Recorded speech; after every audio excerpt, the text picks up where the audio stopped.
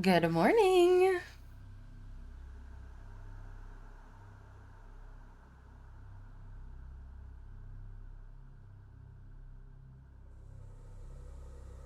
Ah, good morning.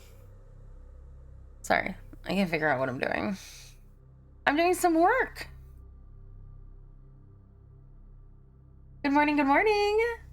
Good morning, Petra. Good morning, Lone Wolf. Good morning from me to you.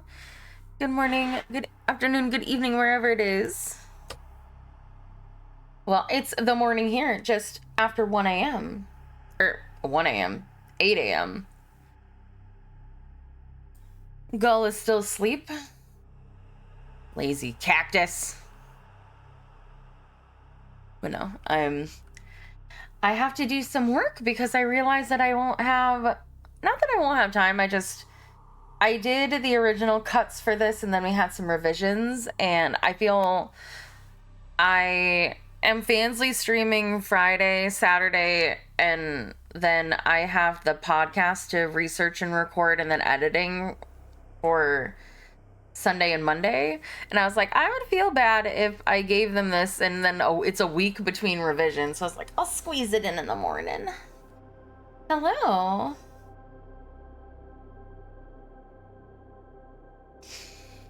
Well, I have to stream. Okay. So, we're doing some revisions. I did disguised revisions before stream because Gull was sleeping, so I didn't have to talk to her or make breakfast. So I had some extra time this morning.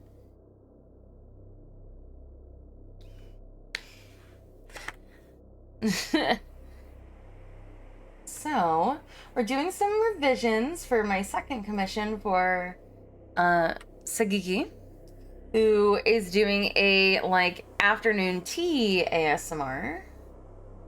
And we need to turn this down. And okay, so they wanted some music, which is what you guys were hearing earlier. I was going through music and trying to pick something. And I think I'm gonna go with this one.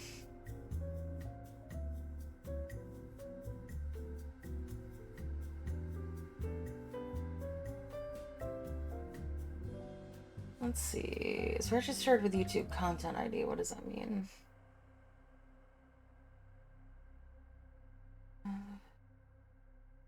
I won't use that one then because that's a little complicated. And then I closed it, of course.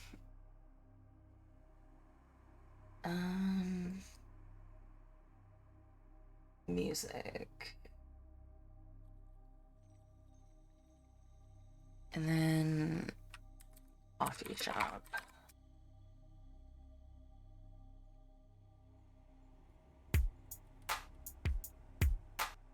It's a little too jazz.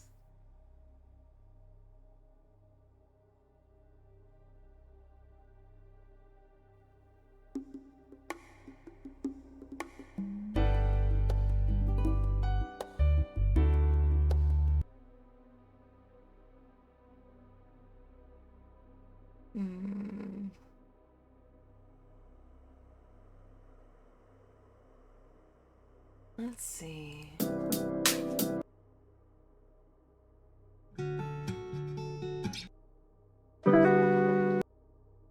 I'm looking for something just a little bit chiller, I guess.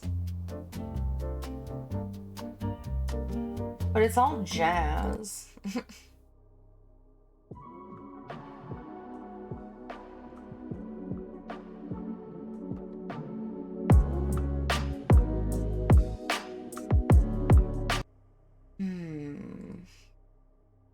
You like jazz? I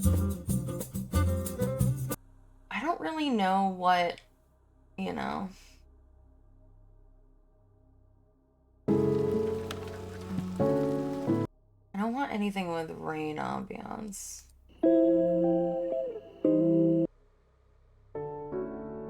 Oh wait, I can't use that. That's going a little too crazy.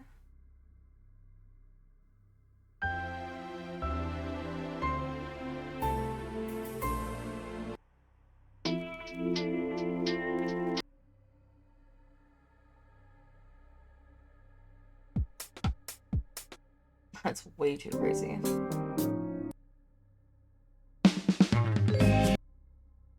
No.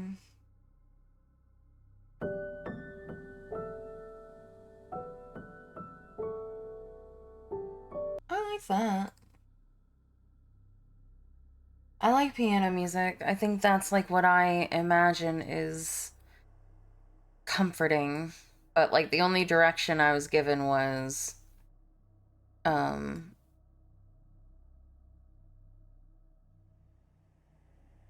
soft/low and calm music. Whatever that is, you know. It's different for everyone. Excuse me, I'm so sorry. So let's see. Music. I'll put it here. I worry that having both ambience and music will be a little, you know, much. We're gonna have to... Well, first let's copy it the way that it is now, and then do that. And oh, well, I'm definitely gonna have to turn it down.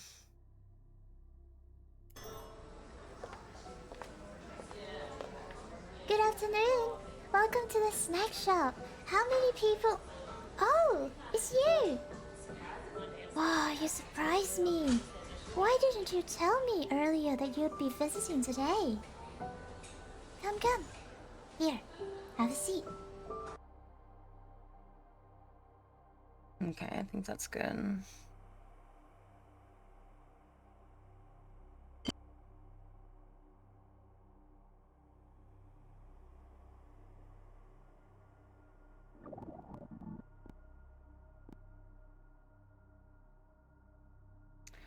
And then crossfade it all so it sounds...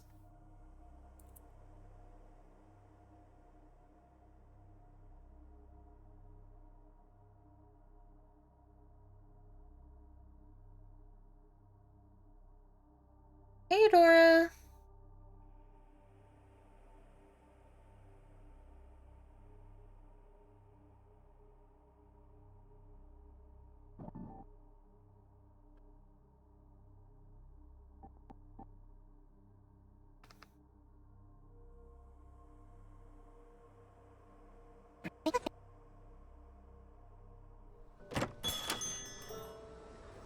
If only you told me, I'd have cleaned up better and dressed nicer. You might need to be turned down a little bit more. Or was it your intention from the beginning? Okay, I like that. Okay.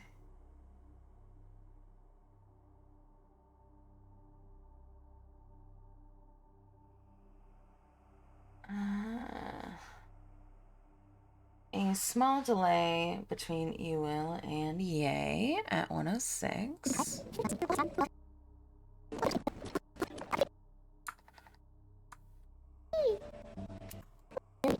You will?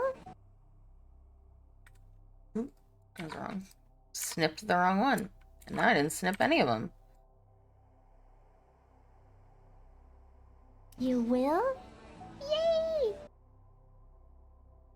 I could probably put a little bit less here. You will? Yay! They wanted a small delay. Okay. At 120 to a different sound, less glass-like or more rapid. Oh, that was like my big one. Okay. Alright, what did the script call for? Hey, Coco! I will take a drink.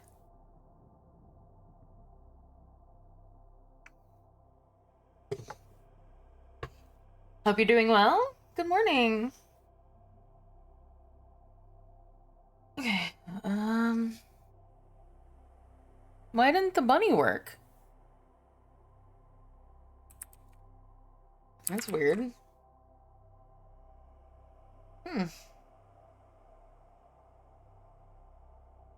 Don't be bad. Mix it up. Yeah, put the bunny on for you.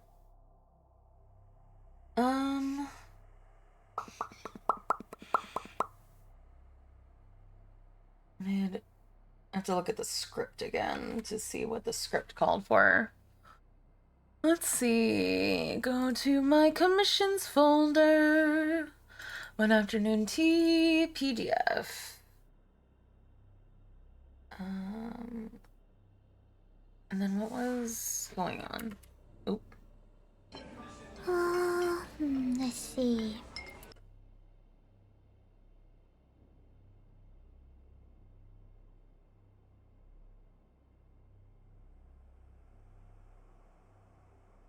Now, where do I keep those tea sets? Okay. What can we do for this? Let's see. Ceramic, maybe? I can find something specific with ceramics. No. Oh, this is in music. No wonder I can't find it. Okay.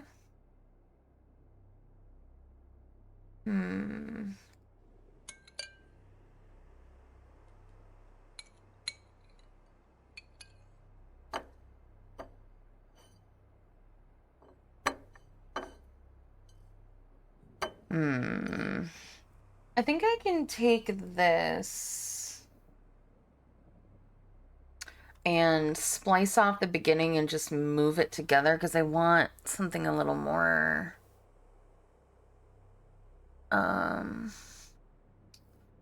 like ceramics. Let's see. Paste that in there. Go to object sounds. Wait. Oh, they're there. Object sounds. Ceramic plate.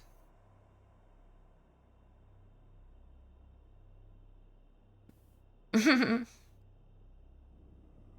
get rid of that. I'll put this here. Ooh, that might, yeah, that overlaps some things because it's such a long fucking file.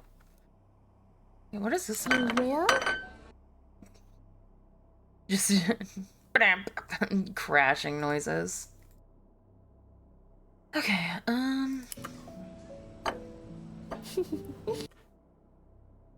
okay, so we can snip out a couple of these.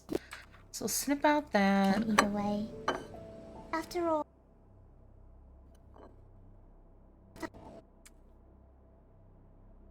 I'm always happy to have you around. You're welcome at the shop anytime. My good lord, dude. Oh, actually, you come at a really good time. I was just about to have afternoon tea.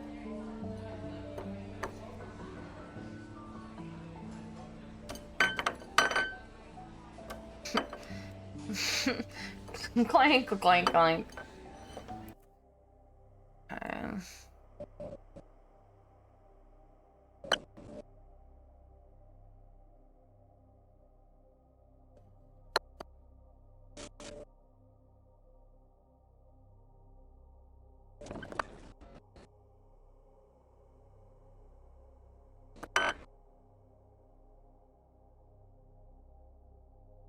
And then we'll move all of these together.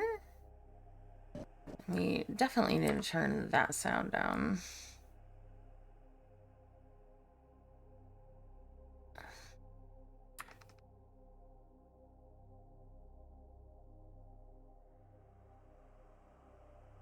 Okay.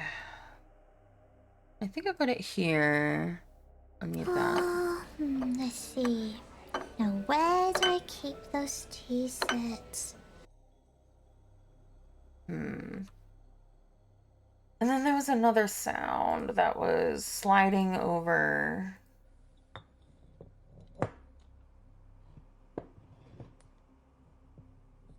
Okay. I think I want to intersperse these two audio files. So like put the clinking and then a slide and then a clinking. So it kind of imitates like movement.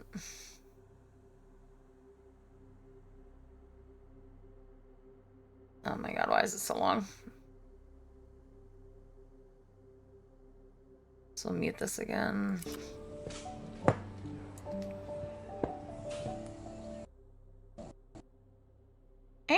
Where did my thing go?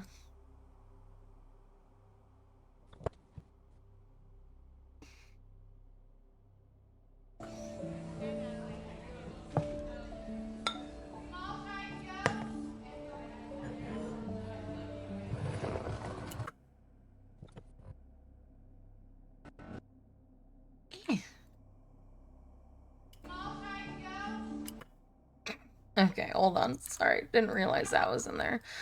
Let's just fucking do that.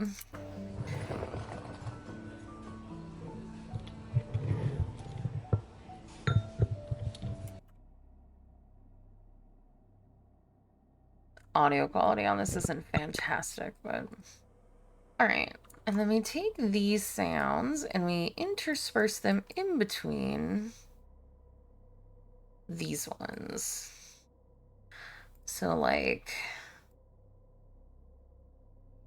that here, and then one, and then here, and then probably like that and this.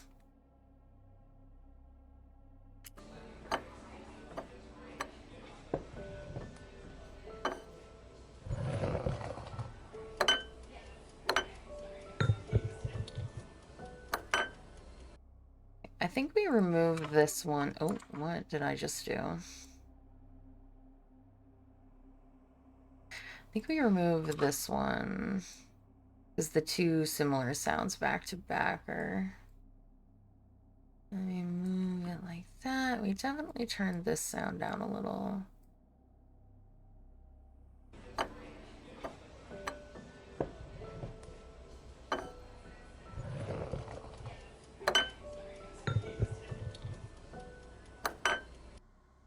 Okay. So, and I will snippet this part out to send as an example because that was like a specific change that they wanted to see if it's like better for what they were thinking.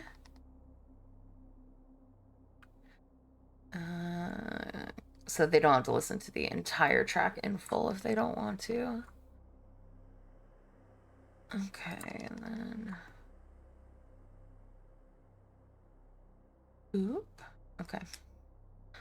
So ceramic, or like looking for piece set example. And then audio only, MP3. Add to render. Oh, no, we don't want it as a WAV. I thought I hit MP3.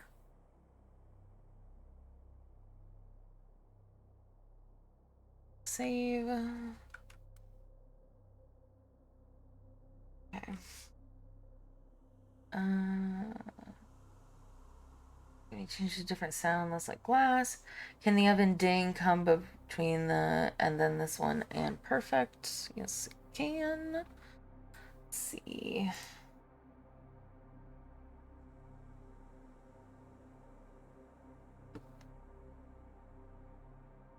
Where's my? Oh, there it is. And then this one. Perfect. Okay, so I just want it moved over to here. Perfect.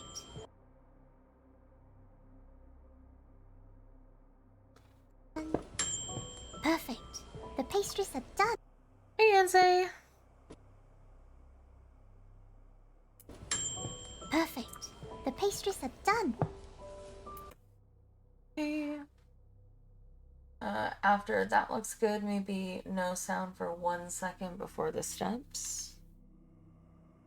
What do you mean no sound? That looks good.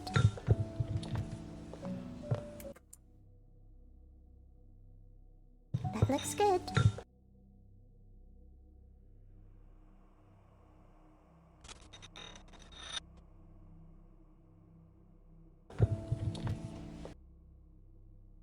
Ooh, okay, so maybe they want to move the hole over. Oh, that's gonna be...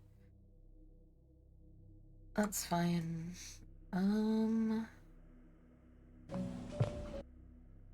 Maybe they just want the walking moved over? Good.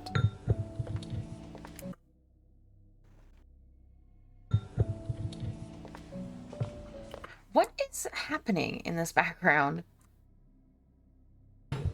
That looks good. Sorry for the wait, dear customer. Your afternoon tea set is here. This coffee shop's so noisy. Is it? Wait, is that... Oh, I was like, what is happening? This is fucking ceramic sound was down here. I was like, what? Why is this coffee shop so noisy? The audio track does not indicate that it is. That looks good. Sorry for the wait.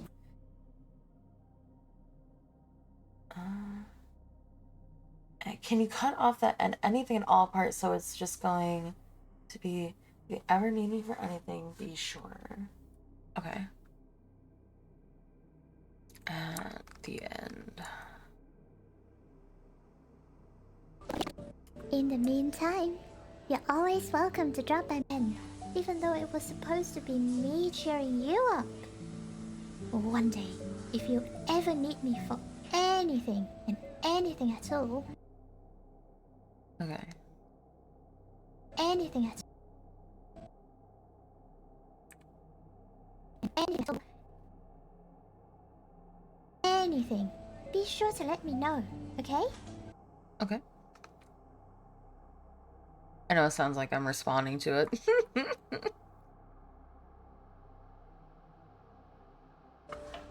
Yep, that looks good. Sorry for the wait, dear customer. I don't even know if you can necessarily even hear the coffee shop anymore.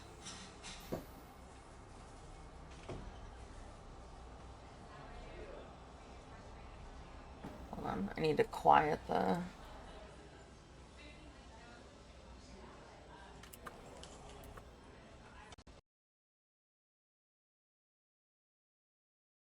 There's music coming from somewhere.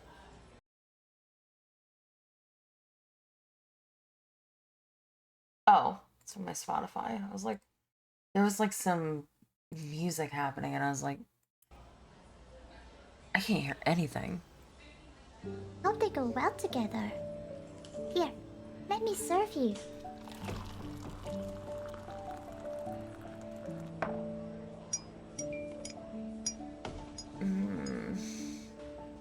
There you go.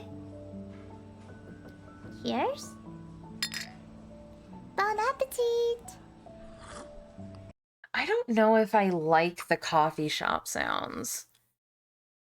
I'll give them a version with both. I think honestly, if they want music, I think adding this background noises to, like, adding ambience and music can make the background feel a little too cluttered sometimes, especially if, like,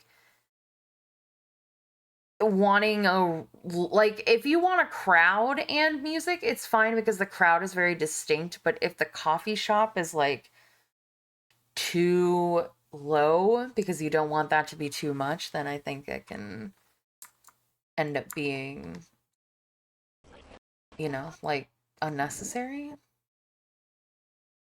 So I will send them 2 versions and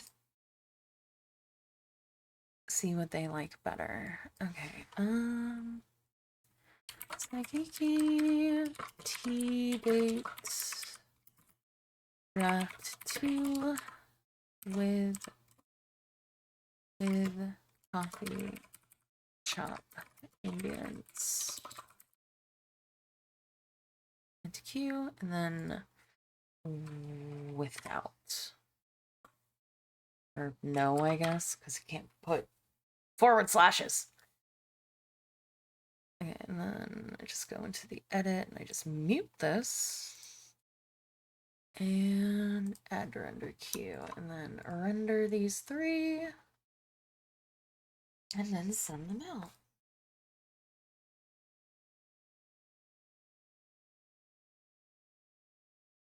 Oh, I don't message them on VGen. Oh, I can also post this. Okay.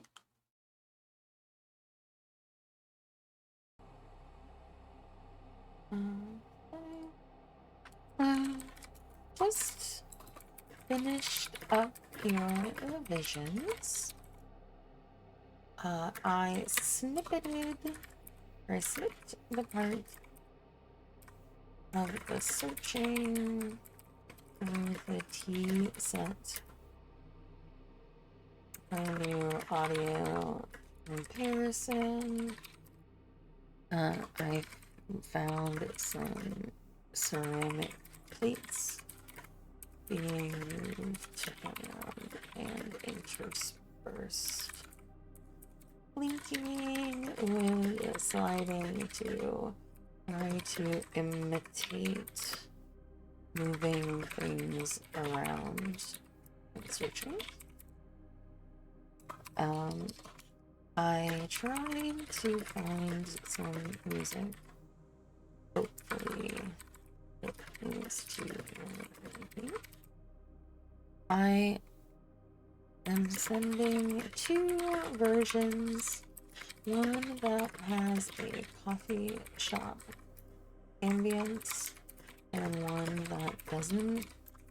I worry that music plus ambience can be too much.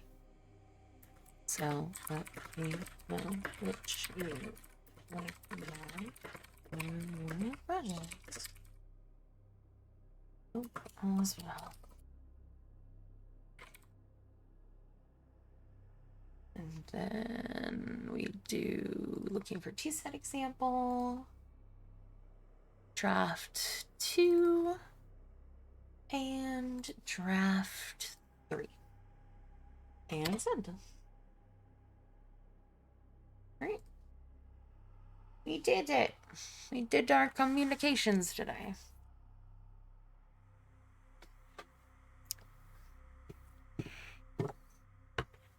Then I need to make a board, a new project, which is just hallowed.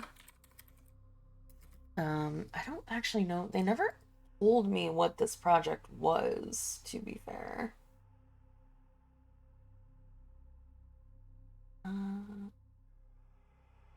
Because I haven't listened to it, so I'm just gonna put audio because it's a collab, but I wasn't given a script, and I was given like a bunch of files, and I don't know what I'm supposed to do with them per se. But I haven't listened to them yet, so.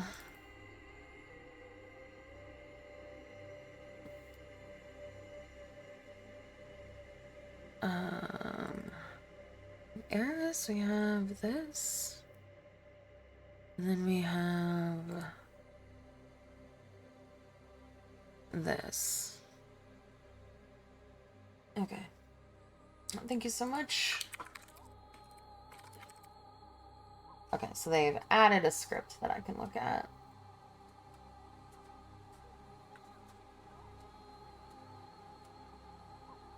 Oh, okay, this is gonna be complicated. Because it's 3 different people. Okay. So, totaling how much, yeah, raw audio for everyone. Okay, so, understood.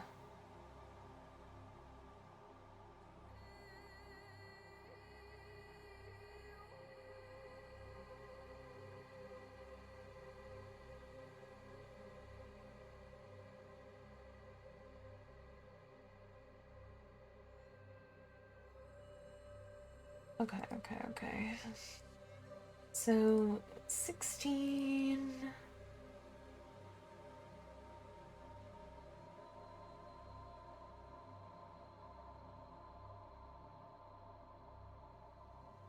I'm confused. Wait.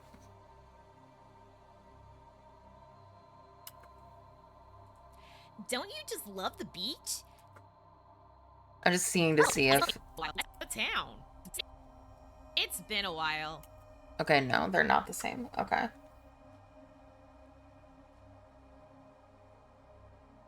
Okay, so I just need to make sure I understand. Okay. So, wait, oh. Okay. Just so I understand. And then, what is the interview? So, who is this Daddy Satan? How can you not know Daddy Satan? Okay. Okay, just so I understand. Let me go through this, look through this script again real quick. So we've got the acts. Oh, okay, and then the interviews.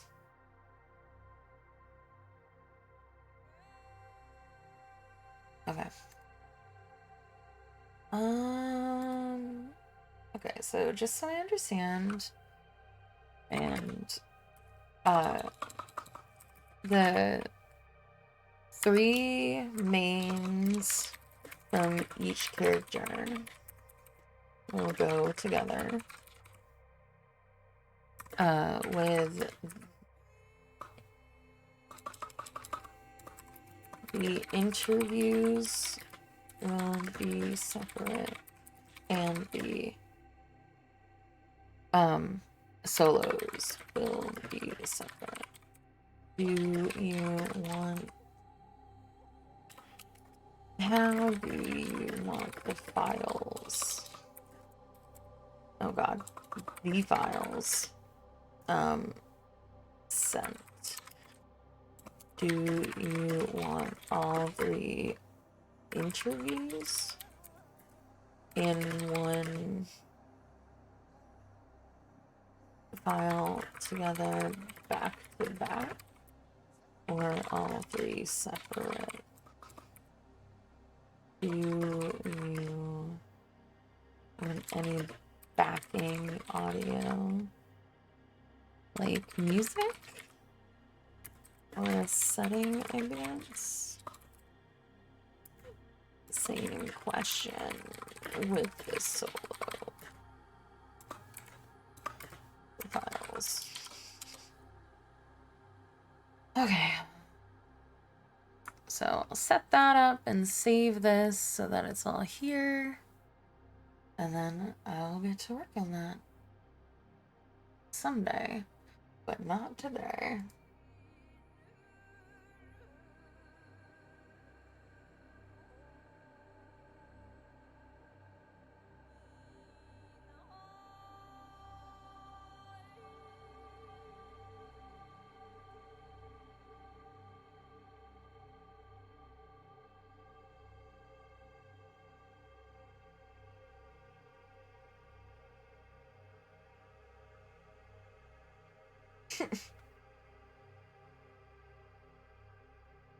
Okay.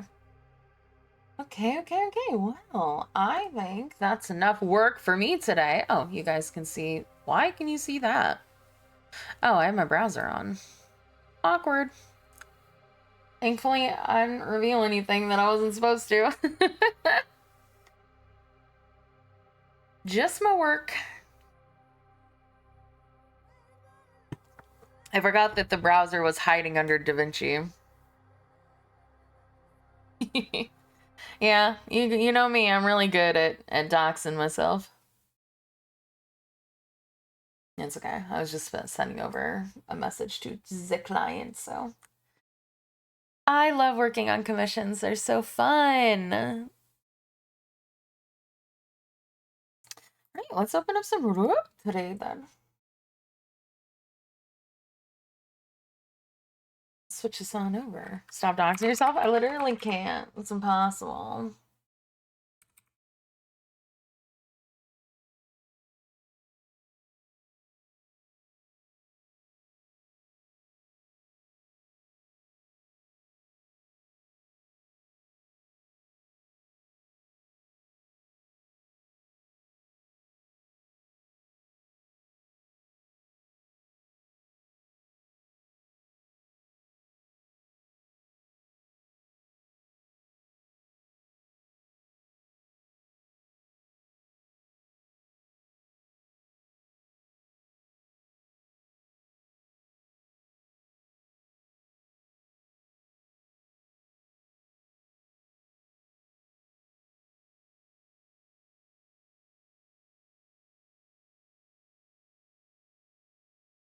Also, I can't spell separated.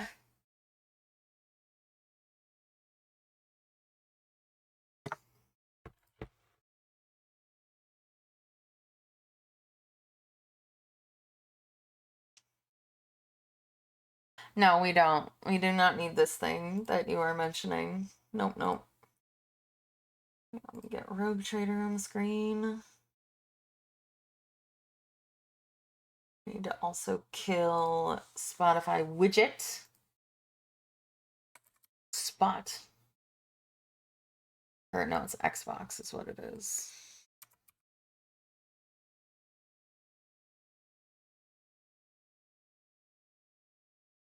So annoying.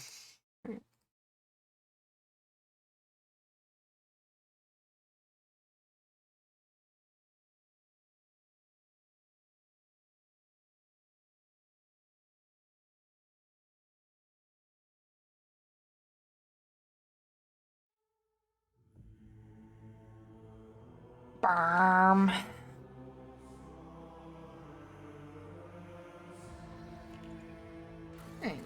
Continue. In the horrible, horrible place that we were in last time. We finally gotten our boy back.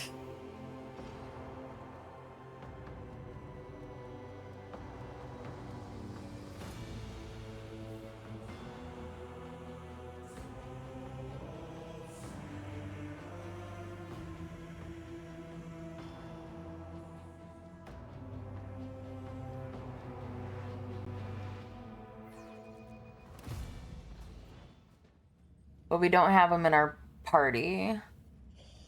Oh my god, Ari! Okay, now I can actually hang out and talk to everyone and figure out what's going on. Ooh. Hi. Hey, Marizai. So good to see you. The tall Drakari, whose body is riddled with painful-looking puncture wounds and dotted with metal rings and clamps, lets out a chuckle as you approach and begins speaking in his own language. Your elucidator hisses to life, translating the words. Look, Carrion, is this monkey that cost you your place at the Archon's side? Marazai's eyes flare with turquoise fire at the sight of you, an immediate, uncontrollable urge to kill. I love him. Yeah, I saw you were like, I was snapping. The Drukari seizes the blades hanging from his belt and freezes at the shout of the metal-studded Xenos. Careful with the meat for the arena, Marazai. If Sinathoria is short on toys for her fighters, you'll be punished again. She seems to enjoy pitting you against Chimerae. Maybe this time she won't deem it necessary to give you back your skin after you slay them all. The motionless Marazai turns his head towards his kin, and you notice a thin red stripe on the back of his neck below his ear, like a fresh stitch. Are we in Komarog? I think so. Shaking with barely contained rage, the former Drakon stares at you with dark eyes.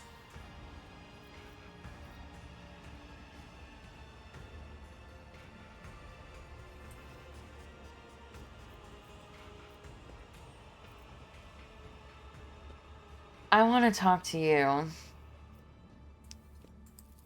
I want to talk to you.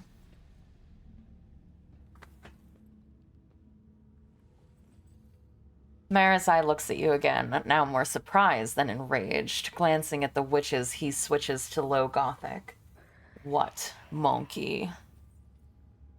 I saw what happened at the trial. You were tricked. You want revenge? Then get revenge with me. The Drukari narrows his eyes. Cervantius's creation must have been a low-grade imitation if the mirage did not completely overwhelm you. Even if what you say is true. What is it to you? You're trapped. I'm trapped. We're trapped together. Why don't we help each other? You help me. The Drukari snorts disdainfully. Why would the quarry help the hunter? If you expect me to believe that. Hey, Crunch.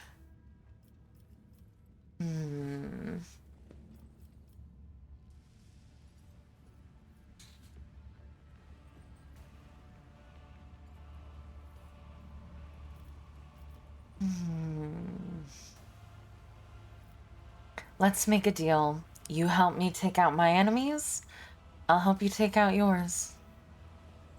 Marazai lifts his chin and lets out a hiss more pensive than angry. Abus makes an impatient gesture.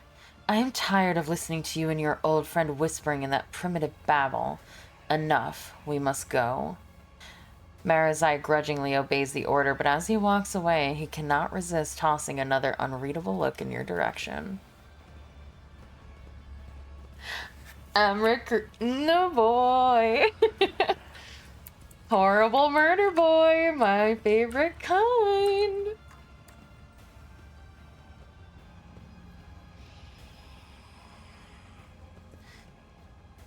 Alright, Dick. The appendages protruding from the Xenos' back move restlessly, emitting an unnerving screech. Travantius is completely engrossed in his apparatus and spares you no attention. Let's discuss what you expect of me. Travantius pauses before responding as if dissecting your question inside his head. Oh, I have space for 3. What is your quarrel with the witches? Lately, they have shown arrogance and disrespect toward me. They want to rise in the eyes of the Archon and belittle me. They rank their tasteless flesh dances above my art. They come to my abode to gawk at my treasured secrets. It is time the chasm was reminded that witches, too, can bleed. Heinrichs, Ulfar, Malazar. Tell me more about the arena. Witches rule the arenas. This is the way of the spires. They are lethal, brides of our dead gods. When they enter the arena, the crowd rides with ecstasy, but this is a rare sight. Typically, their fosterlings, the blood-stained proselytes, oversee the butchery. These are the best killers and athletes who serve the cult. Such arrogant upstarts. They have been undefeated for far too long. When Sinistheria reigned over the cult of the Fatal Thirst, the proselytes behaved with more respect. But the senior succubus has since withdrawn into the shadows. Now Kekaros reigns in the arena, and Tazara leads the raids. An insolent hag and a presumptuous non-entity. A perfect match. As soon as Tazara drew her final breath, Kekaros's ambitions doubled. She became utterly insufferable. The last time I was in the arena, I saw Marazai. What is he doing down there? Your memory must have been weakened by the deleterious influence of the controlling worm. The Archon's court condemned him. That brazen and woeful impudent whelp. He was cast down from the Drakons of the Cabal, but earned the good graces of the witches of the Final Thirst in his very first fight in the arena. He was invited to join their finest, the blood-stained proselytes. Some say he was involved in the death of their succubus Tazara. If so, then Marazai may be disappointed by his reception in the ranks of the cult. What is your connection to the arena of the Final Thirst? My servant harvests meat in the chasm and delivers it to their bloody performances. I improve it with augments and stimulants to make it interesting enough so the witches will enjoy killing it. Sometimes I indulge them with little treats, biomachines, or beasts molded by my surgical genius. If your silence means you have run out of questions, I will gladly return to my research. I wish to know more about you. What do you do? An absurd question befitting your small-minded kind. The homunculi are artists of anguish and the masters of flesh, the delvers into unexplored sources of pain. the greatest among their people. My head holds a brilliant intellect. My hands command power over life and death. Does Heinrich seem like a missionary boy to you? He's is more like a fuck you up against a wall, like at your parents' like get together kind of guy to me. He's very repressed. I think he'd be a public sex kind of guy. My body is the pinnacle of surgical discipline. Our minds hold the knowledge of hundreds of generations. Are you aware of the beautiful variety of essences that can be extracted from the psychic energy of a giant sentient creature? Of the way shades of torment and methods of termination alter an essence's properties? This is the great alchemy of death and transformation. Am I to understand that the most fearsome Drukhari warriors are created by artisans such as you? Without a doubt. Even the most skilled witches and mighty Kabbalites are outstripped by the pure destructiveness of our genius. Yet I long ago rose above the building of commonplace battle beasts. The monstrosities I create are unique. My last specimen, the Krotonos, surpassed every trifle ever made by my rivals. I fed it elite warriors until it escaped and hid in the mangled sector. I would have caught it, but then a new idea drew my attention. Yeah, I ran into that guy and died to it, so don't worry. At present, I am working on a grotesque of previously unknown power, built from the most exquisite and exotic body parts from strong fighters. Specimen, should you ever see...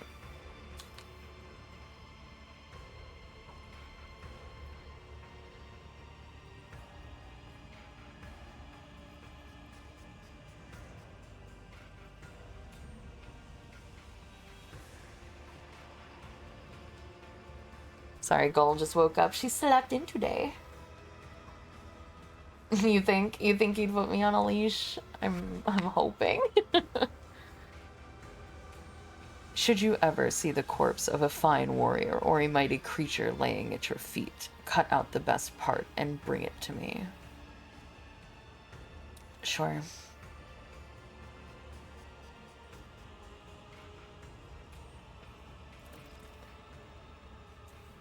Until this day, I could only dream of meeting such a wise and enlightened being. The homunculus limbs react with an excited clatter of blades. I have few equals in Komarog. My knowledge is vast, and it goes beyond the mysteries of flesh and essences. I have observed many disjunctions where the destructive energies of the unreal erupted here in the webway. I have studied that devastating force and learned to harness it. I have created psi stiflers to keep the space around this spire intact. Yes, yes, yes, please, yes. I have touched knowledge so ancient. Tervantius abruptly ends his speech, casts a suspicious look at you, and then snaps. It is not necessary for you to know this, specimen. Why did I survive the interrogation to which Marazai brought me? Your body was given to me for disposable. It was thrown into the cesspit. The homunculi's voice grows thoughtful. It is an anomaly that the specimen did not die. I must consider fitting the disposal chute with a shredding mechanism. The master flesh is twisting the truth, Alantok. Had the Erebonian not interfered in the Archon's trial, it is unlikely that anyone would have survived that questioning. I found some materials. Are they suitable for your new monster? Alright, well, I'm leaving. I don't know why I'm helping him. Heretic! I don't know, just so that... I guess they could kill more Drukhari, I guess. Beam, beam, beam, beam, beam, beam, beam, beam, beam, beam, beam, beam, beam. Alright, well. Powers unseen uncover my path. Oh, Hendrix, are you okay? I feel so bad. Okay.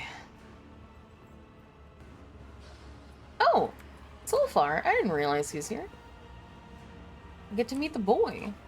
The other boy. Have you done anything with Heinrichs? Yeah. Did I miss Heinrichs content? No, it was yesterday. Oh. At the end. No, he's like, I need to rest, so he's not even in my party right now. I think if I go back to the pit, which is like my new like hub area, I might be able to talk to him and bring him with me. Do you want a sandwich? Yes, please. Or do you want... Oh, yeah, that's fine. Because the donuts are gonna have to go first, I think. Could you warm up my donut a little bit? Like 30 seconds or less in the microwave, just to soften it a little? Thank you. I got my gamer sips. I will be right back. Also, Ari says hi.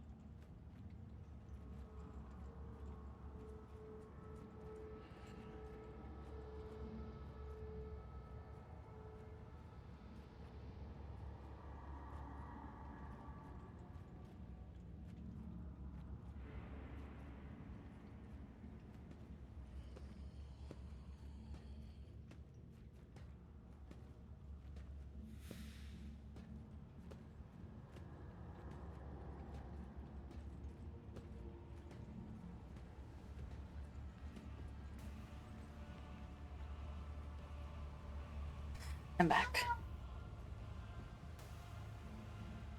Go was sleeping.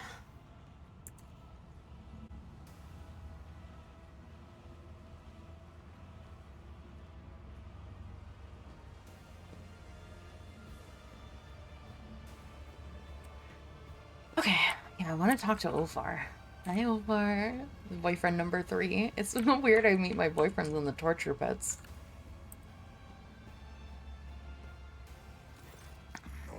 To see them cut down by hands unclean.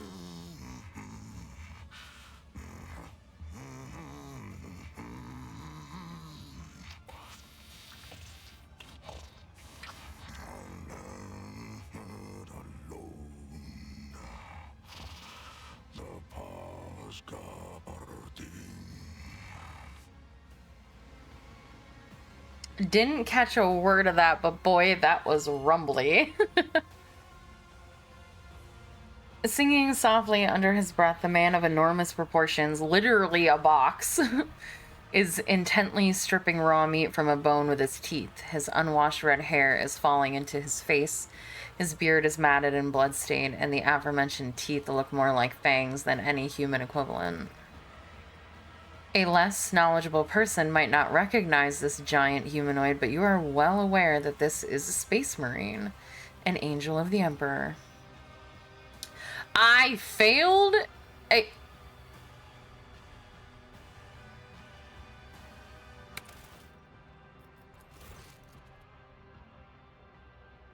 Did I save before I talked to him? Where am I right now?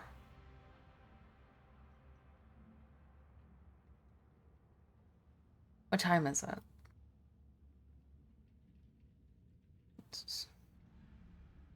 No, that was yesterday. Okay. I haven't saved at all today. Well, that's sad.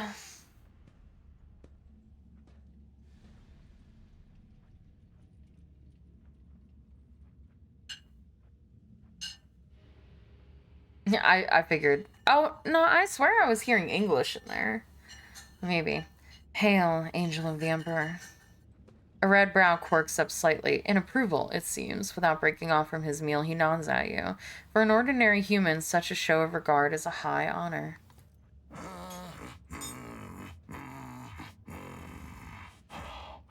What do you want?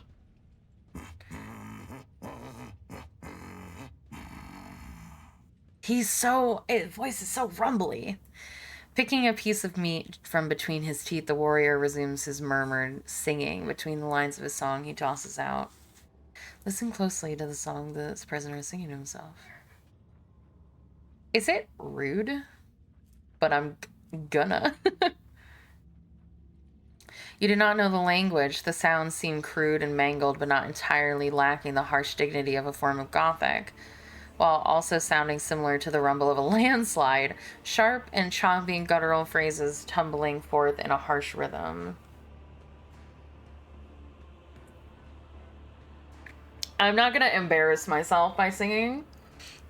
What is the song about? It's beautiful. Of course. The All-Father granted me the honor of tasting the mead of the Skjalds. I have composed 1,000 verses for my brothers. Verses Oh no. of passion and pride, calls to battle. Verses that pierce the heart, and merry ones. Like the laugh of a madman who lost his sanity to a winter storm. Shit.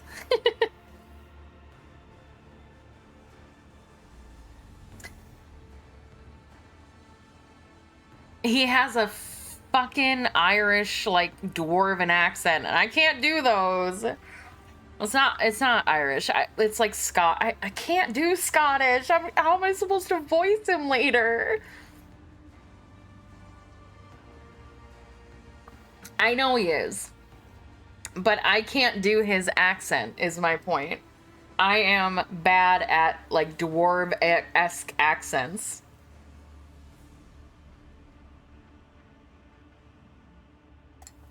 Okay, I'm sorry. I can't do Scandinavian either. I can do Irish, awful French, and awful British. Like, that's the extent of what I can do. Oh, that's gonna be painful to do later.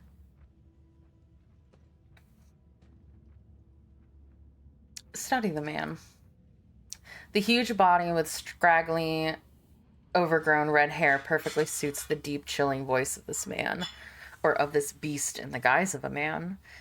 Tribal scar-like tattoos cover his chest, arms, and back, and you glimpse intricate braids in the mass of unwashed hair. His body bears so many pale scars that you cannot count them all, and muscles bulge beneath his skin like boulders. He looks like a statue carved from stone. Man, they are really giving a lot of description to this guy. They really want to be like, he's so fucking muscular, and it's like, okay. Sorry, I gotta finish my gamer subs.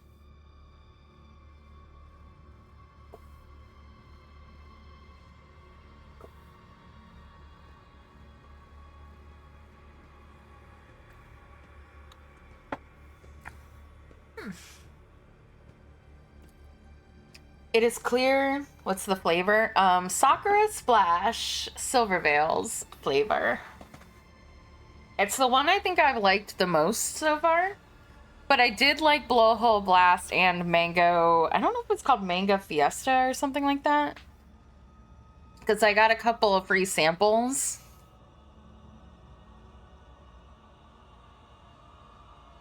Soaks? Question mark?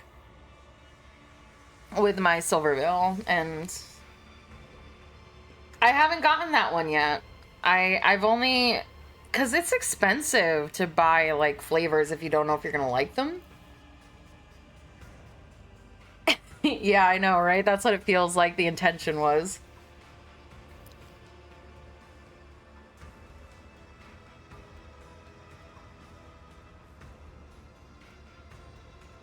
Sorry, Champstick.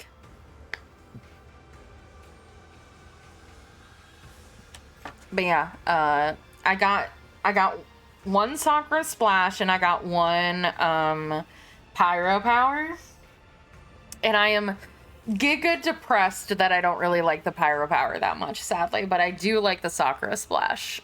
So, and I got a 4-pack sample that had Be careful, you. the donut's hot. Huh? Donut is hot. Okay. Be careful. Thank you. I got a 4-pack free sample that had Shy Lily's flavor, the guacamole one, even though it doesn't have guacamole in it, it's like strawberry lime or something like that.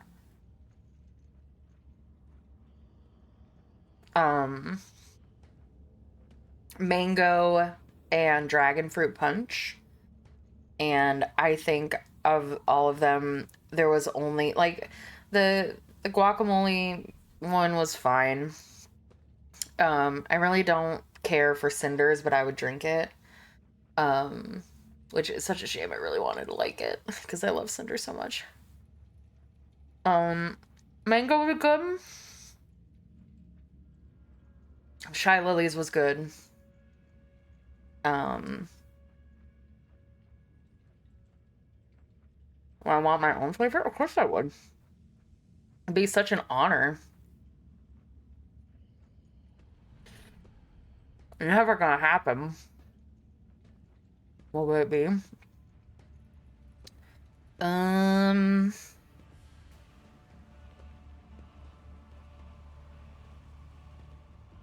I'd probably like mango's one of my favorite flavors, so I would probably try to do like a mango lemonade.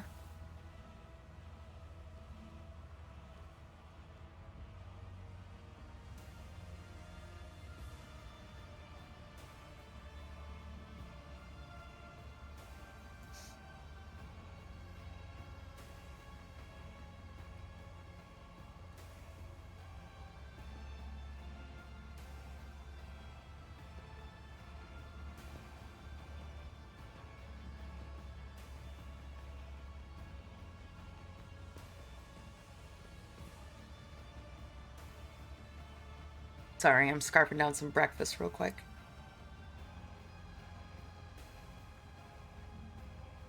Because Gaul was sleeping. I didn't want to interrupt her sleeping.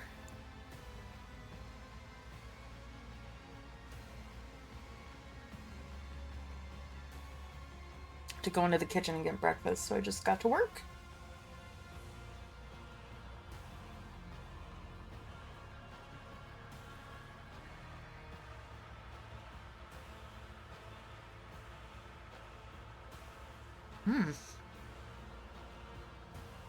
Ooh. I like this donut.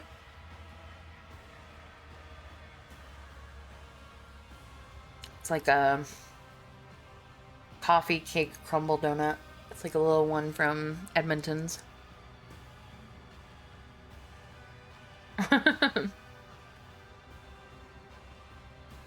I'd call it like summer.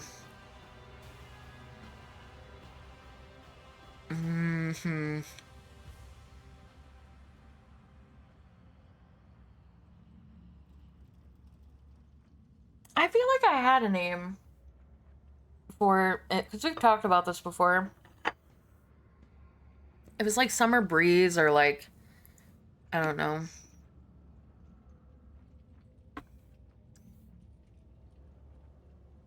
Something like that.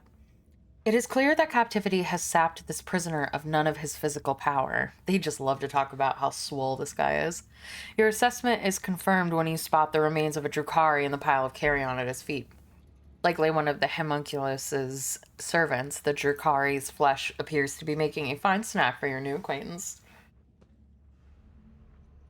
Oh, you're so right. It was Dryad's essence. You're so right. This is why I keep you around, Dials, because you have the memory of an elephant, and I have the memory of a goldfish. Somebody write that down.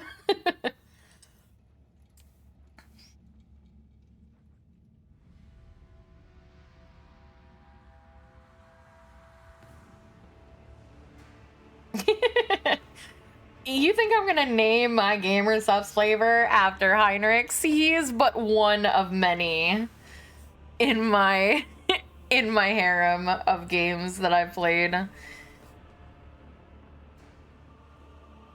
Who are you? I am a wolf. At first glance, the man does not strike you as possessing great intellect. He is clearly more accustomed to mauling and killing than thinking. But you detect a certain shrewdness in his eyes. After looking you over, he says shortly, "He is one of many flavors. How did you come to be here?" My pack answered the Inquisition's call and came to the Coronis Expanse. There was a battle, and then the young wolves yearning to be meat for their brotherlings. To a feast of bolters they went out roving. Though they were but few, one long fang with them went loping. Not to see them cut down by scythes unclean. The pups he sent scattering, and there stood alone the paths guarding. For a foe he long spied, one worthy among unworthy. The song of swords singing, they clashed with clamor and skill, until stood the old wolf upon the bones. Then, by the birds of battle, was he brought down.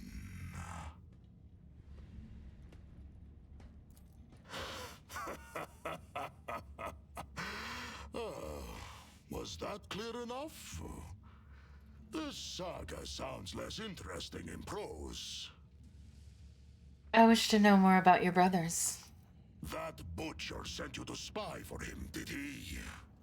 Or do they know nothing of the Emperor's Angels, the space wolves of Fenris, or the great Layman Russ in your corner of the galaxy? Why does the homunculus keep you in a cage? For his own safety. When I am not busy killing inhuman spawn in the arena, the Xenos fear my will.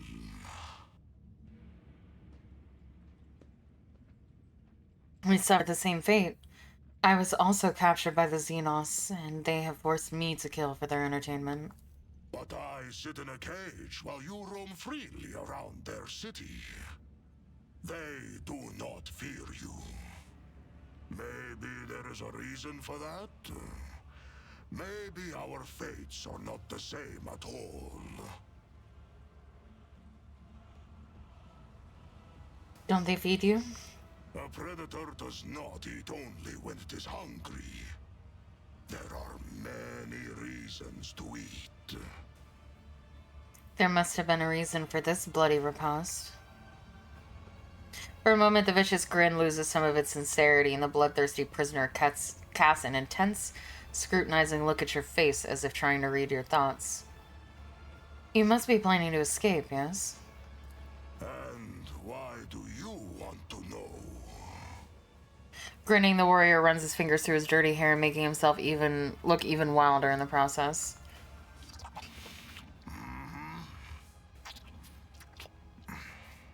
Oh, fucking gross. A warrior such as you could prove useful to me. To get what you want, you will have to convince two very headstrong individuals. Me and my captor. That claw-handed Xenos.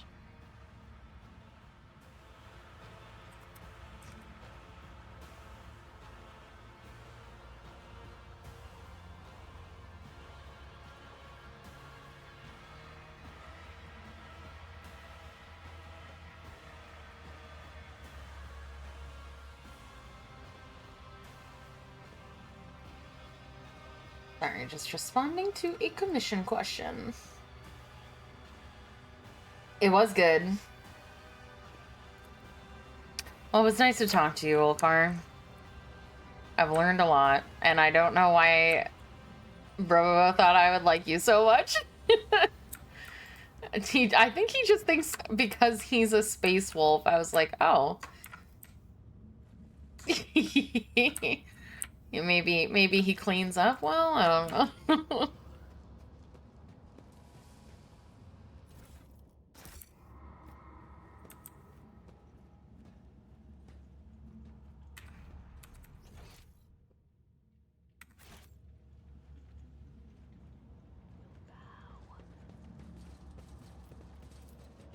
I did talk to Marazai, and I told him that we should help each other, and he looked back at me.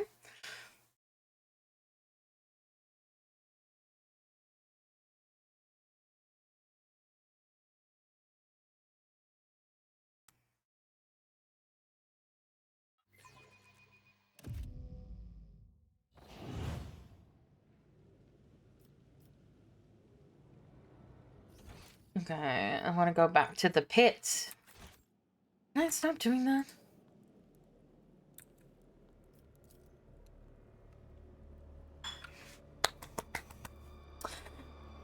Look back at me, girl.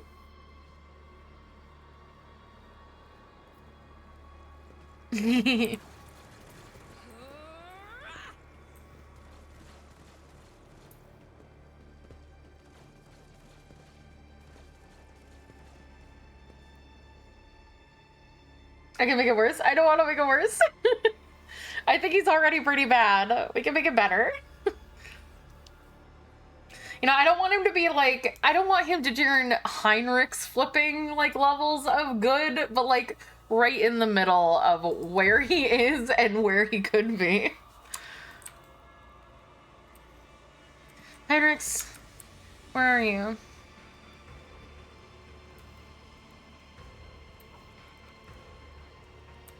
Heinrich's, you are here, right? Wait, are you talking to Heinrich? I think so, yeah. Heinrich's, you are here, right? Heinrich, you're not here. Do I have to wait until the fight then? The next fight? Before I can get Heinrich's?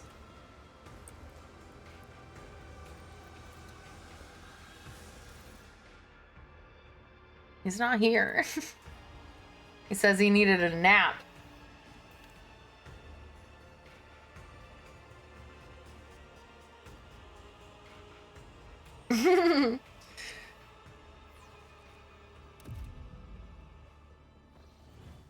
I mean, I'm kind of in the mood for some vengeance, so I think I might be getting worse. Okay,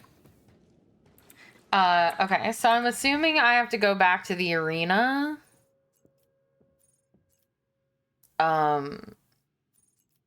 Which I don't actually know where that is now that I think about it.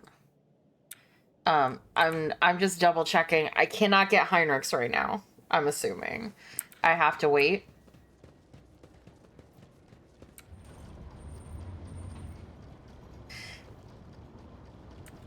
No, I think he's stuck because he said he needed a minute. He needed a quick nap. Tread a path unexplored.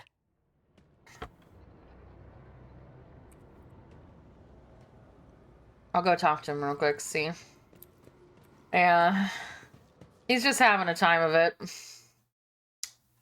Everybody else got right up and started going, but he's like, oh, I need to rest. Get the fuck up, Heinrich. We're not in a place where we can rest. We're in a war.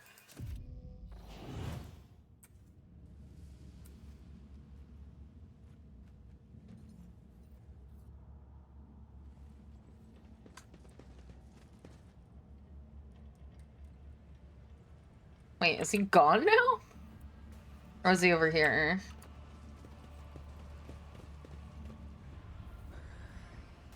No, he's fucking gone. Right? Or wait, is he over here? Oh, he was... No, he wasn't over here. I haven't looted this place. I can't even get here. Where's my boyfriend? Can he stop being not where I am? He was here, and now he's gone.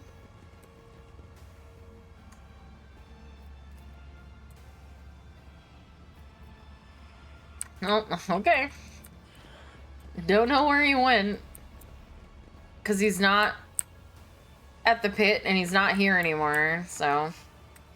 I guess he's gone forever. Powers unseen uncover my path.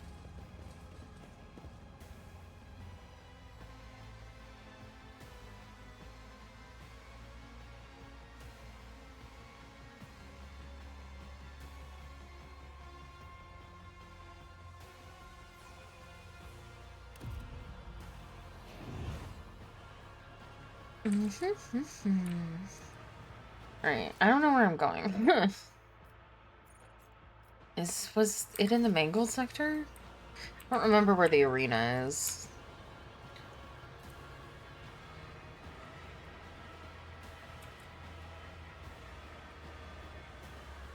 I know. How dare they just wander off?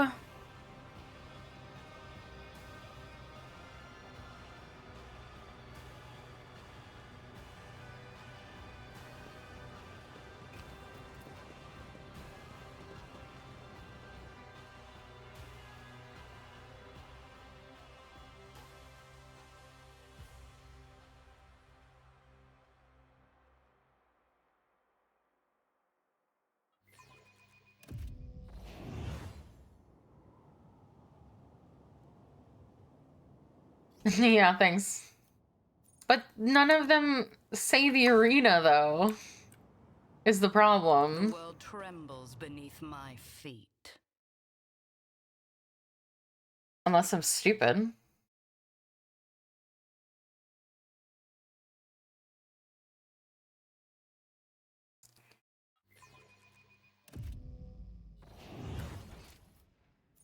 Opera. Opera.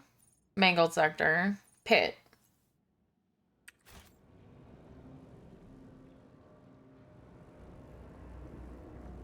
Oh, is it just not marked on the map?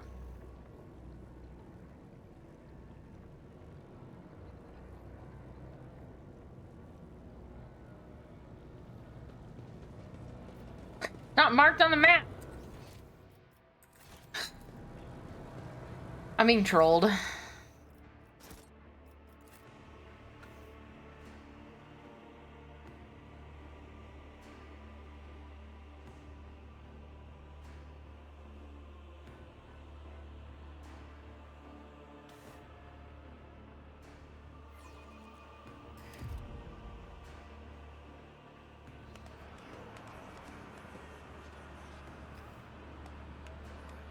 Are you gonna...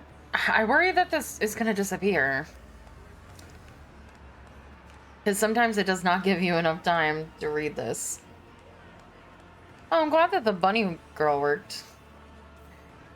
Thirsters of woe, an exquisite strife awaits you. The bloodstained proselytes will face the sophisticated killers of the Cabal of the Poisoned Whisper. And the challengers who have already survived one fight in the arena will go up against the fresh blood.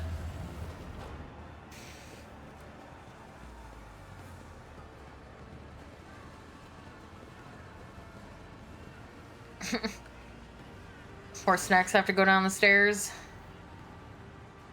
Your kind has no place in the galaxy. I will revel in your pain.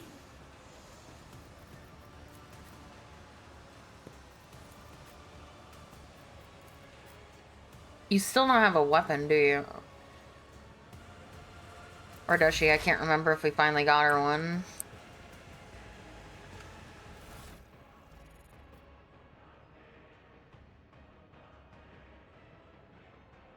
Well, we got all of our stuff, but we didn't get our equipment. I don't think.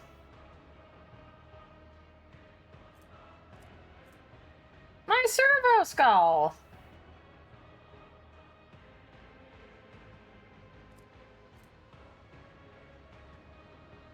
Did we get our stuff back?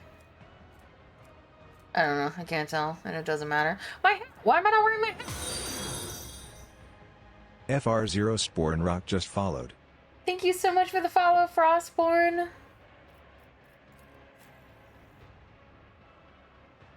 Oh, it auto put our stuff back on. Oh, okay. Nice. Alright. But I want that hat back. I know I can't switch my equipment right now, but I have my stupid helmet on. Get off. Until I can get my... Yeah. We don't... We ignore the... Oh, I didn't mean to do that. But that's fine. Request approved. The Omnissiah knows all. Vulnerability analysis successful.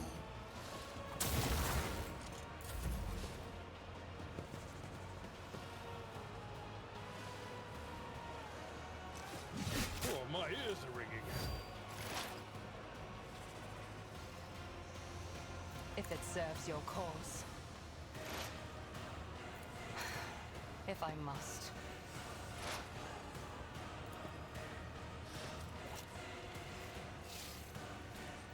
I understand your intent. I will tear your heart out. If it serves your cause. No weakness is hidden from my sight. I hear you moving, no more. This tedium is beneath me.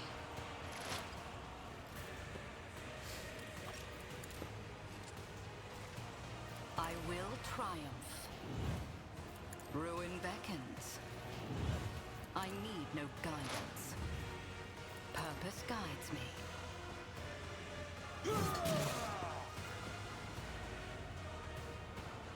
Ooh. I have my Psyker abilities. I will triumph. Time to kill myself and bring enemies onto the field.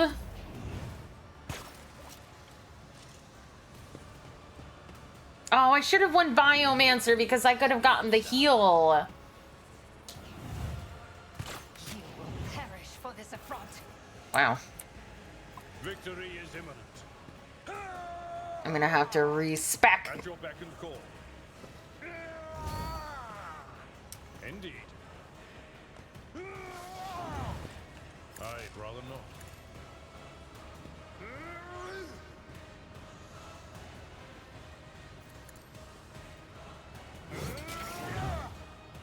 It will be done. Yeah.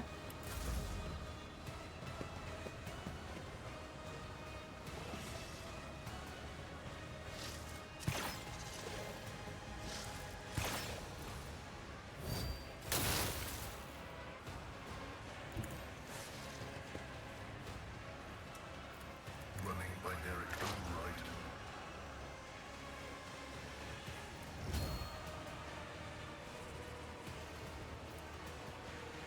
Quest approved. How have you... What? God damn it. Pascal?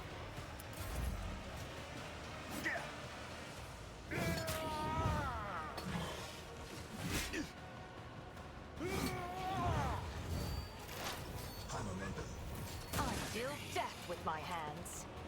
Nice. If it serves your cause. I understand your intent. Apparently I have to do this since people are shooting at me. I will not.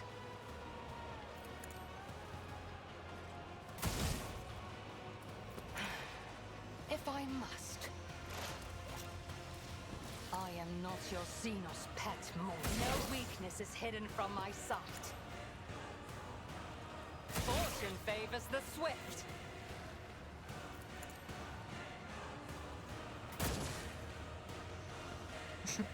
Fair enough, I guess. Stop trying, monkey. Purpose guides me. I will not stoop to this. Oh, I didn't fucking mark. I will triumph.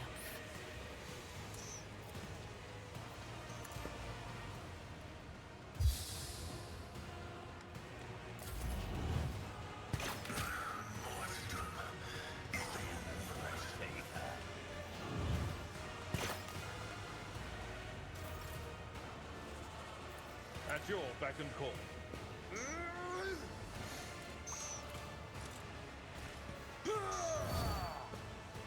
It will be done.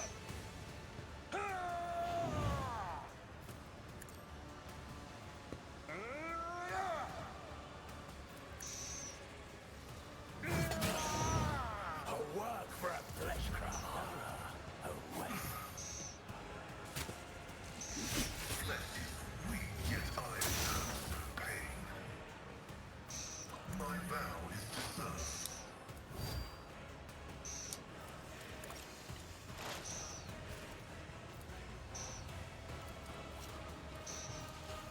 The spiritual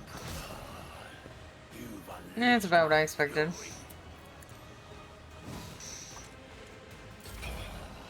Let me educate you, Captain.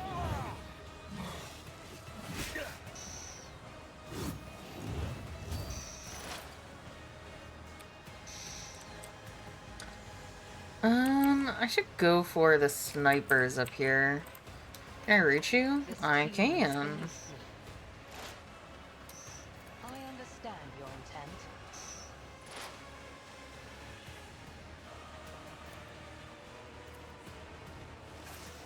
I'm gonna have to reload. Oh, it used up my... Oh, that's unfortunate. It serves your cause. I will tear your heart out for this. This is hidden from my sight. Nice. You refuse to bow. I need no guidance. I will triumph. Ruin beckons. One step closer. I need no guidance.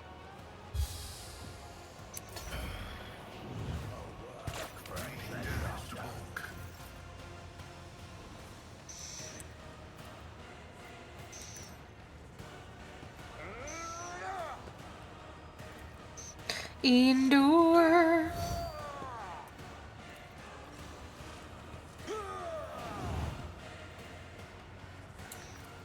Indeed. Victory is imminent. One fewer target. For Von Valencius. Can I reach this person? It will be done.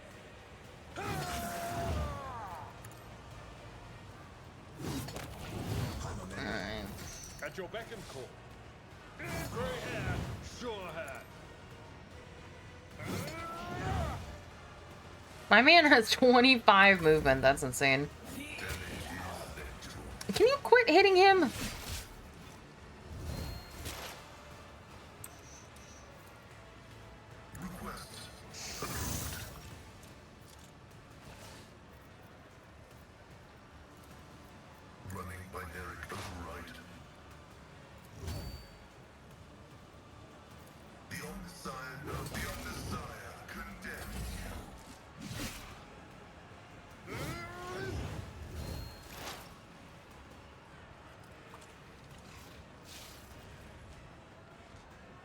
Okay, can I reach? I can! I love being able to reach people from, like, super far away. It's such a shame that I'm gonna have to kill her. Because she's a traitor! If I must. Ancestors guide me. If it serves your cause. My hands.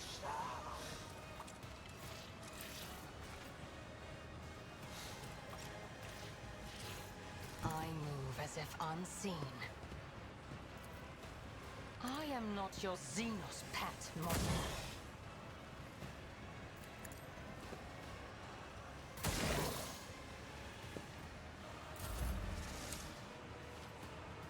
I will triumph.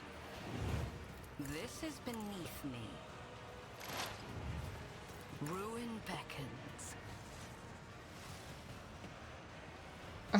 She's just a little dead for an Eldar. Purpose guides me.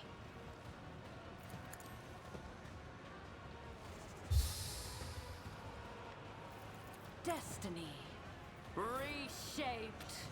It will be done. Target well struck. Reduced to dust.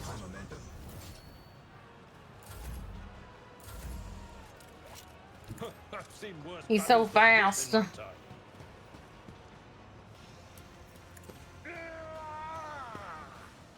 At your beck and call. I should have charged him, but it's fine. Motherfucker. Indeed.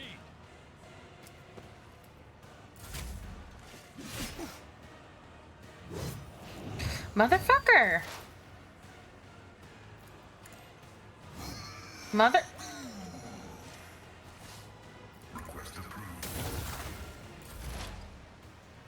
I understand your intent. If it serves your cause. Another soul Finally. slips beyond the veil. Abyss runs his fingers along the edge of his blade. Your former captives. You have a chance to rectify the mistake that made you forfeit your Archon's favor. One of the witches lets out an acerbic laugh. I doubt Yamiris will change her mind. And Sinathoria will surely not want to give up her new plaything.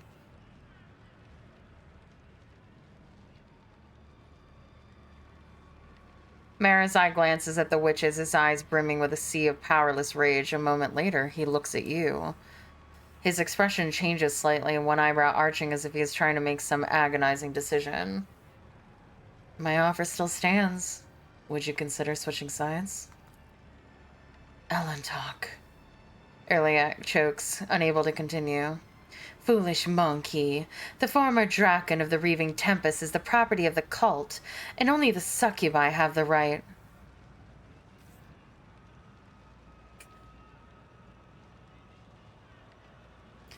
The tormented expression in Marazai's eyes vanishes, to be replaced with the malevolent resolve you have come to know. Your offer is accepted, monkey. What did you say, you arrogant wretch? Finally, someone betrays for me. Xenos filth. Are you challenging me, filth?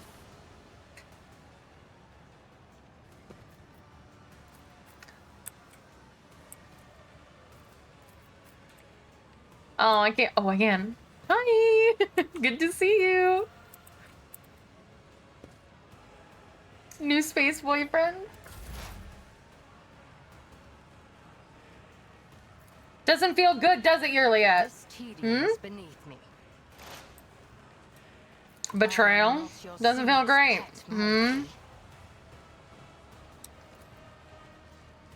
Oh, actually, no, it's probably better to shoot this person because I think she can hit both, yeah. Whoops, oh well. No weakness is hidden from my sight. I'll tear your heart out of this. If I must. Fortune favors the swift. I am not your Xenos pet. Lord_Dials just subscribed for 4 months. Let's go. Oh, no, come back. I can help you if you wouldn't run away. Hey, guess what? You serve me. Thank you so much, Dials, for subscribing for 4 months in a row at tier 2. Thank you, thank you. I will triumph. Oh, he doesn't count as an ally, so I don't get the buffs of getting to move. But it's fine. I don't need it. I need no guidance. I will herd the prey. Where are you going? Mountain? Useless. Alright, have another turn, I guess. He just ended his turn. This dude. Don't worry, it's fine. Once I have control of you, you'll play better. If I'm about to get stabbed... Yeah, that makes sense. Honestly, that tracks. That tracks so well. Go up and buff him a bit, and then he just runs to the back and lets me get stabbed. Like I said, at least if you have someone that is gonna betray you, at least I'm not surprised by it. Yeah, it's a great start. Oh, did that debuff him? That's weird.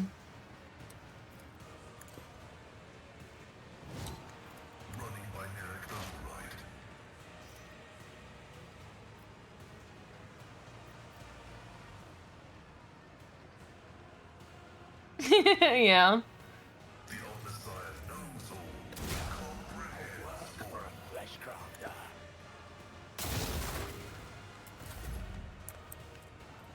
Well, my seneschal has to come protect me.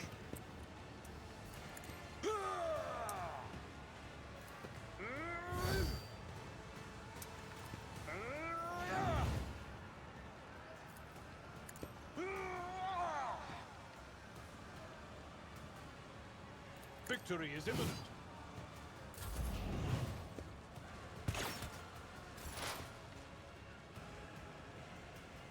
Let's see.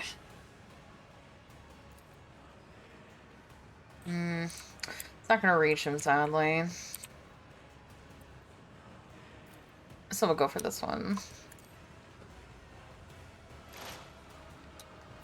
I understand your intent. That is beneath me, if it serves your cause. Ancestors guide me. Fortune favors the swift. I am not your Xenos pet. Ancestors guide me. Another soul lives beyond the veil. Slow and painful is the way. My resolve is unshaken. Purpose guides me. Okay, so are you actually gonna do your job this time? Purpose guides me. I won't waste my time on that. I will triumph. Okay, he did something that time. Oh no, why did I? I'm trying not to do damage with these, like, automatic attacks.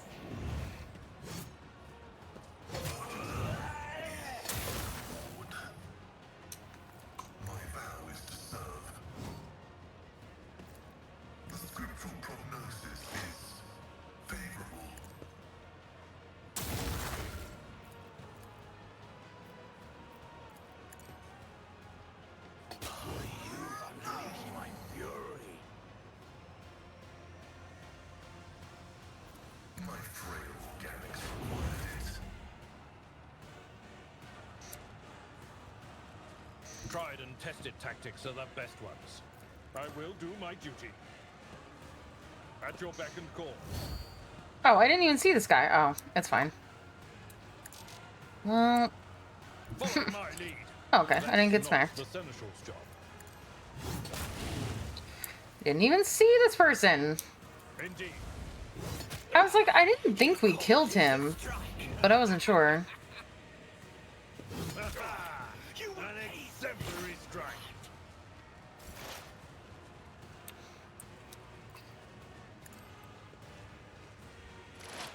You cannot force me, Elantak. This tedium is beneath me. I understand your intent. He's here. If it serves your cause.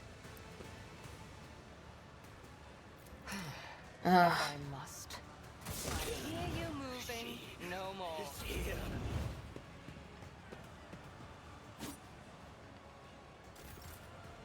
I just have to chase him down.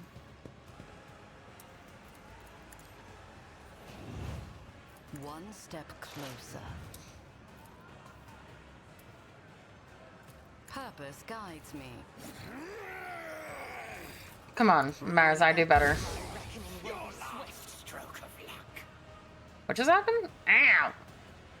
Sorry, I'm getting used to my new psycho powers. He's gonna get up, right? Like, he better not die. I'll be pissed.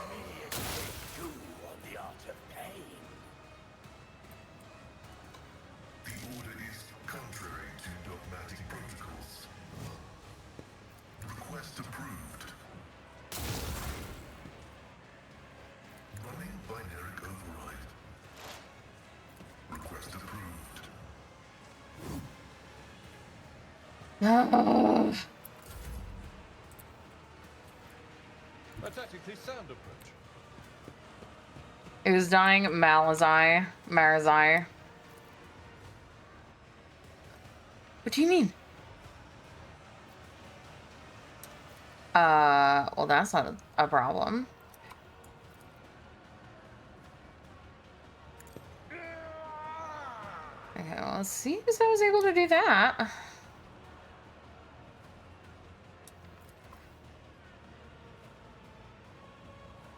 I gave myself another turn, actually.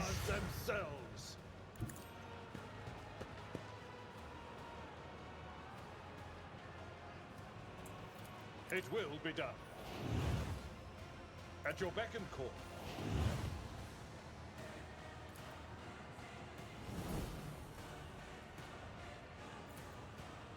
It will be done. I will do my duty. At your beck and call. Oh my god, this fucking guy. serves your cause.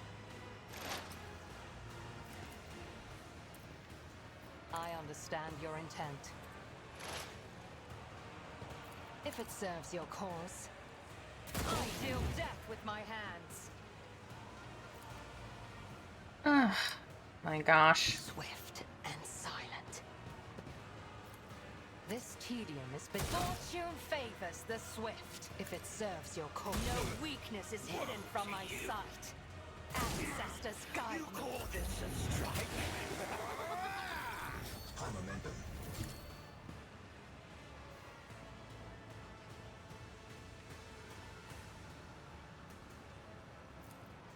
I need no guidance. Purpose guides me. One step closer. Ruin beckons. Oh my god, I'm so annoying! Ah! Whispers guide. Why do I keep getting murdering everyone?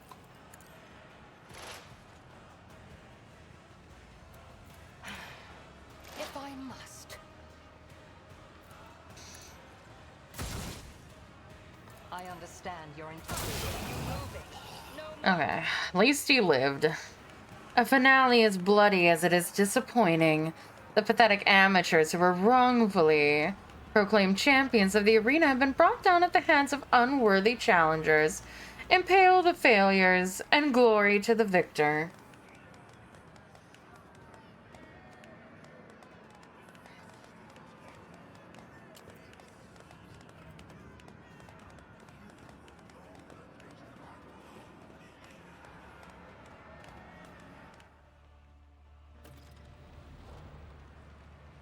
Marazai shakes the blood off his blade and turns to you, battle fury still blazing in his eyes. A moment later, his lips twist into a smile.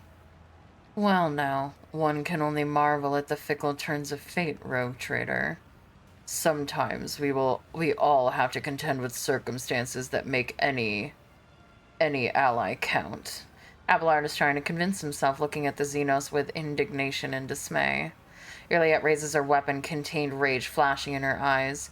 I will do what the Ilantok did not have the courage to do. You understand you're dying immediately, right, Iliette? Ah, cousin, you have inexplicably managed to earn the forgiveness of the one you betrayed and pushed into Cormorant's embrace, and now you intend to go against her will by killing me? Your lauded Asuriani restraint is failing you, much as it has before. Iliette hesitates for a few moments and shrinks under the mocking gaze of the Drakari. So, monkey. Marazai looks at you with a strange expression as if struggling to comprehend what has just transpired. You really are intent on escaping from the chasm, aren't you? Bold ambitions for arena meet.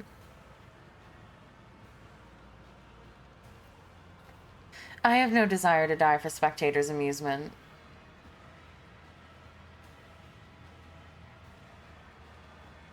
Really? That seems like the, not correct answer. Is that... Do it? Is... You promise you're not gonna screw up my romance with him, right?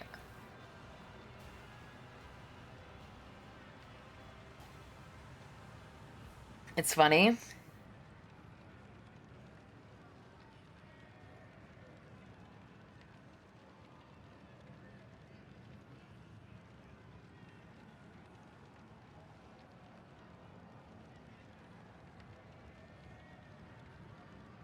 I'm trusting you. Don't make me regret it. Call me Monkey one more time and this partnership is over.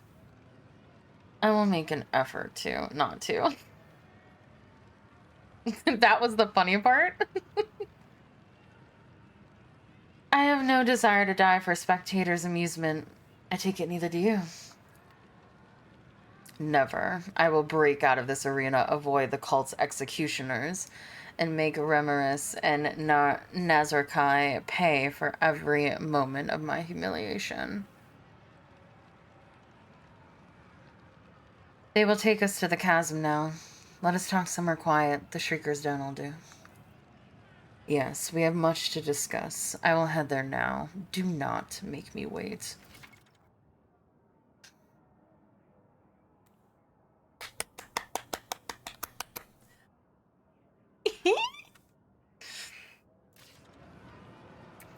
I didn't romance him yet. I've just brought him into my party.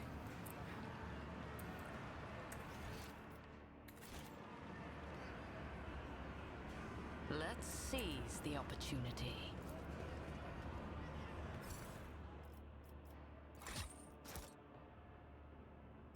I don't think I need any of this, to be fair. Ooh, what's this?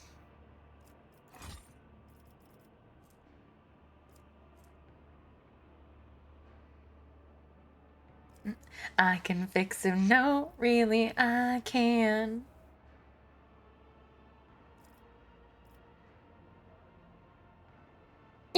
Ooh, I'm so excited. All right, I'll be right back.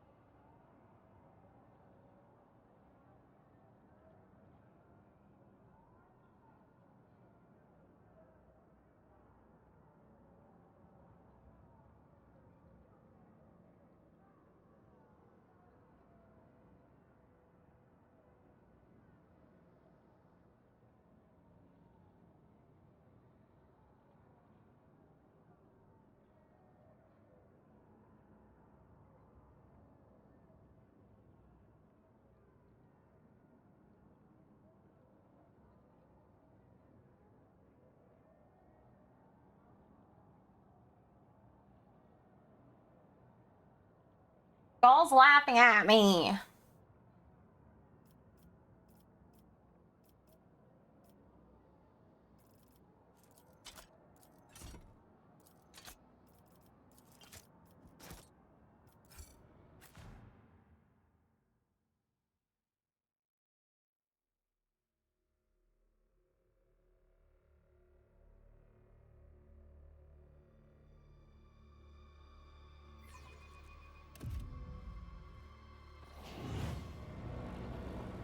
All right.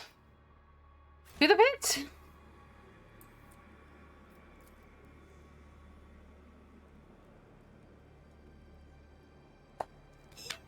I'm so excited.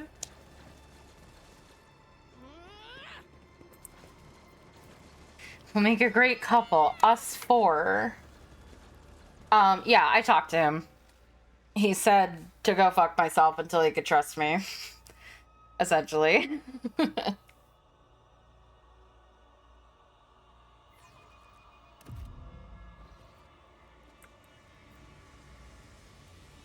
Is Heinrich's here yet? He's still not here. Where is Heinrich's? Phoebe, where are you?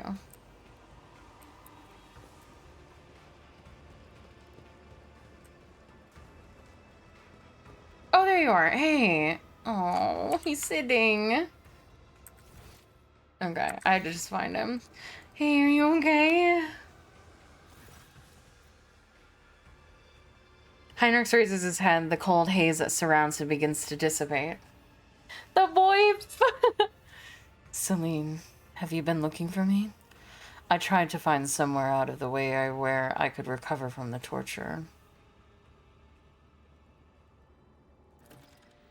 Compared to how he was In the anatomical opera, Heinrich looks almost like his usual self, but you cannot help noticing the sag in his shoulders and the twitch at the corner of his mouth. He's exhausted. He is exhausted. His biomancy must have sapped more energy than he expected. Do you have to do something special? I just figured you go back and talk to him every time. Noticing your examination, Heinrich laughs under his breath. Pay no attention. Serious internal injuries require particular focus. Okay, what do I have to do? And painstaking effort to remedy, that's all. I'm almost as good as new. Moving is no longer excruciating, at least. I was worried when I discovered you had disappeared. I did not disappear. I just thought that the others didn't need to see me in this state. Heinrich casts a sidelong glance at you. You don't need to see me like this either. I'm already on the mend anyway. He reaches out and gently strokes your cheek. I still haven't asked what happened to you after we were captured. I don't want to talk about it. It's not important. It's behind us now. Heinrich barks out a laugh and then winces in pain. No, Celine, we're still in the belly of this beast. Escaping Komarug alive, that is the best we can hope for now. Escaping unscathed is already off the cards. Silence hangs in the air. Heinrich looks at you with a strange expression, then he sighs and brushes his fingers against your cheek again. Thank you for checking up on me, but you don't need to wallow here with me. I'll put myself back together and rejoin the others soon, I promise. I'm not going anywhere. Oh. Heinrich lets out a choked moan when you hug him, but he immediately wraps his arms around you. No, don't let go. This is better. Much better. Healing deep or old injury using biomancy takes time. It's a slow, painstaking process, especially after grow new tissue. You sound like you're speaking from experience. When my family disowned me, they also removed all the night pilot implants from my body. They don't stand on ceremony when it comes to sorcerers, so after my vivisection, I was left with a paralyzed arm and a significant chunk of my cranium missing. The hole was sealed with a plate. When the Lord Inquisitor took me out of the guard, he had me remove the augments installed in psychers when they become sanctioned. So I lost an eye and gained some nerve damage. My god, this poor boy! Protect him at all costs!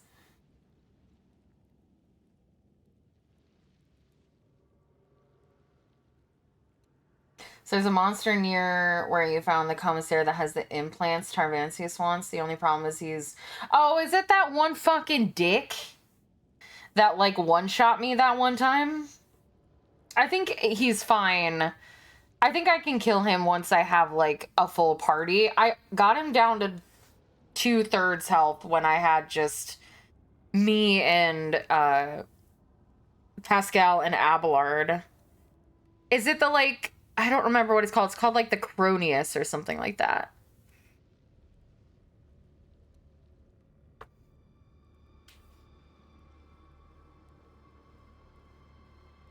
Xavier didn't care that I was a maimed freak. He needed me for my sorcery, nothing more.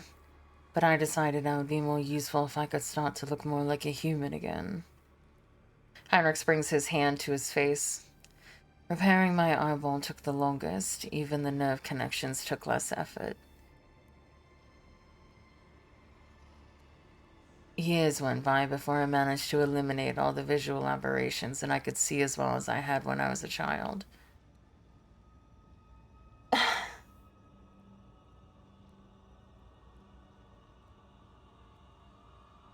And after all that, you're still loyal to the Imperium and the Inquisition.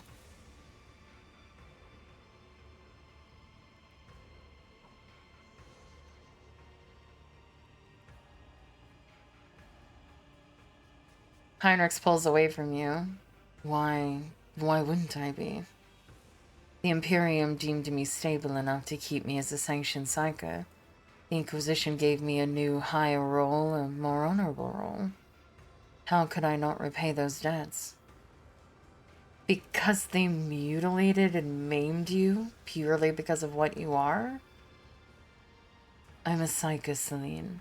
The very fact of my existence is anathema and can only be excused by my uselessness, up until the point that I turn into a mutant or a portal to the warp. I am under no illusions, sanctioned or not, that is a future that awaits any sorcerer. Heinrich gives you a questioning look and smiles crookedly. The sentimentality is new. I only wanted to give you an example of how biomancy works on long-standing injuries. And I didn't mean to upset you. Your presence gives me strength.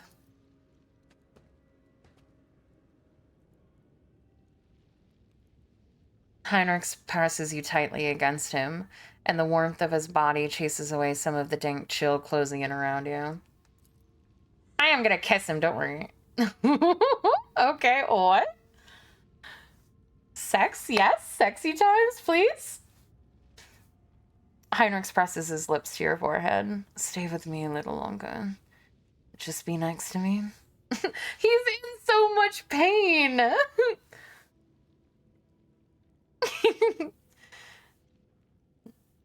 I want to, but I feel bad because it's like, I don't know if I'll get another chance, you know? It's kind of one of those things in games like this where it's like, this might be the romance scene, and if you don't take it, you might not see another one.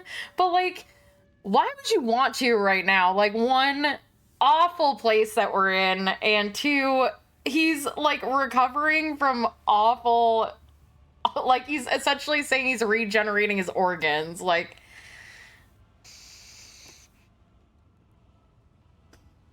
Like, I wouldn't suggest doing anything in this exact time and place, but...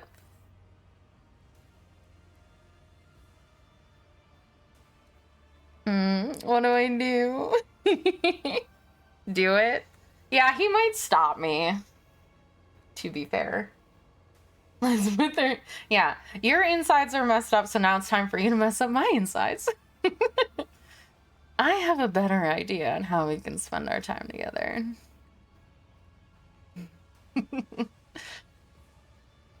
Heinrich arches an eyebrow and casts a dubious look at your surroundings. Right here? The setting isn't exactly befitting a Lord Captain, don't you think?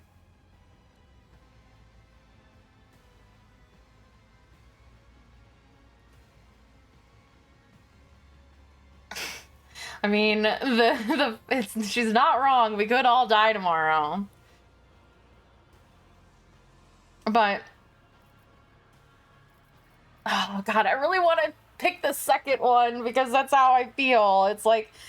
But it seems like the ... is like... Maybe he'll be like, no, we're doing it right now.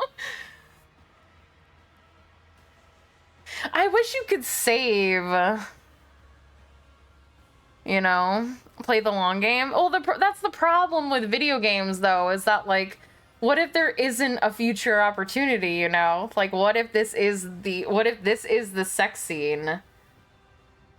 And if you just don't say yes, then you just don't get it. I wish you could save in the middle of conversations so I could see what the, like, other options are, but I fucking can't. So I feel very locked in. All right. Time to check the guide? No, I don't want to check a guide. I'm doing it. I'm doing what I want to do. You're right. We shouldn't. Not if you don't feel up to it in your condition.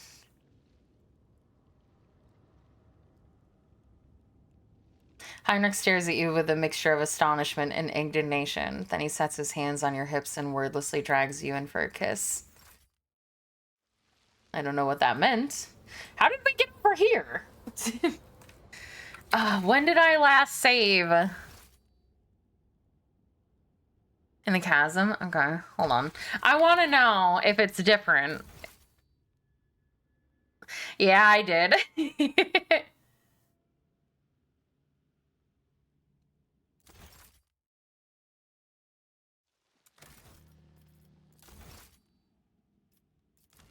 Oh, he's in my party.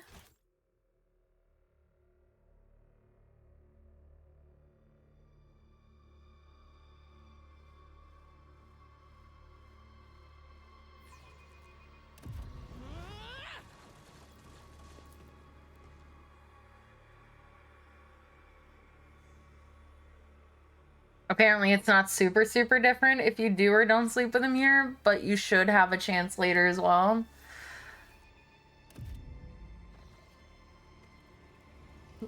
I want to sleep with him, but like not if he's hurt, you know? I want it to be fun.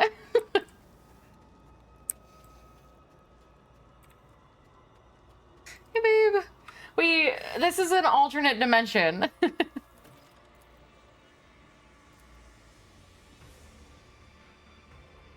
I mean...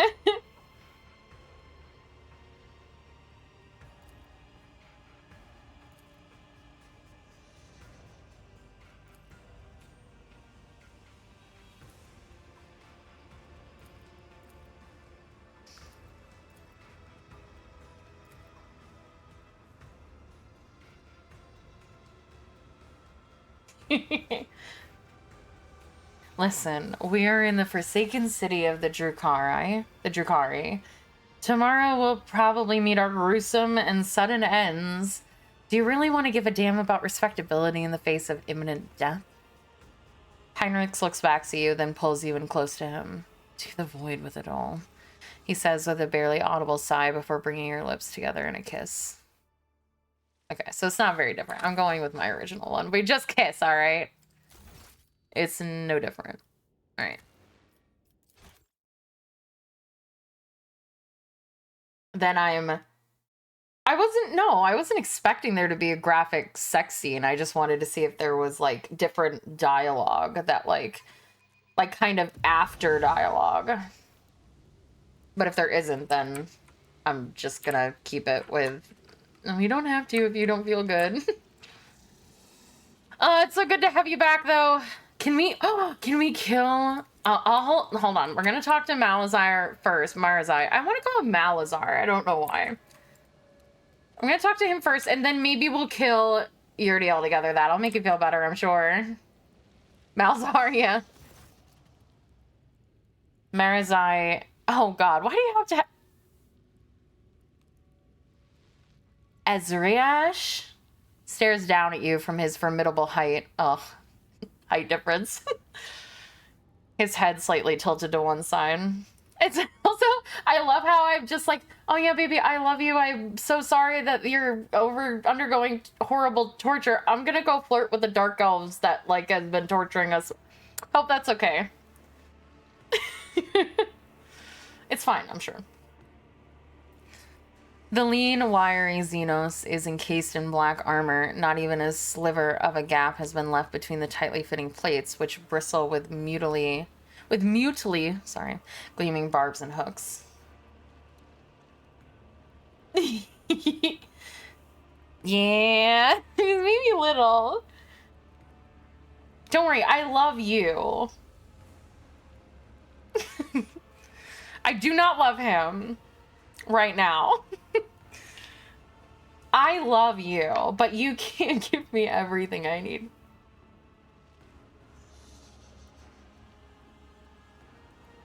Exactly. Don't worry, oh my god. I joke about polyamory and stuff, but I don't understand polyamory as like a concept. Because it feels so bad to be like, I love you, babe, but you don't give me everything that I need, so I'm just gonna go get it from somewhere else. But don't worry, I still love you.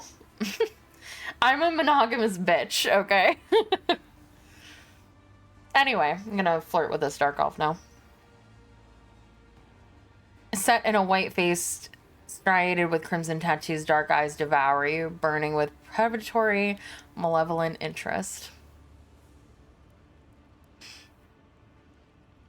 Why you gotta describe it like that?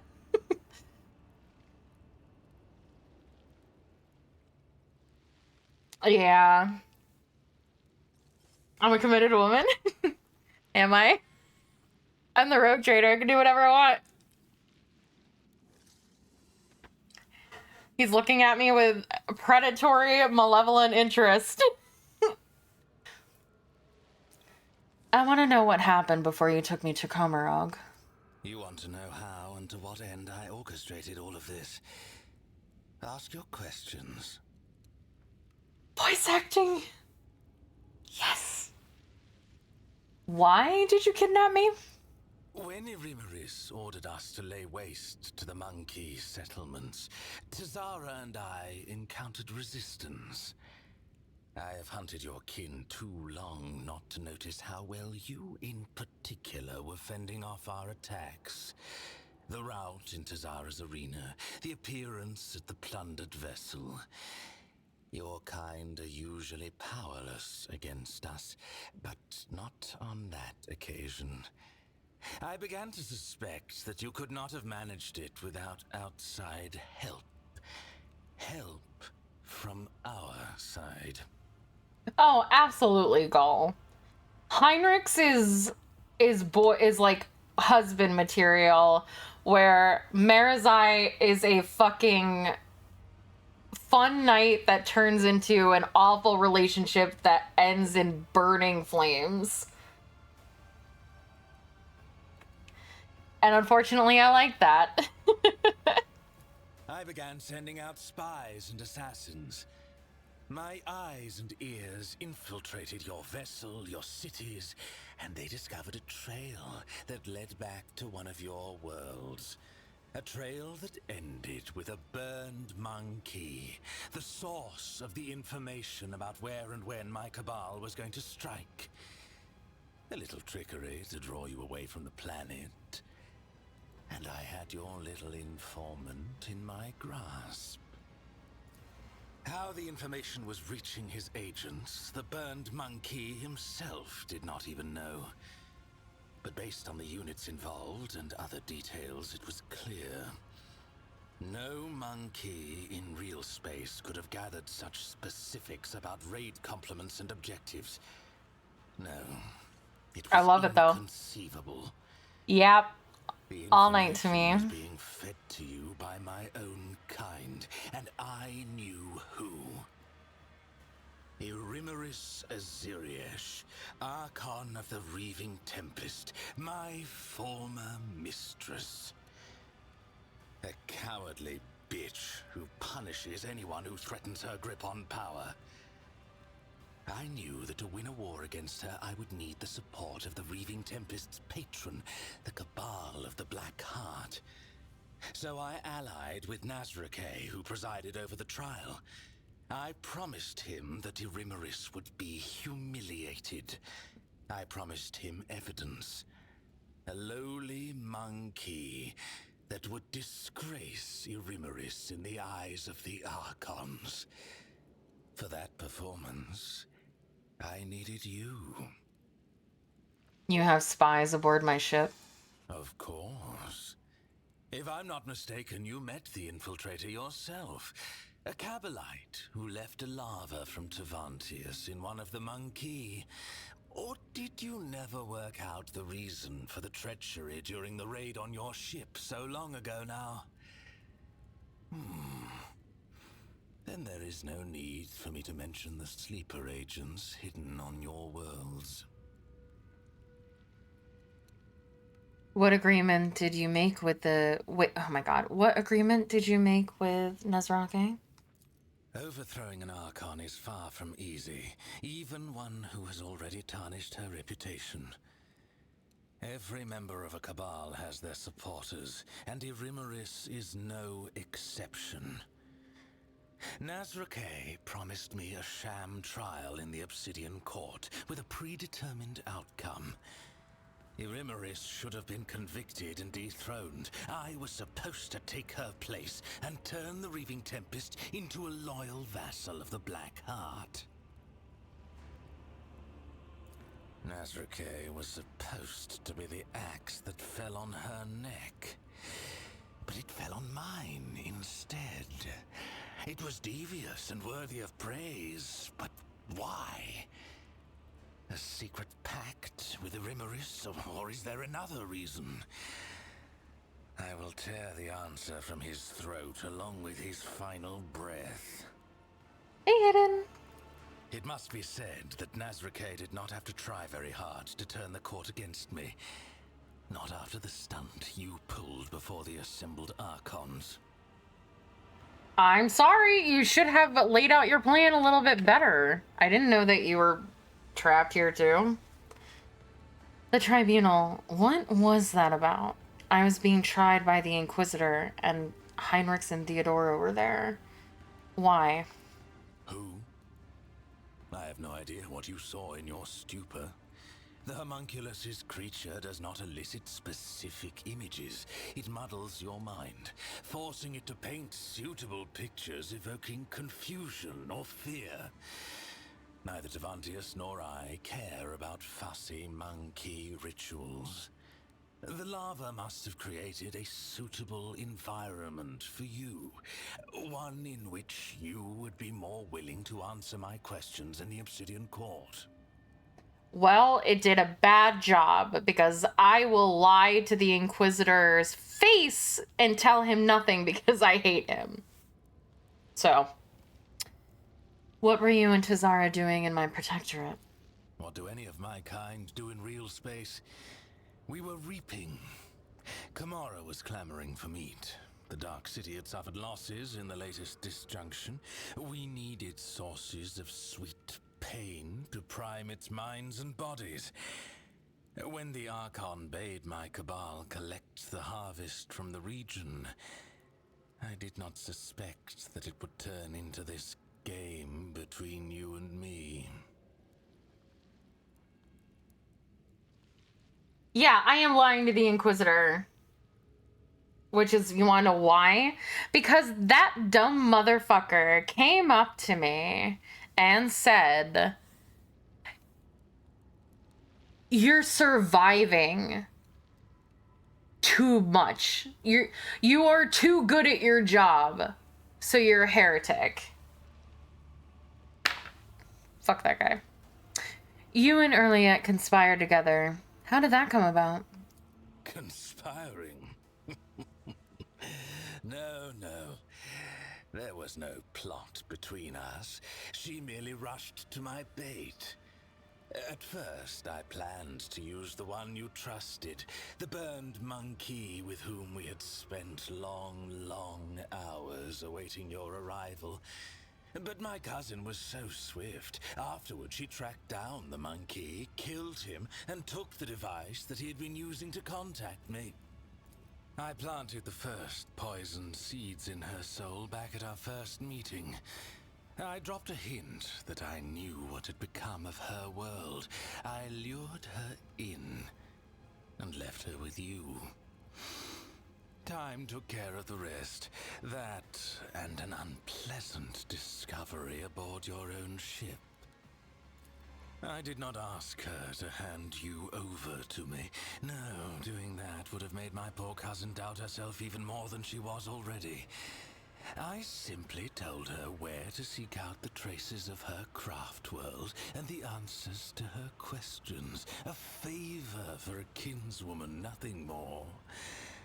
And then I made ready for your arrival. For the only way she would reach that place was with you. I cannot believe that Achilles betrayed humanity. When a monkey is left alone with me and my art of pain, I plunge them into a deep well of suffering from which they will do anything to escape.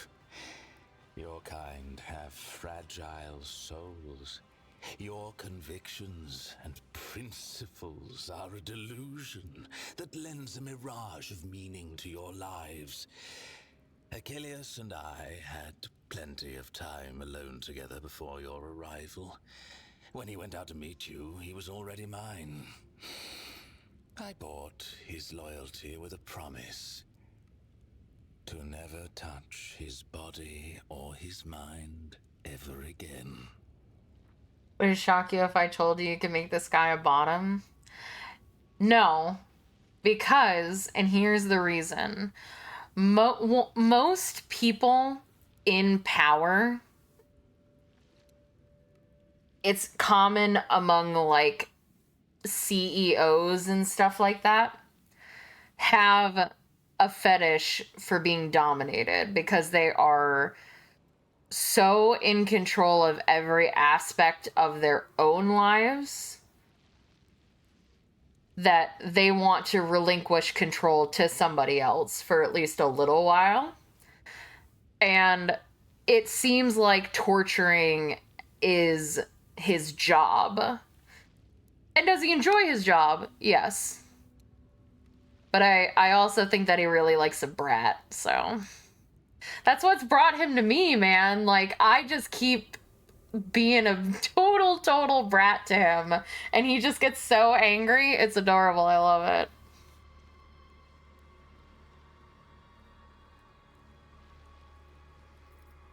But still, what do you know about Erlian's craft world? I know it exists. I know that my cabal found it, helpless and stationary, unable to protect its sons and daughters. I know that Iliad's kin began showing up as prisoners in the Reaving Tempest's spire, where they were fonts of exquisite, delightful pain. I spent too much time beyond the limits of our home to learn more than that. But that was enough to tempt Iliad with false hope. Is there anything else? Hold on one sec. I did not ask. Oh, okay, so I can't ask him again. What were those creatures that were with you when you captured me? Mandrakes. A foul breed that lurks in the bowels of Camorra. Their ability to find paths through the shadows was put to good use. I promised them forbidden trophies from the Reaving Tempest's coffers once I am Archon. You made a promise to the mandrakes that you couldn't keep. Aren't you afraid of retribution? Let them come for what they're owed. They will regret it. Despite his self-assured words, concern brings a furrow to Marazai's brow. The theft of Raikan's son, was that your doing? Did you not hear me when I answered you the first time? I do not like to repeat myself. I didn't ask what you like. We're partners now. Get used to it. Then what else do you need? What happened to you after the trial? I was handed over to the witch cult to do with as they wished. First, I wouldn't call us fight friends. the dregs in the arena, and then once they'd had their fill of my debasement, I was granted entry into the blood-stained proselytes. Proselyte, okay. What did you hope to gain by agreeing to become a proselyte? The continuation of my existence. When I lost my standing, I became fair game for anyone tempted by the prospect of slaying a disgraced Cavalite. For vengeance or just for the pleasure of the kill. In Camorra, a lone Drakari is a target. My talents may be prodigious, but I held no illusions about my chances. You didn't find much favor among the witches, it seems. You cannot hope to understand the intricacies of Camorra and how it is structured. We are all each other's allies and worst enemies here. Towers of strength and duplicitous traitors both. The cults have always been half a step below the cabals in the hierarchy. And the witches relished the chance to abuse someone who once looked down on them. If our conversation is finished... It's not. My conversations are unending. When given the chance to join me, you took it readily. That was surprising. I had no intention of ending my days playing the role of meat in the arena. And then you blithely offered me an alliance after what I'd done to you. Why? You intrigue me. I intrigue you. An interesting turn of phrase. You are not afraid of me, but intrigued by me. Well, perhaps I will deign to satisfy your curiosity, if you submit to me. I would like to understand you better. My good, obedient little pet. I will find a way to enlighten you, and to take pleasure in your education. My boyfriend is right there. He's fine with it. So, tell me about Kumrog. The Dark City is the bastion of the Drukhari, the most magnificent of all our strongholds. The Cabals, witch cults, and the Incubi inhabit the place, with swarms of scourges flying overhead and a myriad of misfits and horrors, including the covens of the Homunculi wallowing underfoot. Which do you want to know about? You are from a Drukhari cabal, correct? The Cabals are the foundation upon which rests the power of the one who rules Camorra, Asdrubal Vecht. Whether it is a mob of berserkers or an organized cartel, their essence is the same. An army of killers, ready to ravage entire worlds at the behest of their leaders, or to rip out the throats of a neighboring cabal in a war declared by the Archons. I wish to know more about the witch cults. What more do you need to know that you have not already beheld with your own eyes? They are the mistresses of the arenas, and they're the gladiators who feed the audience in their ravenous agony with exquisite spectacles. Cults often travel to real space on the Cabal's raids to revel in the pain and to capture fresh meat for their arenas. What are the Incubi orders? The aloof Incubi. They dedicate their lives to the art of killing, so much so that they do not plot or chase after delicious torment. All their hatred and longing for suffering are channeled toward perfecting their skill. Tell me about the scourges. Winged Drukhari, who have chosen to go through an agonizing process to become such a monstrosity. They escort raiding ships and inflict the first strike on the enemy. In Camorra, these creatures huddled in flocks so that they do not fall victim. Because you could see my face on the screen. I'm interested in the homunculi covens. Artists of the flesh who prefer to hide away in their laboratories and create nightmares from the materials their servants supply. Engines of pain, grotesques, racks, all are the fruits of their subtle craft.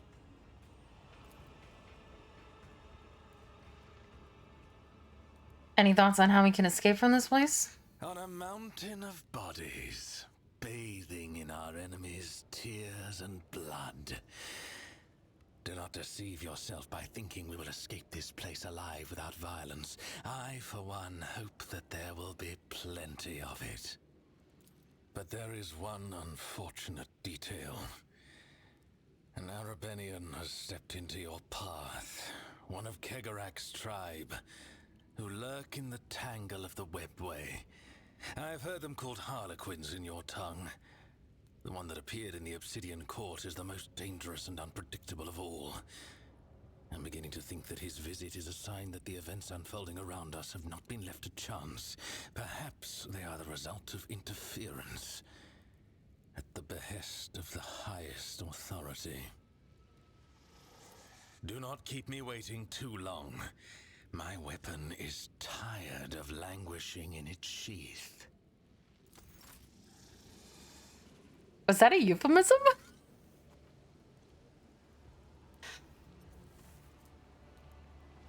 Rogue trader, do not keep... Okay. I just wanted to make sure, because with, I think the others, they had like their ship dialogue once you stopped talking to them. Lord Captain. Or Heinrichs, you want to kill your Liet now? Oh. Heinrich's stare seems to pass straight through you, but his face is tense almost to the point of twitching. He nods wordlessly to you. How is your recuperation progressing? It will take some time. I can heal grievous wounds and correct disfigurement, but remake my nerve endings from scratch. Such delicate and painstaking work is beyond my capabilities. Every day with you brings new challenges. What the fuck is that supposed to mean? Heinrich delivers the last part with a grim smile. I have something to tell you. Goliath confessed to killing Achilles. By the throne! Why have you still not put the Xenos to death? First treachery, and now the murder of an agent of the Golden Throne. What will it take for you to act? A knife in your own heart? Why are you shouting at me? Like, I wanted to wait for you so that we... Why are we shouting? It's like the most angry I've seen him. He's not usually that mad. Okay.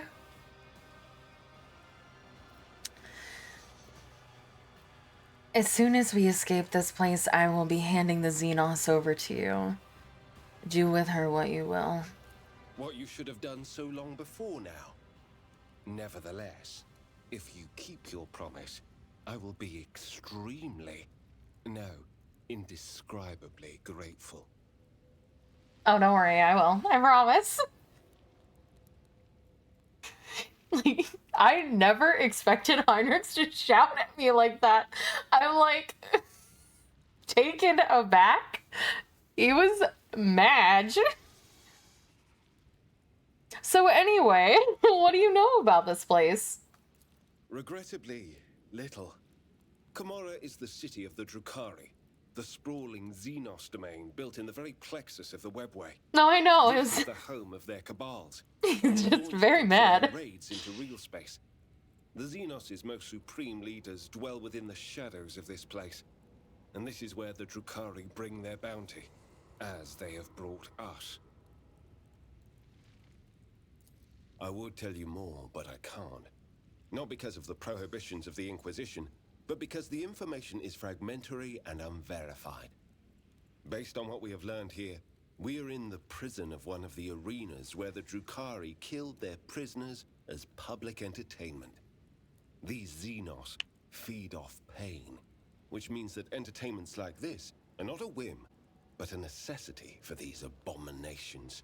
They need pain more than they need air to breathe, and so these performances must be held unceasingly. And raids to acquire new victims must continue without interruption. How can we escape this place? I cannot offer a ready-made escape plan, but I do know that the Drukhari are constantly vying and warring with one another. Their chiefs take pains to keep their servants from complete mutual destruction. Perhaps, if you could find a way to exploit their personal feuds, we will have the faintest chance of survival. And an opportunity to slip away. Am I mistaken, or is the present company making you uncomfortable? Do you actually want to hear what I have to say on the topic? Or was that just a polite turn of phrase that demands only an equally polite and insincere, "You are mistaken, Lord Captain"? Okay, you're upset. I'm feeling some hostility. I hope you do not need me to tell you that taking any Drukhari into your retinue is a stunt that falls somewhere between blasphemous heresy and incredible foolishness, let alone a Drukhari who has already succeeded in bringing myriad calamities down on our heads.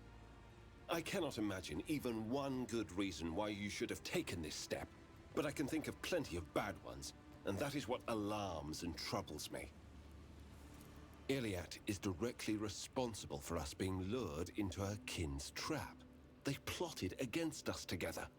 That she herself ended up a captive only shows how nefarious and brutal these creatures are by their very nature. Whatever story she spun you, it was the height of naivety to believe it.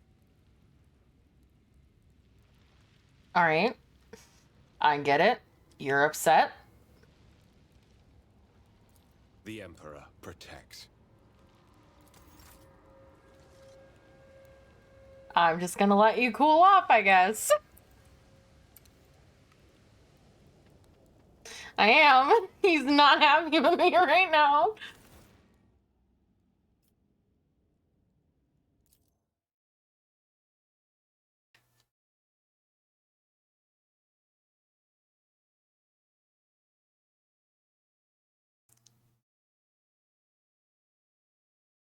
I didn't want to be racist.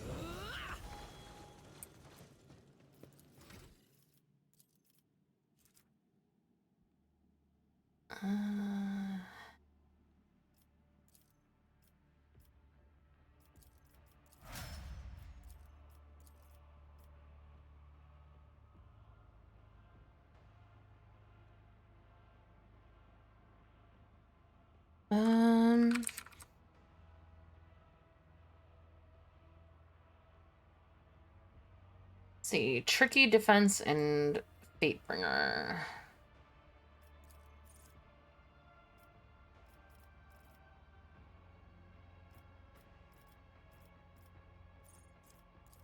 Oh, but I want this one though. Will I ever get... Okay, I get it later. Okay, so we do Fatebringer.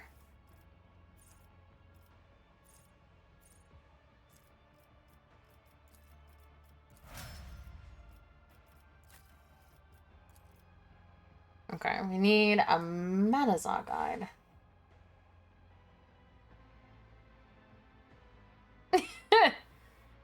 Yeah, well, it's not gonna get better.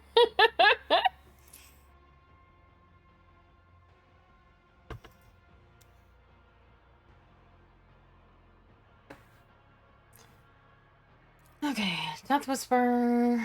It will not die. Outsmart. I don't give a fuck about that. So let's give him... What do you think he's good at? Definitely need to give him Xenos lore, and we need to give him Perception because we're going to be losing Earliette soon. Yeah, he needs to be... why is your Perception so bad? Your awareness. We need you to have better awareness.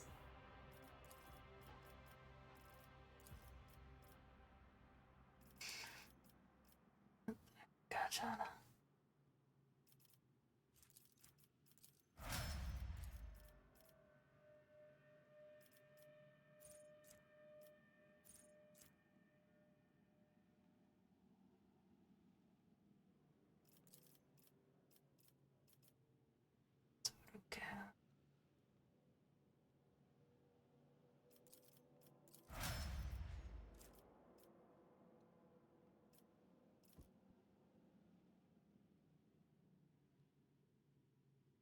Yeah, I have to go kill a thing. I needed to wait until I had a full party because I couldn't kill it with and then I can replace Earliette with a wolf. Isa wolf, Isa wolf. Ahoo. Where was that thing?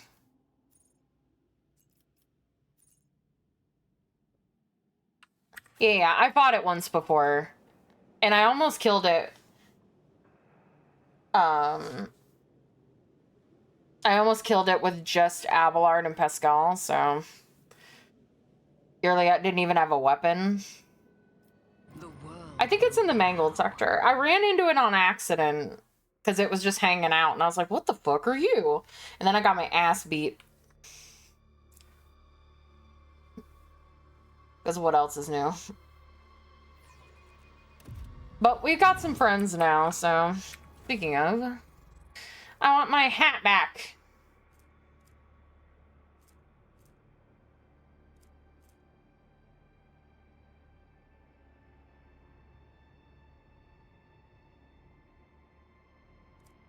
Where's my hat?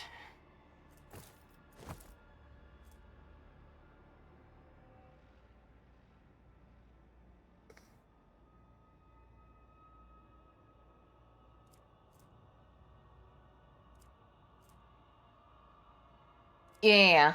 I actually wanted to toggle them on because the hat's dope. Oh, yeah, I can. No, I can't. It doesn't let me.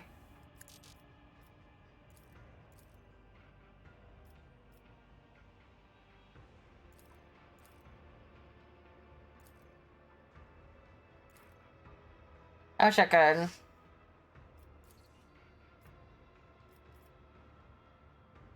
But I wanted the cool hat. Makes me feel tall. Oh, gotcha.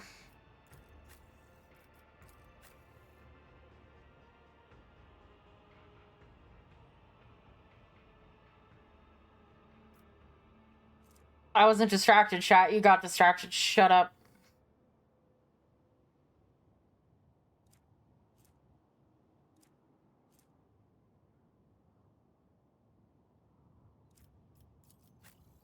Oh, right. You can't use anything because you're fucking useless.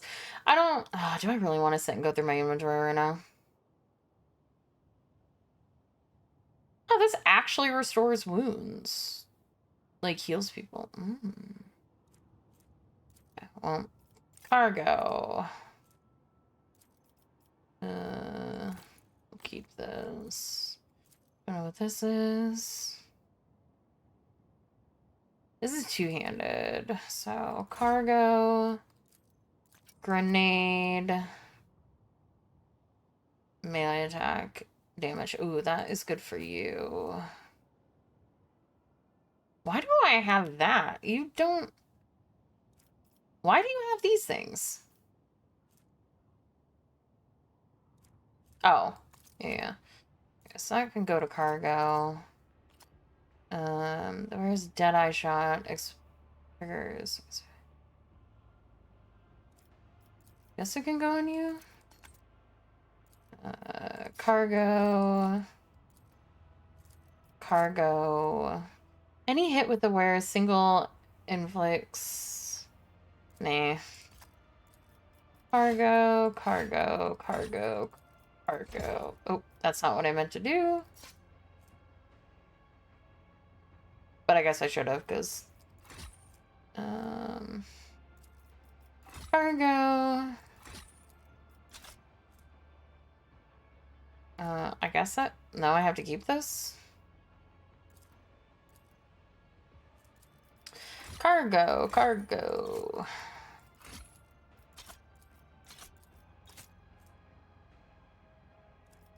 Is it... It's better than his cavalry blade.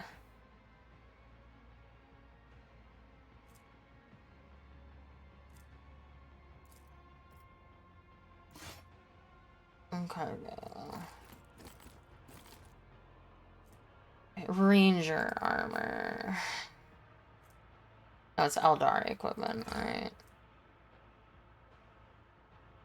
This is one-handed as well. Okay, he can't use this. Each time the wearer dodges melee, they gain critical hit chance until the start of their next turn. Ooh, that's pretty good. Yeah. Why do you... Did it just give you armor that I had? Whenever the wearer performs a single shot range attack from any cover, they gain armor pen. That's pretty good. Again, you're gonna be dead soon, but I guess you can have that stuff for now. Flamer.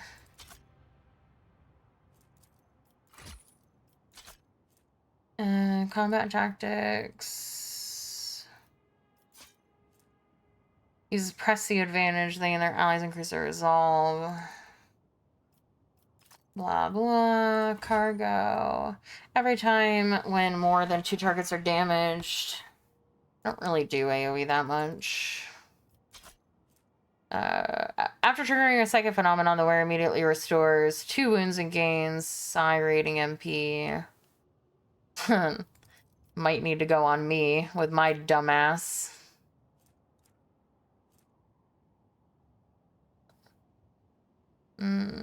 Maybe... Well, Heinrichs doesn't have a second one, so you can have that. Okay, Grenade.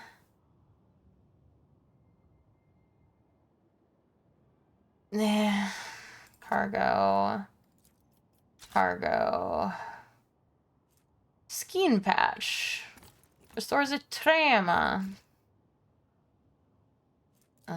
Ooh, wait. Sorry. Gift from beyond the grave. Cargo. Oh, this is what he had on, right?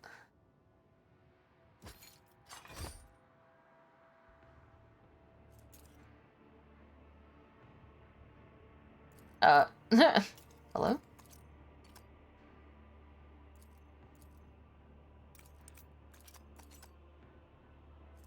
Scarlet Signet of the Inquisition.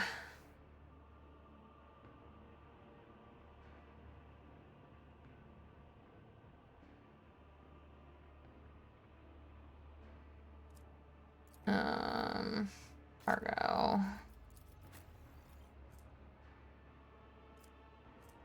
I want to have all the skulls around me. It's so sad that I can only have one.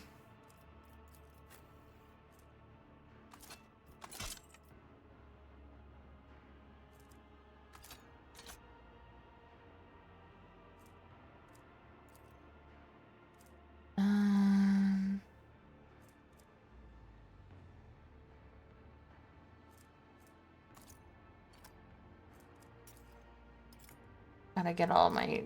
Ugh, why did I have to move it down here?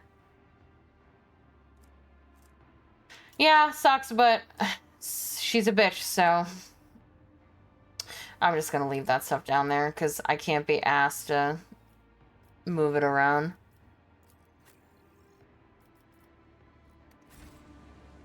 Alright, let's go to murder the thing, which was over here, I believe. Yeah. Unexpected result. Yeah, it's literally, I'm just gonna take the 3 boys with me.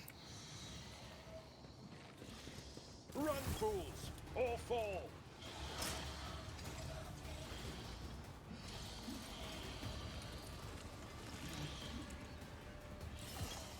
And I'll have Cassia, maybe. I haven't found her yet. And I had to kind of choose between Heinrichs and Cassia, so hopefully it wasn't a permanent thing.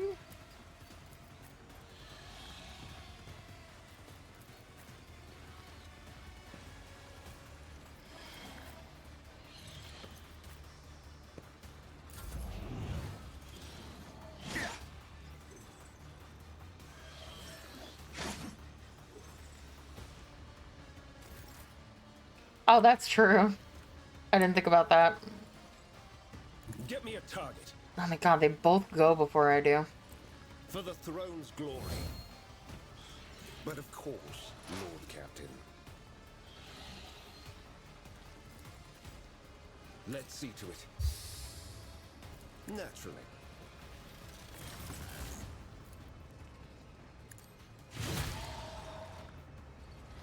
For the throne's glory. He didn't say anything. For agony. Oh god, your shit's all over the place. Hold on. I have to read what your stuff does.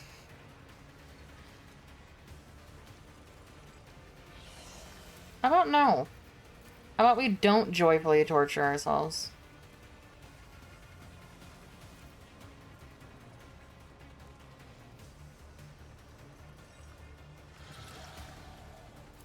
Okay, so I can...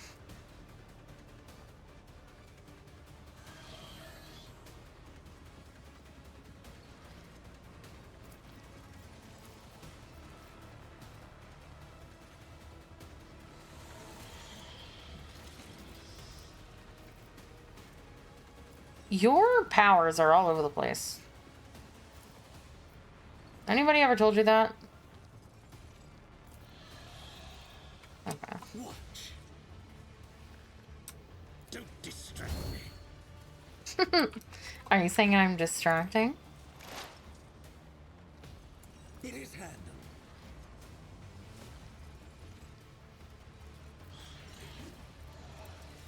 Grace and malice. Oh, I didn't know that that's what you did. Oh, okay. So it's like an AoE thing. Come on, Heinrich, you can live. I believe you. I believe in you. No.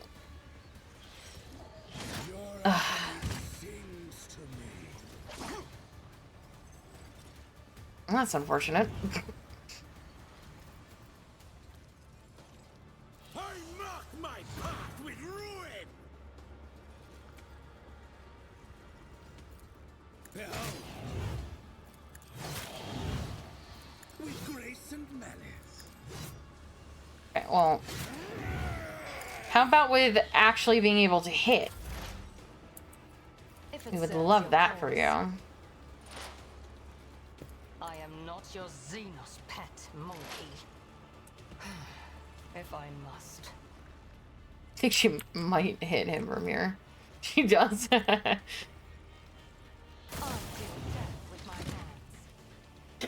don't know if she actually did hit him, though.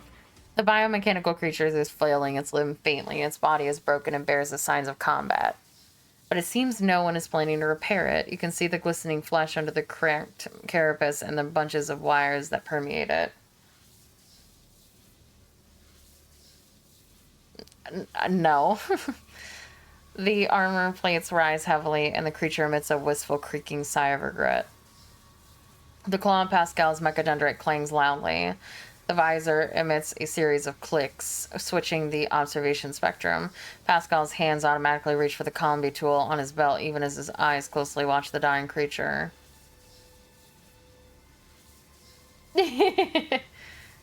Examine the creature. Every limb of the creature, the hard ones on the skeletal paws and the flexible ones on the metallic cords, is equipped with a variety of implements similar to surgical tools. The jagged circular saws, twisted drills, and vibrating monoscalpels promise unbearable pain. You can clearly see the inside of the mechanism through the holes in its armor. Its gut can open to drag a hamstring victim inside. Hamstrung, sorry. Once the victim finds itself in the monster's stomach, they will be pierced by injectors that will liquefy them. The substance will then drain to the reservoirs at the tail end of the creature. Can you understand me? The creature emits a series of wheezing sounds. Was it an answer, moans of agony, or just the normal rumbling of its mechanism? There's no way to tell. It is trying to communicate. What are you? The creature responds with a series of choking and snarling sounds. After a moment, as if realizing that its language is not clear to you, it extends a fighting limb in your direction in a menacing gesture. The message is clear. I am a warrior. I am a killer. This is an engine of pain, Elentok. An executioner created by the depravity of my twisted cousins.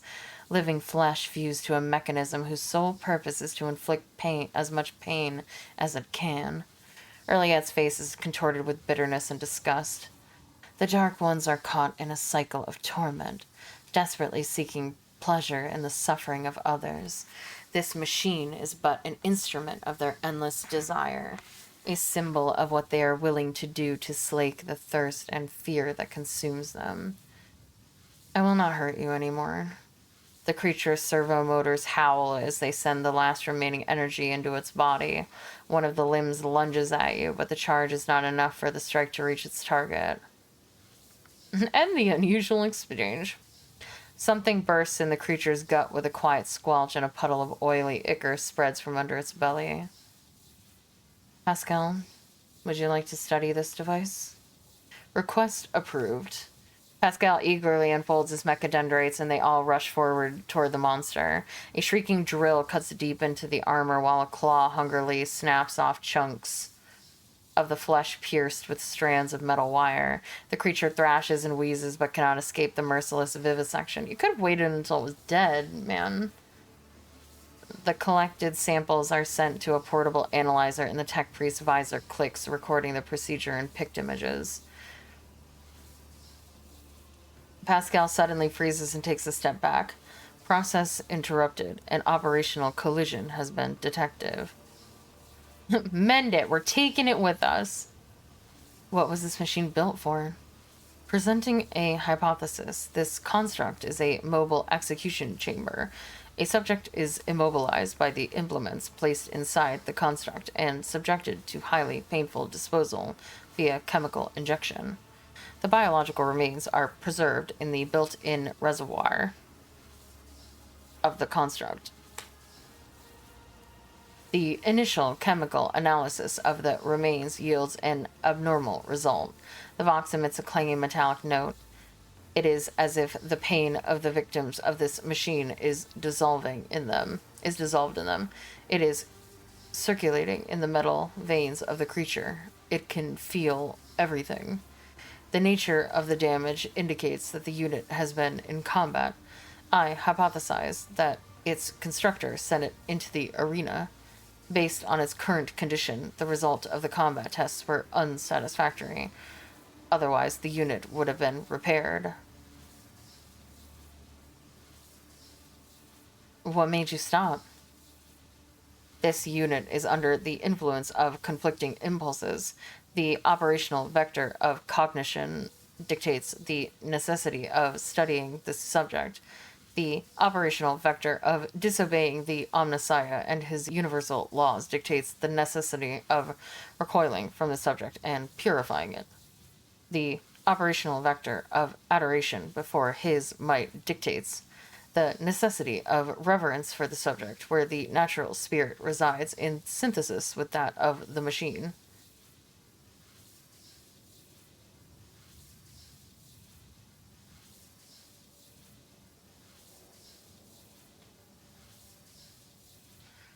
Is this thing more than a perversion and an outrage to you? The categorization is correct.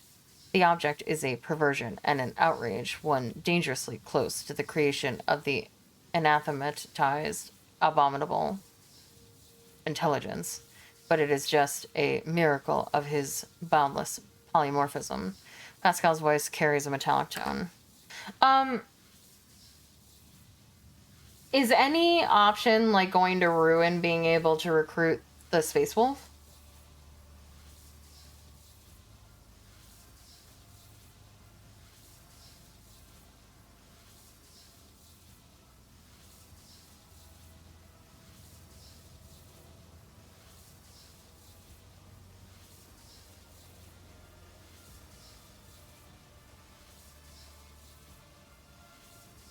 Not really. Okay. Do I want it as a pet? No. It's fucking suffering.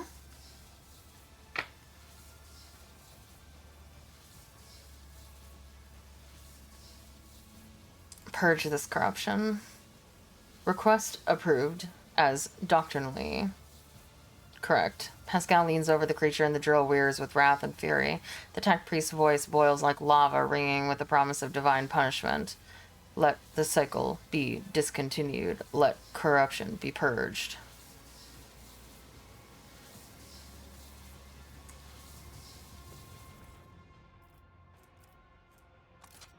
Life Sunderer. This thing is so bad. Why would you use this? Alright.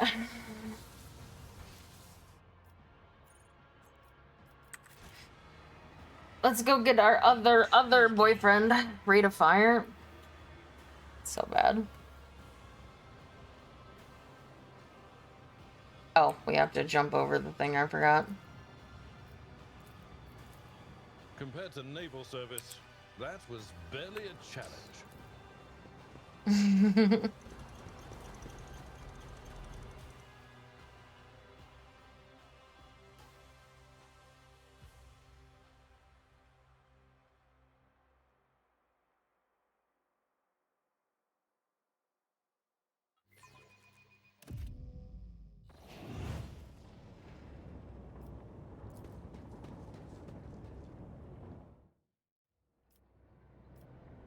Bum, bum, bum. Oh. What? Unknown to blah, blah, blah, blah, blah. The rising currents carry the smells of pain, blood, ichor and failed ambitions, the smells of the dark city. With my wings flung open, I weave a path through the spires like a dark lightning bolt, chaotic and unpredictable in its patterns. To fly is to hunt, and everyone in the flight hunts everyone else. Even I, Scourge, Garth, Ferret, Bloodfeather, do not have the privilege of inviolability around these parts. I may become someone else's prey, except probably not today. This day, I am the hunter. My homunculus modified olfactory receptors pick up the scent of my prey, and I tread cautiously as I approach it. The stench of monkey is foul and varied, and the scent of my prey is quite telling, a powerful specimen, brash and reeking of the blood of others. I descend to the minaret that grows out of the nearest spire and provides me with an excellent view. Accelerated reflexes allow me to assess the situation in a fraction of an instant. It is time. But I will decide to wait and get a better look at the prey. A female monkey, a pampered upper caste cub who was fed and equipped with the best their race can offer. It certainly arrived in the Dark City recently, the city which has not yet managed to leave a mark of perpetual expectation of doom on its flattened snout. The most glorious game which clings to life the strongest and leaves the sweetest death essence. The reflexes urge the muscles to act. I act. The shard carbine spews forth a stream of crystalline projectiles that howl and shatter as they pierce the flesh of the prey. A deadly slashing blizzard drapes the street in bloody snow, the bodies of random passer-by caught in the fire falling to the ground. This is a common occurrence in the spires. Everyone around me flees from the field of death whose border I have made clear.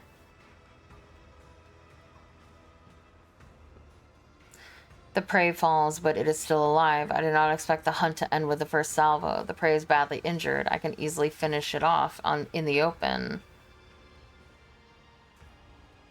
Is trying to locate me among the tangle of blah blah blah. Its frantic gaze is looking for my winged figure. The hyper pupils allow me to examine the prey's face. I can see its eyes scrutinize my gear. There is no need to hide anymore, so I stand up to my full height and emit a wailing battle cry. Let the prey know what will kill it. The prey summons companions to its aid. A mistake. I unleash a new fan of crystalline shards, and the flesh of the prey blossoms with new cuts from my projectiles. Anyone who tries to approach will be killed by the British shrapnel. The prey should have run away, not giving me more chances to cripple it. The prey is weak. What is happening? Clever. By escaping from the open streets, the prey has deprived me of the advantage of my long-range weapon. But I will not let it escape, so I spread my wings and soar over the alley, pelting the prey with bursts of indirect fire. The chase must not end too soon. The petitioner wanted my prey to die slowly. There's a strangeness to the movements of the prey. Oh, well, I assumed that it was the feathery guy that was chasing after me. There is a strangeness to the movements of the prey as it dashes away one moment and freezes the next. My receptotrope and altered pupils are adept at detecting movements, but they are worse at perceiving stationary subjects, and my prey seems to be aware of this. The prey slips away, using the bodies of random passerby as cover. There is no more blood. By rushing into the crowd of fleeing bystanders. Yeah. I've been seeing him around. The prey has made them obstacles in my hunt. I generously sow death among them, but their deaths bring me no joy because the prey keeps eluding my volleys. I let out a disappointed shriek. The hunt continues. The prey manages to elude me for a moment by ducking into a crowded street. The jet booster on my back emits a stream of ghostly blue flames, and I continue my pursuit. As I storm into the street, I see the prey again. This is a nice catch. The petitioner wanted me to deliver the prey to her, but I decided to do something different. When it is over, I will impale the body of the prey on a spike protruding from the highest spire so that it serves as a testament to my victory. My flight is swift. Everything unnecessary and atavistic has been cut from my body so that air currents carry it like a projectile from a splinter rifle. Alas, this is also my weakness. I am so light, even a small obstacle can throw me off course. but the prey has no idea how vulnerable I am in flight. The initial horror caused by my sudden attack has been worn off. The prey has suppressed its panic and is acting decisively and boldly. A commendable triumph of will over instinct. Seeking to slow me down, the prey turns some bystanders against me. It only takes the prey a couple of furious shouts to convince those huddled in the alleys that a monster is coming for their heads. Lies. I am only pursuing the prey. I am met with frantic gunfire, and after making a sharp ascent, I take a pair of plasma grenades from my belt and hurl them into the crowd. The bodies of the gullible fools who believe the prey evaporated and turned into bloody mist. The luckier ones fire at me, and one of the shots brings me to the ground. I wail furiously and finish them off with pointed bursts from my shard carbine. To cast me down is an incredible insult. The conclusion is drawing closer. As I turn the corner, I triumphantly realize that I have driven the prey into a dead end. It is time for the massacre. The position I received from the petitioner as a payment for the hunt is contained in the crystalline projectiles and should have worked by now. It will slow down the nervous system of my prey, weaken its muscles, and render it unconscious. But when I see the prey, I fail to discern any trace of the poison's effect. Could the prey be so strong that its body can overcome my deadly battle toxin? Oh god, I don't think I'm particularly good at any of these things. Well, 47%, let's go! The prey lunges at me first. I realize too late that it is not desperation, but cold determination. Fuck. In the blind alley where my prey is about to die, there is enough room for me to spread my wings and soar. It does not grant me an opportunity to do so and kicks me back into the cramped street. The prey wishes to fight where it has the advantage. With my wings folded, I ratchet up the jet booster and rush past the prey like a projectile.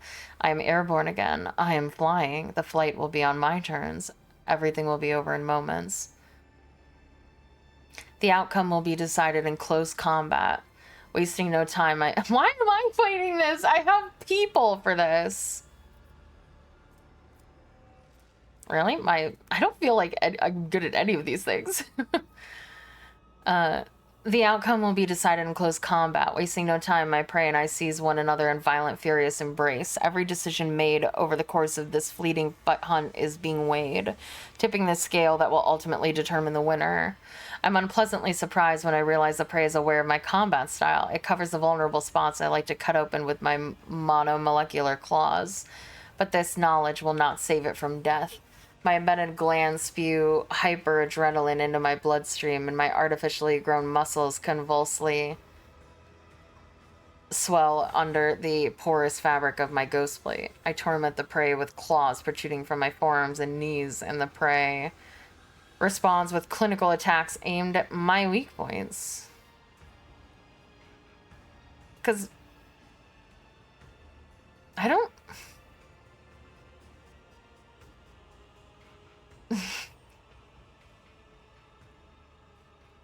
I guess I'll do that, but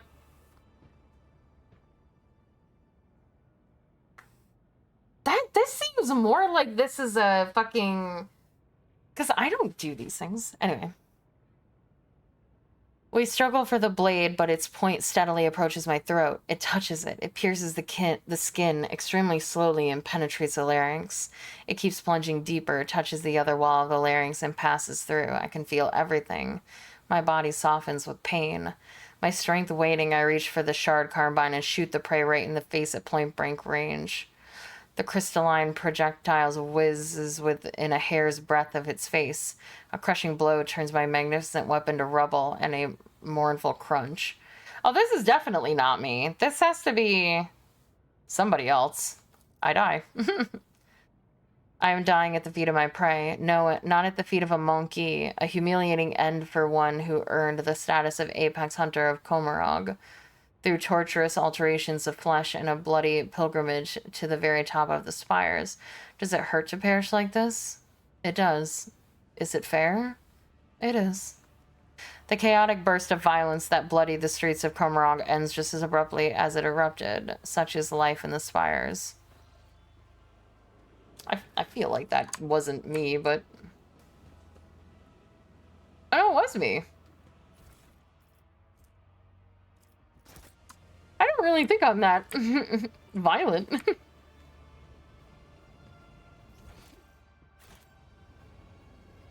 Yeah. Or Abelard, you know. Someone with more strength than me. Because I'm not really, you know. Oh, also, you have a wound. Why you have a wound? Oh, it's because you died. That's right. I forgot.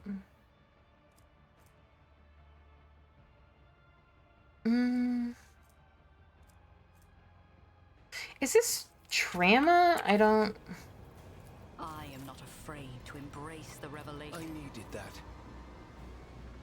Oh, it is trauma. Okay. Look at me, healing my boyfriend.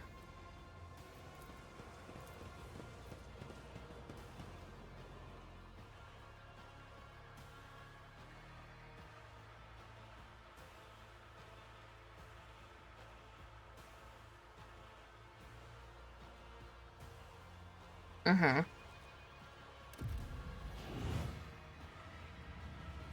Speaking of... What advice do you seek? Let me help. Your help suffices. The world trembles beneath my... I have your thing.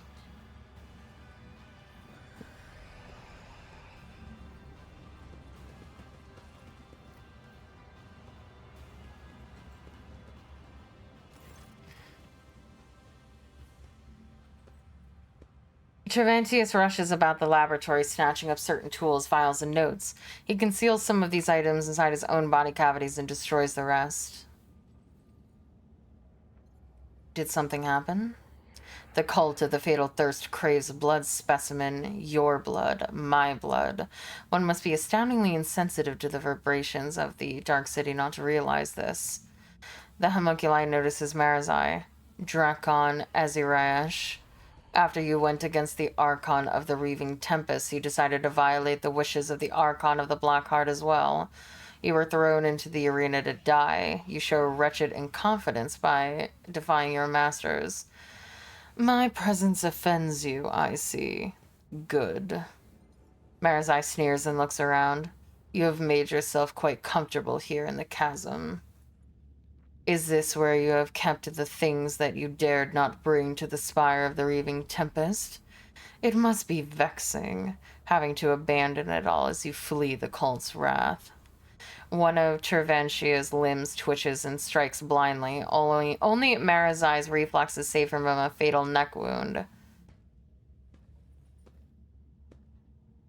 But the homunculus makes no further attempts to attack. He seems to care more about his substances and instruments than the insufferable Cabalite. Why do the witches desire my death? You humiliated them, Monkey. Kikaros and I agreed that she would send fresh meat against you, but she decided to undermine my authority by sending out her best. You slaughtered them, and so it was the cult's authority that suffered. But who cares about a pathetic monkey? You are my lackey, and thus it is I who is responsible for undermining the cult's authority. And it wasn't enough for you to just kill them. You enticed one of the blood-stained proselytes to join the monkey's side as the entire chasm watched. A slap in the face of the cult wasn't enough for you, so you decided to spit in its face as well.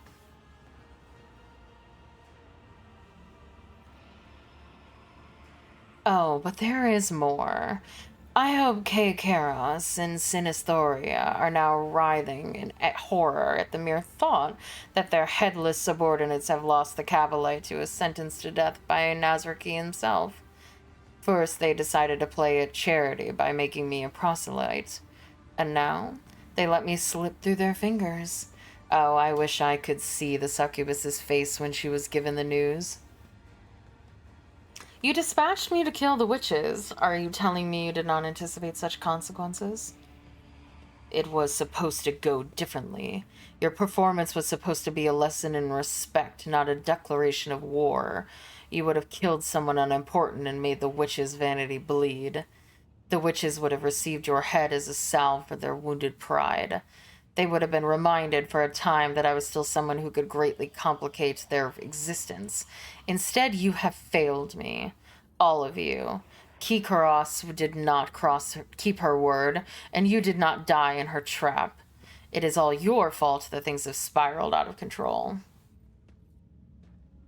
I don't care about Kikaros. You promised to get me out of here. You hear mockery in Hey Monculus' voice.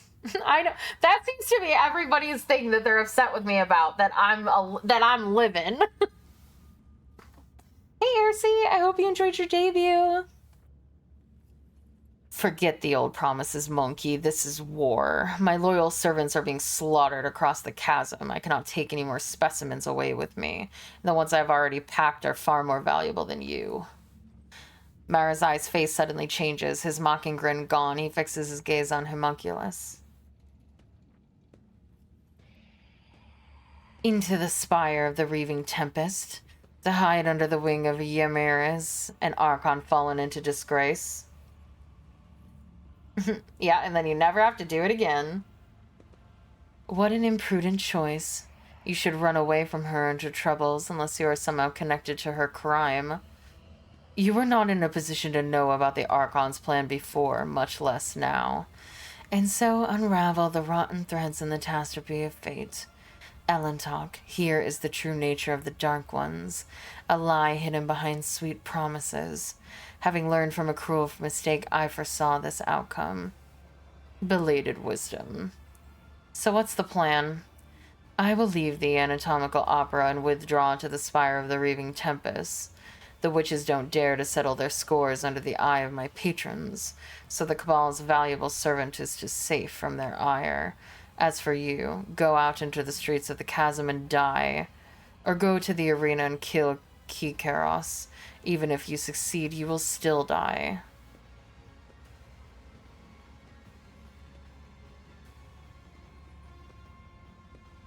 I should have stopped wasting time on... Now I am almost worried that I'm not going to be able to recruit him now. Do I have to give this to him before? Ulfar. No, not him. Ulfar. Because I had to give him the thing from the thing I just killed to get him, right?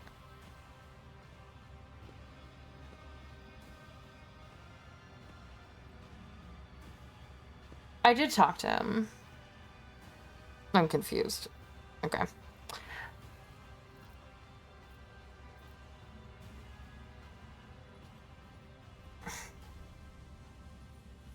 This is your fault. It was your idea. So I managed to bring about your downfall after all. Your insight is astounding, specimen. But have you noticed that you have also doomed yourself? Enter the arena. The succubi will not pass up this chance to gut you in front of an audience. If you could simply wound Kikaros, it would give us both enough time to escape. For that, I would be willing to sacrifice the deadliest and most valuable specimens in my collection. Oh?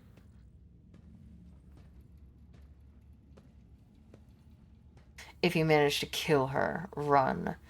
Sinisthoria will not let such impertinence go unpunished, and her wrath is 100-fold more dangerous than Kikaros's fury. Do not return to the chasm. You will find no shelter there. Seek salvation in other spires, and you may prolong your agony for a short time.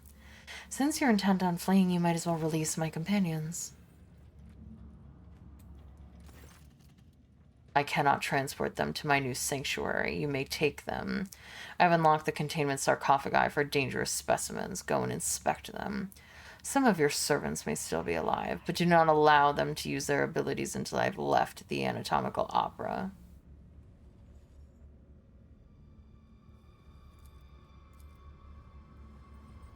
Okay. I have to go get Cassia.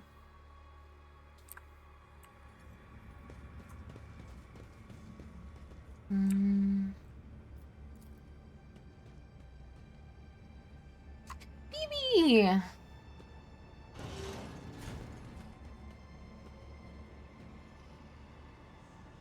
Lord Captain, help me, please. Ow! I feel... At last, I feel something. You see horror and confusion in Cassia's wide open eyes. Her face, neck, and hands are gruesomely scratched, and sticky blood is dripping from the tips of her claw-like fingernails. Why are there so many of you at once? Red, black, violet, scarlet, yellow, dark maroon. Away with you. Stop swarming my thoughts. Cassia clutches her head again, this time covering her third eye, but you can already feel the breath of the warp coming from its gaze. Celine, I cannot control it. The powers flowing through Cassia's fragile body make her head swim and your hair stand on end, or my head swim. Ow. Your body is burning as if you have been doused with a vat of molten plasteel, and your head is teeming with strange whispers, shadows, voices. Every breath is a struggle, as though something is scratching at your insides, trying to claw its way out of your chest. Your gorge rises. You've survived being exposed to the navigator's open eye, but will your body and mind hold if it occurs again?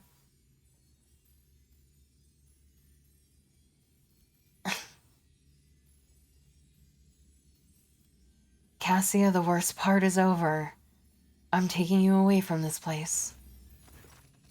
I failed? When have I ever failed a persuasion check? Why is it using Marizai's stats? Hold on. What is going on? Did I, like, not click myself? Why is it... No more... You know, you'd think he'd have more Riz than that. I was like, I do not fail persuasion checks.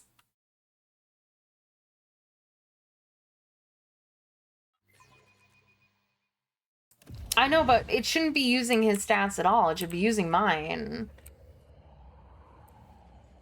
Embrace true power. Fate beckons me. I don't know why it's using his.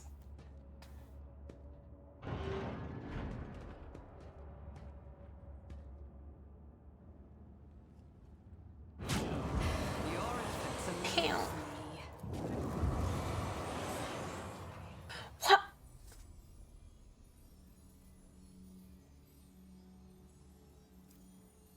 I don't understand.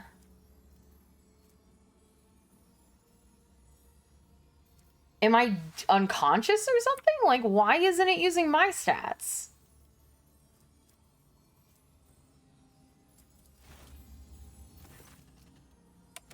Okay, well, I guess I have to fucking reload until I pass this check. What? I don't understand.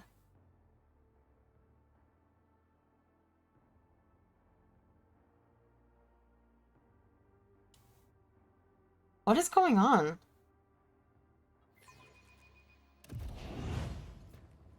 I have enough wounds that I should be surviving this. It says I took 29 damage.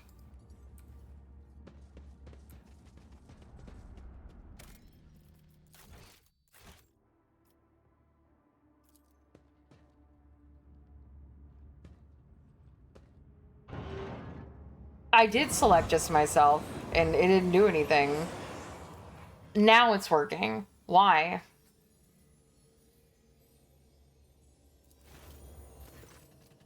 Cassia struggles to focus her eyes on you. An unfamiliar expression is imprinted on her pale, gaunt face, one that is stern, confident, and imperious.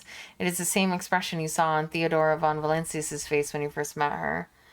What makes you think you can even save yourself from this place, Lord Captain? An eerie chill runs down the entire length of your body. It is a feeling you forgot, but recollection swiftly follows. Someone else's turmoil and emotions in a will that is not your own. This crushing wave is about to consume you. A haze of anger, despair, and fear smothers you like a burial shroud. But this is not the first time you have had to deal with a surge of foreign emotions assailing your mind. You wish you would die here and now. No, you wish you had never been born in the first place. You summon your will and push these thoughts away as though fending off a sword thrust, and Cassia's feelings dissipate before they can latch onto you. You're frightened, but that does not mean you get to give up. Do not let these emotions consume you. I will try. She takes a deep breath and straightens her shoulders. Her pale brow furrows, rivulets of blood run from her nose and eyes, but Cassia fights to bring her powers under control until her body jolts as if electrocuted.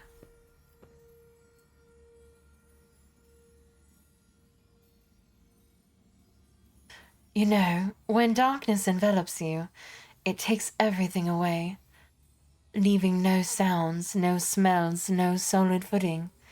Darkness devours every color that tries to make its way in, every color I tried to create inside. Darkness is withering. It swallows the colors it chews and consumes.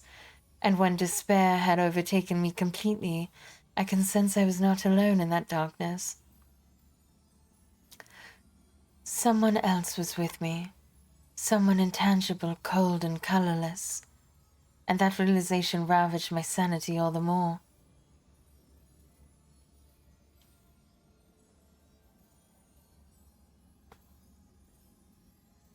When the capsule opened, my mind was drowned in grimy shades of crimson and umber and black. And I am going mad, Celine. I used to think I could control this, but now... You must end this. For the sake of my house, for your own safety, for me. Frigid heaviness hangs in the air. Your entire being implores you to run. Quickly, now. You will overcome this, Cassia. You're stronger than you think you are. Remarkable. You believe in me even when I have lost all faith in my own strength. Cassia smiles faintly, enduring the pain. Cassia closes her eyes and the tremors in her body taper to a stop. With a weary movement of her hand, she adjusts her forehead adornment, taking care to cover her navigator's eye, and you no longer feel the menace that was emanating from her moments ago. Thank you. Your words, they helped. I feel better already.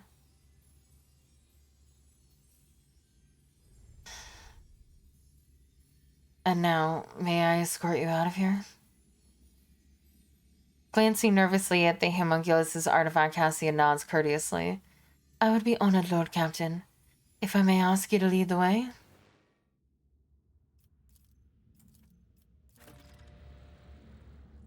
See you later, bitch. I literally never use this.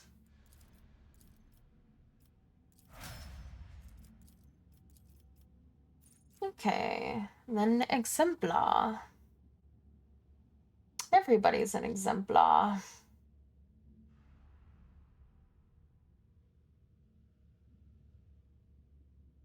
Can't remember what I made her.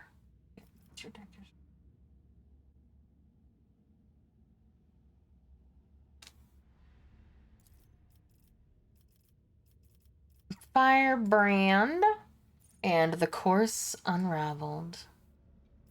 Untraveled.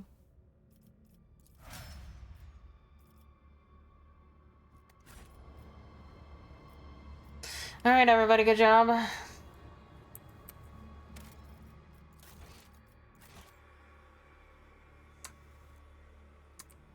right, where's Ophod?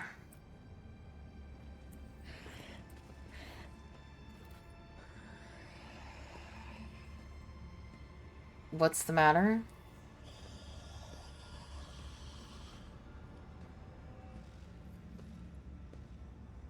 What?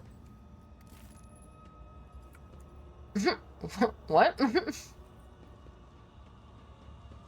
I tread a path unexplored. Where did Ophod go?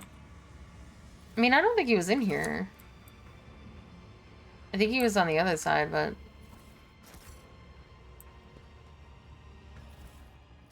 Thanks for letting me loot your shit. There he is. Oh, activate the switch. I wonder what that does. Oh boy. We can figure it out together, Olvar. What these buttons do.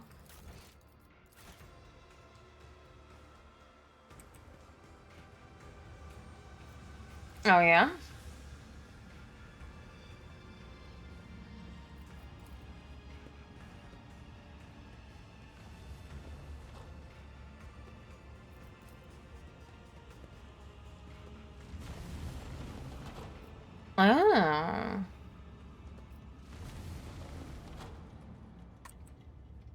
Oh, did I do it in the right order on the first try?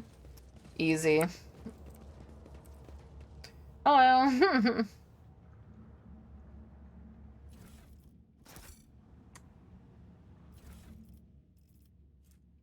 Whenever the warrior dodges an attack, they become the priority target for the attacker until the warrior's next turn.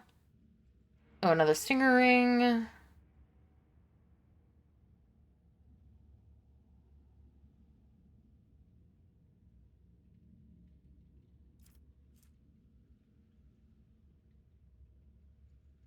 Oh, yeah?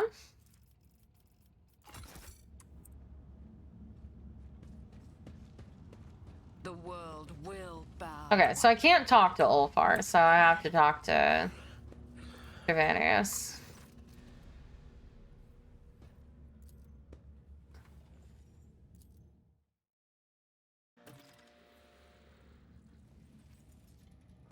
Javanius examines... Wait, no. I think. I mean, I went over and I talked to him and I couldn't, so... Javanius examines the bloodied body parts with lascivious interest. Then he rips an organ out of his own chest, adds it to the trophies, and hisses in satisfaction. An interesting composition, an unusual set of starting parameters that can be strengthened by an original mixture of essences. This will be a mighty beast. I will call it the Anguish Prospector. You have done well, and for that you will be rewarded.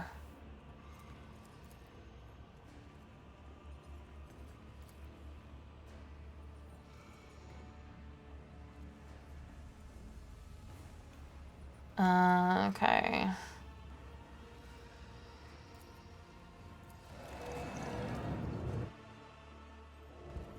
What the fuck just happened?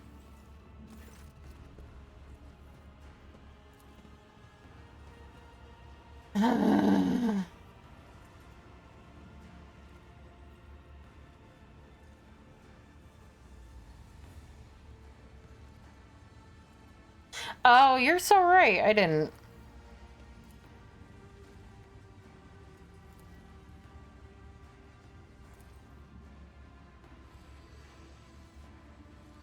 Allow me to take the Space Marine. No. Okay.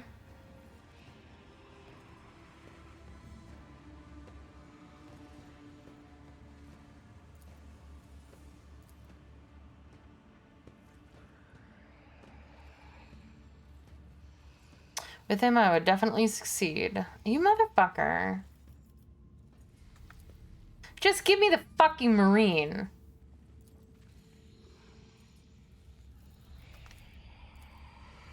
I don't want to talk to you anymore. Just give me the... Seize the opportunity. Alright, give me your Ulfar. I'm letting you out.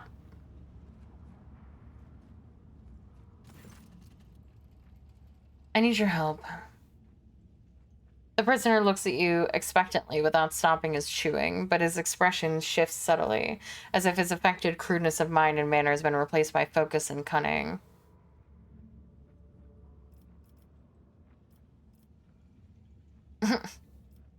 I'm planning to escape. You coming with me?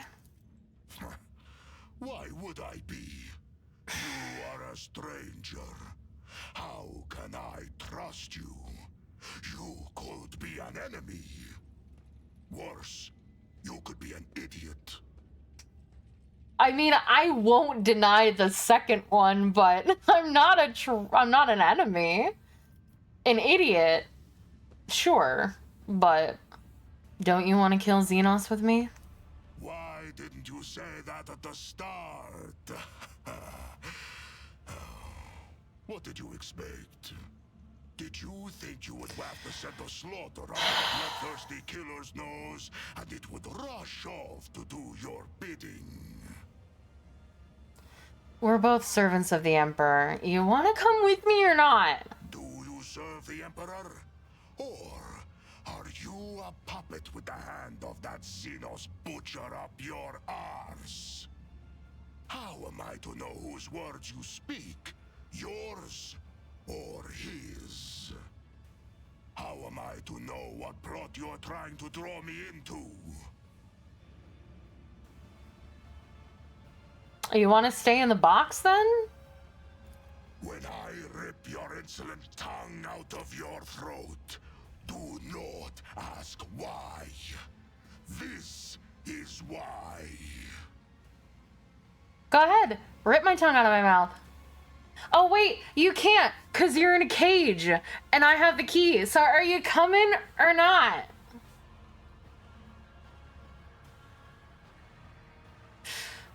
Fucking come on. Hero, is that right?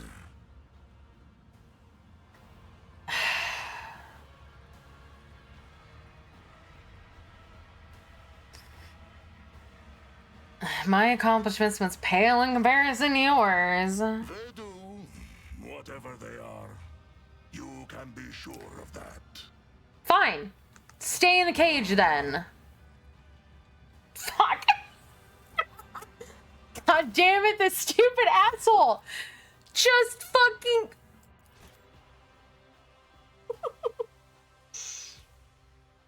I hate him. I hate him so much. He's so annoying.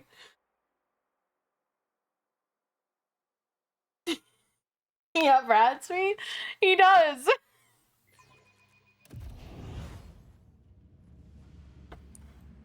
Where even am I? Oh, right.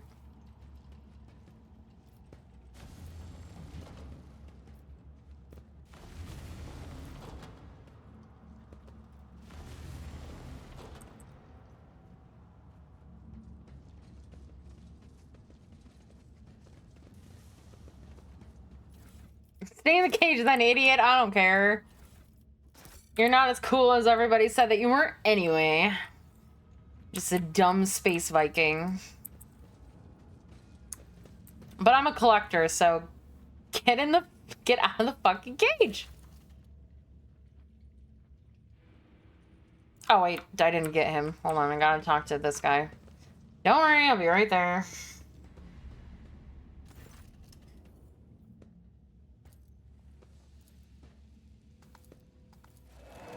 Ow!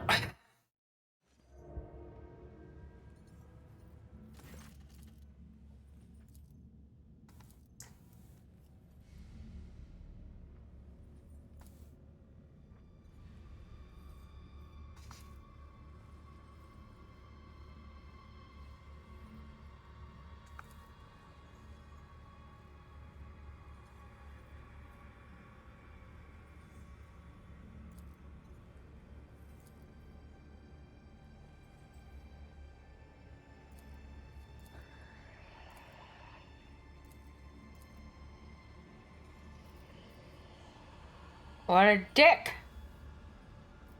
Is there a reason to give him the materials? I guess I will.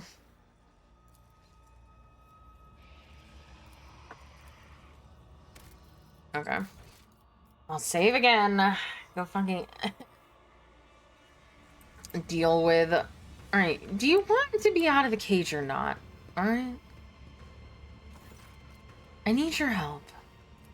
I'm planning an escape. Do you realize who you are bragging to, mortal? I have faced enemies in 1,000 battles. The bodies of those I have slain could pay the path from Fenris to Holy Terra. My name is known to everyone in the chapter. Really? Because to me, you just look like an idiot in a box. Well, I think I have heard of you. You truly are stout-hearted, they say, and have proved yourself in the past. Very well. It will be no shame at all to go into battle with you. Even though you cannot hope to compete with an angel of the Emperor for sheer glory. It seems Tervantius is not as clever as he likes to appear if he's letting me out of the cage. The joke is on him. Good steel I have already. But if we are going hunting, I will need my wolf skin.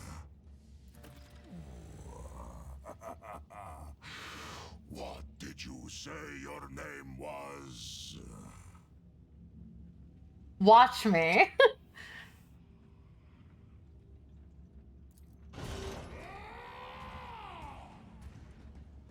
Oh my god, he's so fucking big.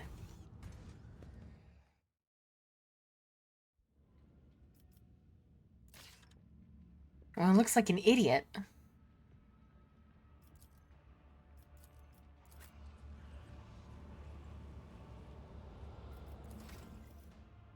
Alright. Fucking dumbass. He takes 4 spaces as a comment? I bet he does.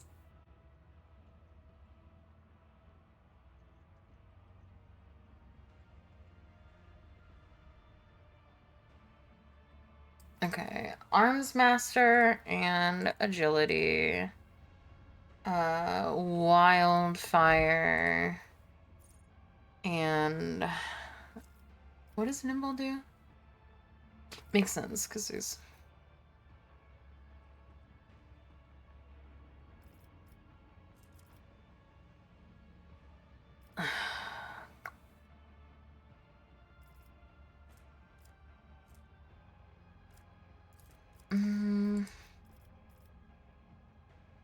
adaptability.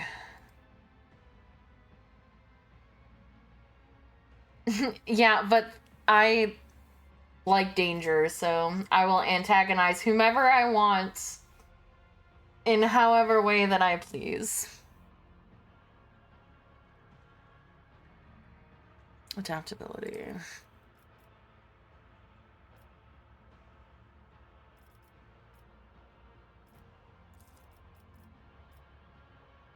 A bolt weapon expert.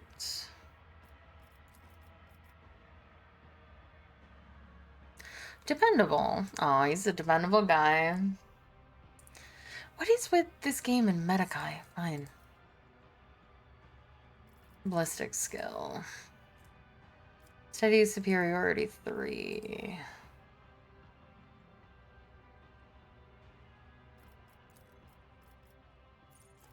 Always ready. Toughness. Training agility.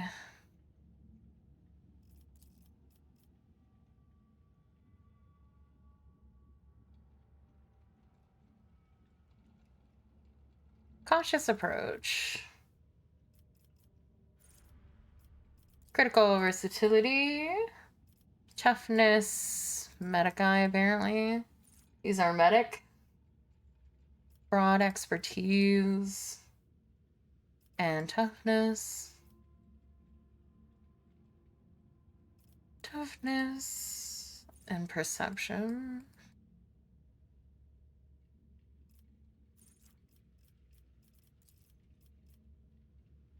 And number 4.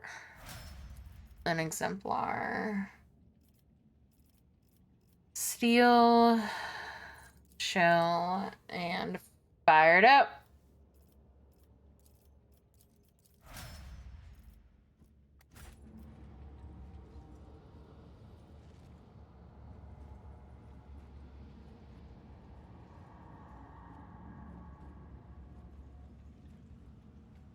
Alright.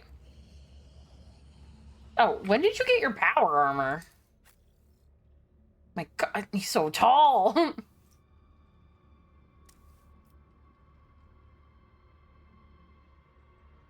Jesus. He's built like a square. Alright. Hey, what's up? Can we kill you now? Oh, wait, I don't want to kill you by myself. God, look at him.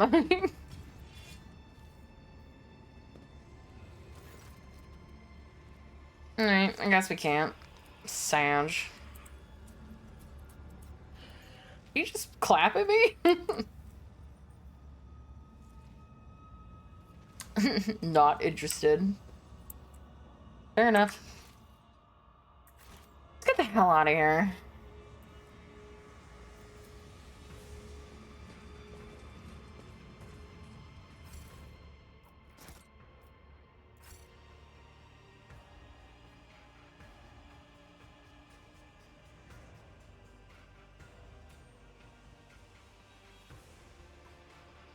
And then we go back to the pit and we talk to everyone.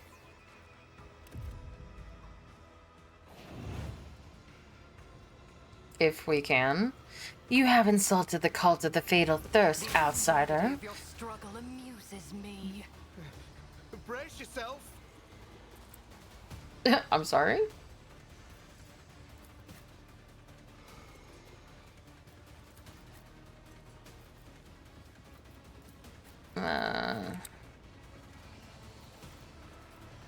Avalon can come here. We'll put the Space Wolf here. I'm surrounded by my boys. And then honestly, Cassia, you can come over here. No, it's actually probably better for you to be here because you can attack us from there. Oh, she's gonna gather up everyone and murder them all. It's gonna be fun. Nice job. Clap, clap, clap. Oh, they scattered us all. What a dick. I've suffered worse. Oh, well, that's annoying. Can I gather as many people as I can here? Isn't this a job for the stars? Satisfying demise. Perfect. Now you're clad in scarlet.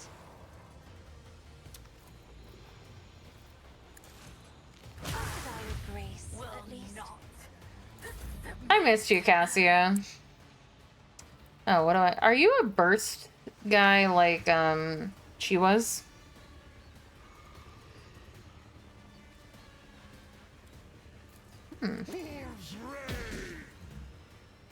Oh, that's... I'm an idiot.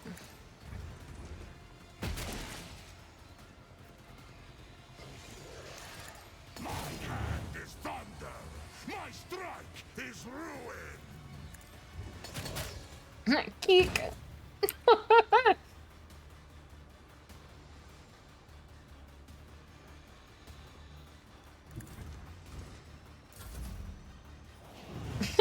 He's on the ground. Just a minor setback. What are you running for? Ow.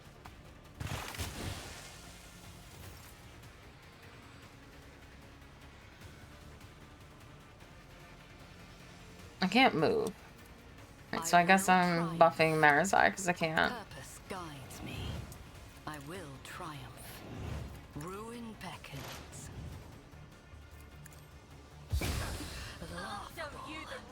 Ow. I will not stoop to this. One step closer. There is no mercy found in my heart. I'll put my psychic abilities to use. But of course, Lord Captain, let's see to it that we guard my momentum. I won't object to it.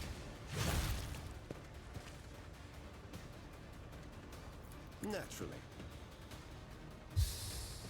But of course, Lord Captain.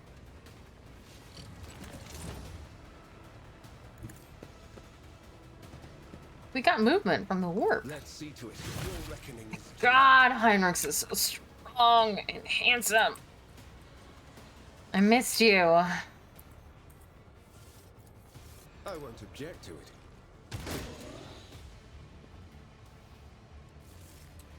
Not sanctioned to do this.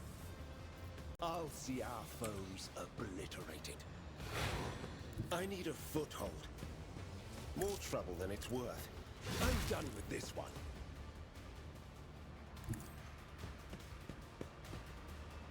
Let's see to it. Where's the last one? Oh, I can't get to him. You're so lucky. You're so lucky he can't reach you. Holy terror! Smite your enemies! The Inquisition sends their regards. Try harder! Oblivion approaches.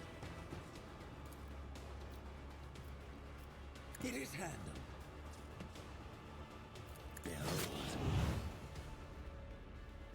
Don't distract me. Mother's plaything broken already? The already familiar baritone calls out to you from the shadows. The key unlocks a door that then will lead to one that only happenstance will free. Your chance will be, to me, the bolt will cede. Your part comes next to break the bonds and flee. To you, the merchant vagabond, I bring the gift of providence. But will you look? Cassia clutches her head at the sight of the harlequin, and scarlet blood starts trickling down her cheeks. Your colors, Xenos, are fractured and wrong, as if refracted through a distorted prism. What should have familiar is dispersed, and the bedazzled shades won't stop twisting madly. The Xenos, tilting his head to the side, looks at Cassia with curiosity. So many things can three eyes glimpse at once. Shaels, veiled paths and caverns of the soul. But with 1,000 sights you could not see the wrecks of fate beneath reality. Past creaking waltz will twirl you round in halls of intertwining serendipity. But not just yet. The dance calls for a pair. Your partner is for now tied up with me. I do not understand.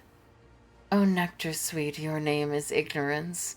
Make sure to savor every last drop before your glass is drained by insight in a blink. At the sight of Mara's eye, the harlequin lets out a nasty chuckle. The trapper caught in snares of his own make, the plotting of your play was up to snuff.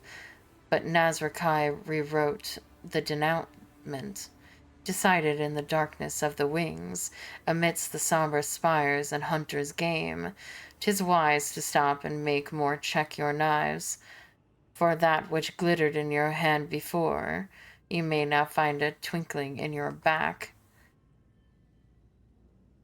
Mara's eye is squirming with rage he does not dare to unleash on the harlequin here and now. His hiss through clenched teeth. All who have taken part in my downfall will be exterminated. And sooner than you thought, my merchant thief. Just like a drop of ink you fell upon the page before this play's dramatic end, where in your own kin's blood you will see shed. Perform the lines required, and vengeance will descend upon the stage and play its part. And then away from the spires on merchant's trail, across the world's a perilous road you tread, and death you will find there, and also a path to remedy your second enemy. Mara's eye digests the harlequin's words in silence. At last a shadow of a usual smirk flashes on his face. I hear you, Arabenian. You've helped me more than once already. I'm listening. Both opening and warning is my boon. Your fate hangs by a thread drawn breaking tight, but will show a patience opportune. The merchant certain death will turn to flight. You stride not into battle, not but a snare of guile and strife, a neatly woven net. Lust's mistress lifts her sword into the air, and baying for your blood her pack does set. So dance a ring around oblivion, await a sign from night's own melody, catch sight of it, and then make haste begone. One yawning mouth, one leap to set you free. So Kikoros is planning to kill me in the next fight, but you feel great joy? That's awesome. But you are ready to effect my escape. All I must do is survive the arena, wait for your sign, then run. You cannot possibly mean into a literal mouth, so you must mean for me to leap into a portal of some kind. Do I have that right?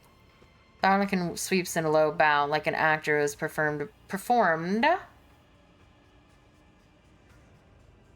Ooh, that's fun. Like an actor who has performed before a true lover of high art. He seems satisfied with your answer. The Xenos lays a finger over the mute lips of his mask and vanishes, as if to convey that your conversation is a great secret only known to the two of you.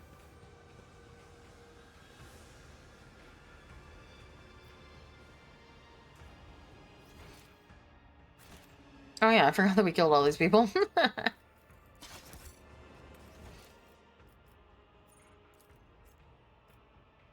I want to go to the pit.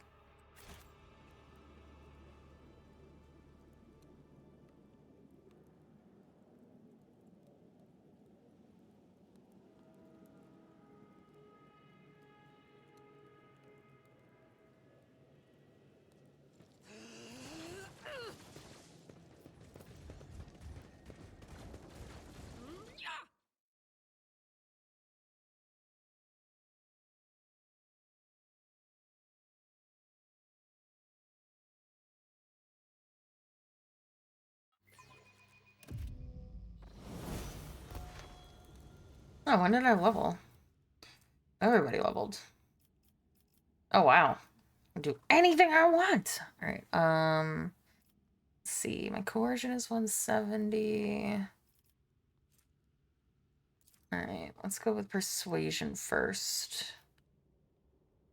Psyker stuff. Psyker Majoris.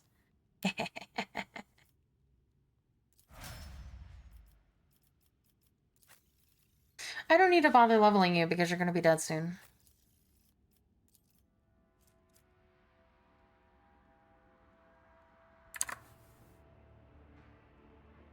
Alright, I have to open up everybody's stuff. Pascal. And Heinrichs. And Olfar. Alright, so who's this? This is Cassia's.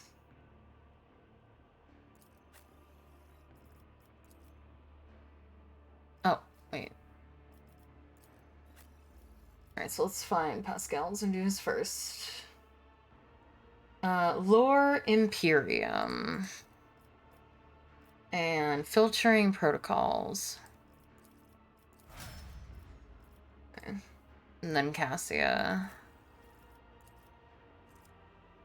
Persuasion. No, we don't need persuasion. We need lore warp for her. And then hidden advantage. Okay. And then Abelard.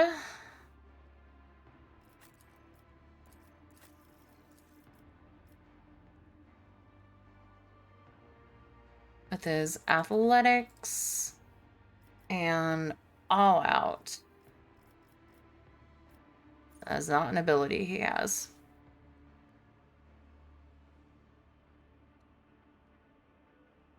Okay.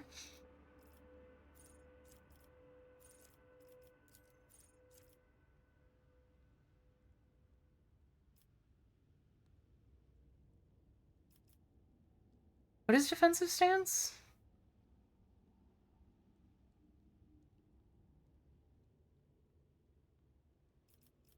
I guess I'll take that one because I think the defensive stance is the one that I use a lot, the parry one. Heinrichs. Yours is athletics. No, we need to do demolition for you. And broad expertise. No, I want... No, sorry, I'm gonna end up doing that. What was it called? Broad expertise. What is with these that don't exist?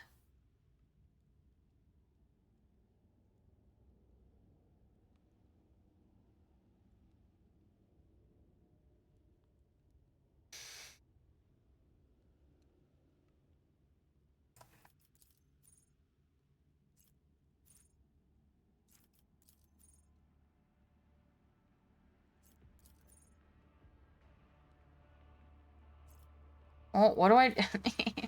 So annoying.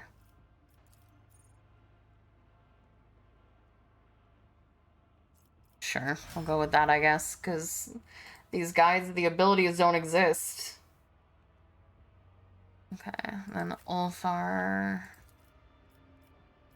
is Medicae and Blood Haze. At least yours exists.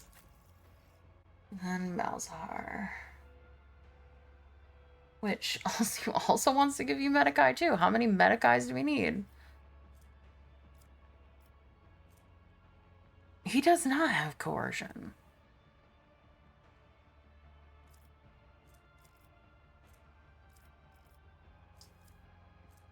What do we give you? I guess we give you awareness.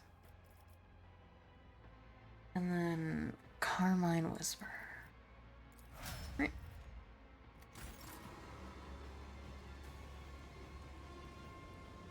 Oh, okay. Yeah, because I made him an assassin. That makes sense. Hey, Ulfar.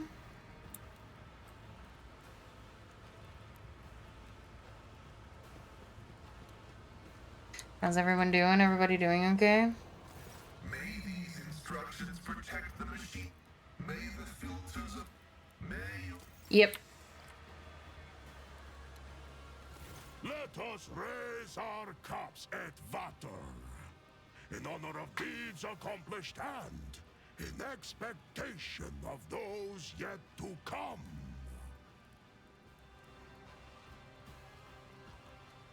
I'll be right back before this long-ass conversation happens.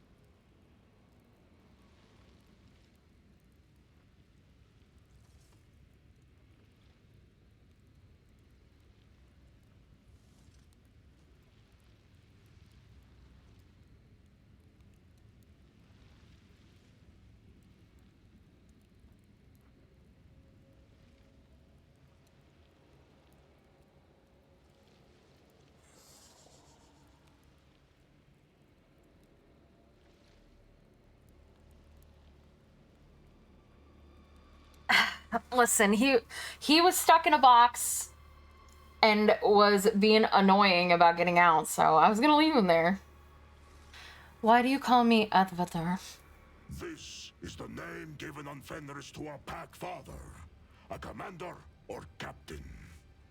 An Edvatar answers to a Jarl, the commander of a great company. Since you are the one who commands your crew, and I follow you at present, I am granting you the honored title of Edvatar. You, of course, are a maiden, not a father. But we have no word meeting maiden commander in our tongue, as all space wolves are men.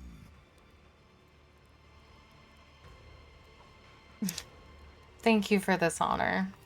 Be worthy of it, and see that you do not disgrace this glorious rank. How are you planning on getting out of here?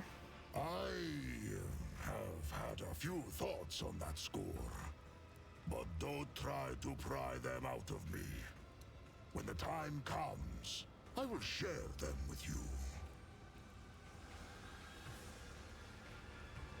The giant space marine costs you a sidelong look, grinning broadly. Wiley's self-satisfaction is rich, large across his harsh features, though he tries to hide it. Goddamn perception check.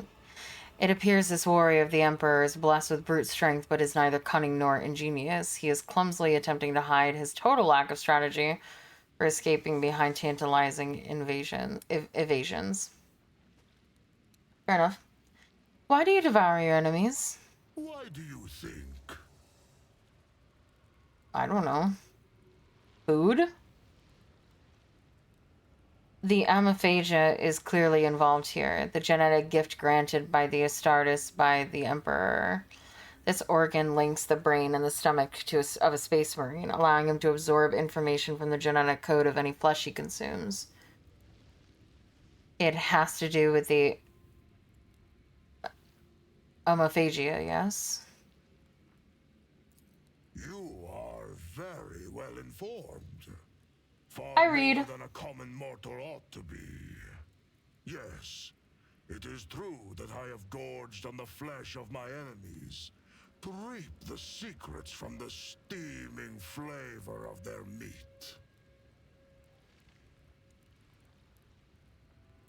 I have slain many Xenos and feasted on their flesh.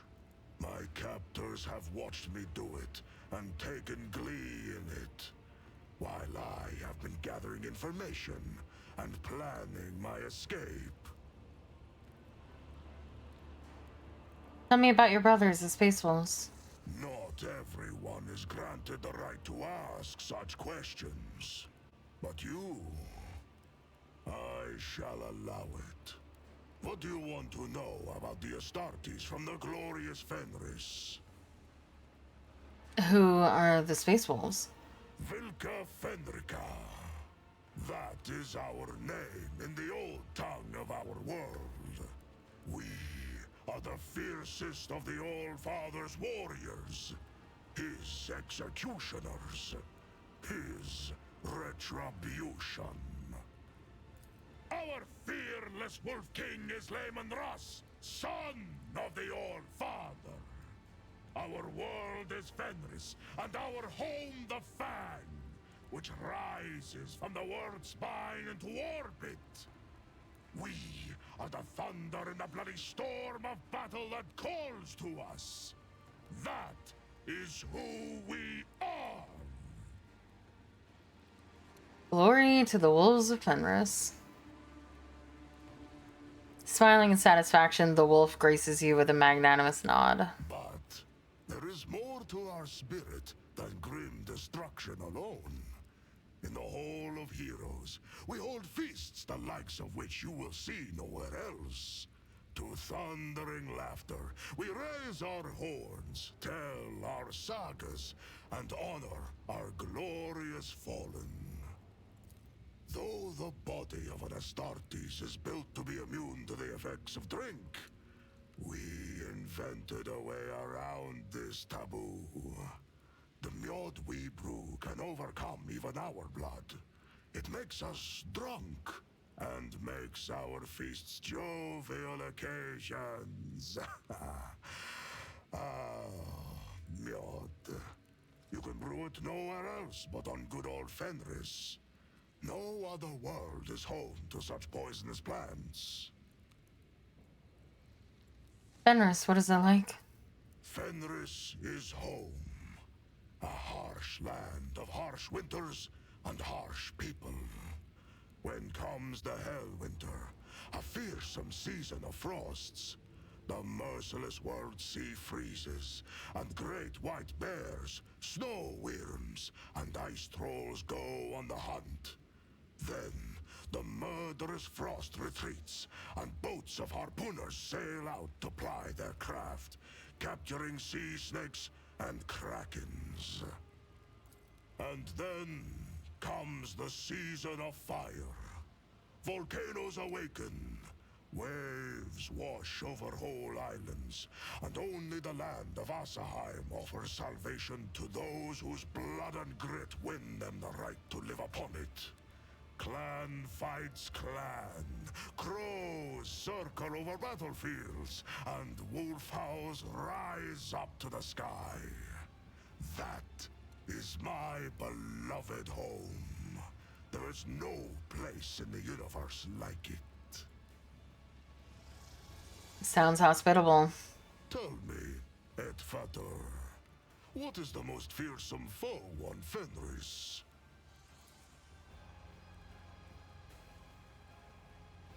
You mentally go through the list of the deadliest creatures on Fenris, but your thoughts seem to settle on one strange name, Wrath Badger.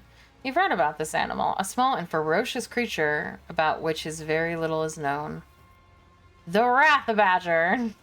No, you are... What? Why the Wrath Badger? Little is known about it. That means hunters fear to encounter it, and it is the most dangerous. Very good. I hope to tell you about the black curse of the Wolfen, but your answer wasn't bad either.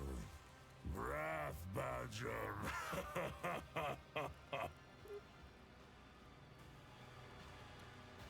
He seems like a good time. I still wish to hear about the curse of the Wolfen. The curse of the Wolfen is the most fearsome and most terrible foe on Fenris. In the heart of every brother, there lives a dark beast, bloody, and forever ravenous. He hungers to kill, not for glory or duty, or his battle brothers, but solely for the sake of killing. For he who falls to that dark beast, there is no joy or thrill in slaughter. There is but dull rancor. In icons I've seen, Stardust look much less wild. Our gene seed is unique. Lehman Ross blessed us with the Canis Helix, a genetic gift that heightens our senses, making them sharper than those of brothers from other chapters. The Canis Helix kindles a bloodthirst in our hearts and changes our appearance to resemble the lethal wolves of Fenris. For a Space Marine chapter, you're far from unorthodox. Or far from orthodox. The wolves do not take orders from outsiders.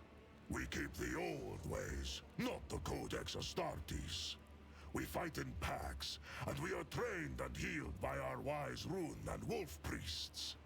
We do not find honor in adorning ourselves in laurels, but instead etch the full names of our fallen kin as a promise of vengeance, and draw strength from that promise. Nice. What do you believe in? We believe in the great wolves, in the deadly black men, and fierce Drakan the Thunderwolf, in redoubtable Hagar the Mountain Wolf, and in the bloodied Hunter. In the wolf that stalks between stars, who follows us wherever we may go. And in the uncanny two-headed Mordkai, guard of the realm of the dead. Only the great wolves show us their favor. The others are more malign, but each teaches us a lesson. For that, we praise and honor them. Does that mean you don't believe in the immortal Emperor of humanity as a god? The All-Father is not a god. He is the best of all humans, our perfect forebear. His blood flowed through the veins of Lehman Ross, and Ross's blood flows in me. Does that make me a god? My respect for him has no end, and I am ready to die for him.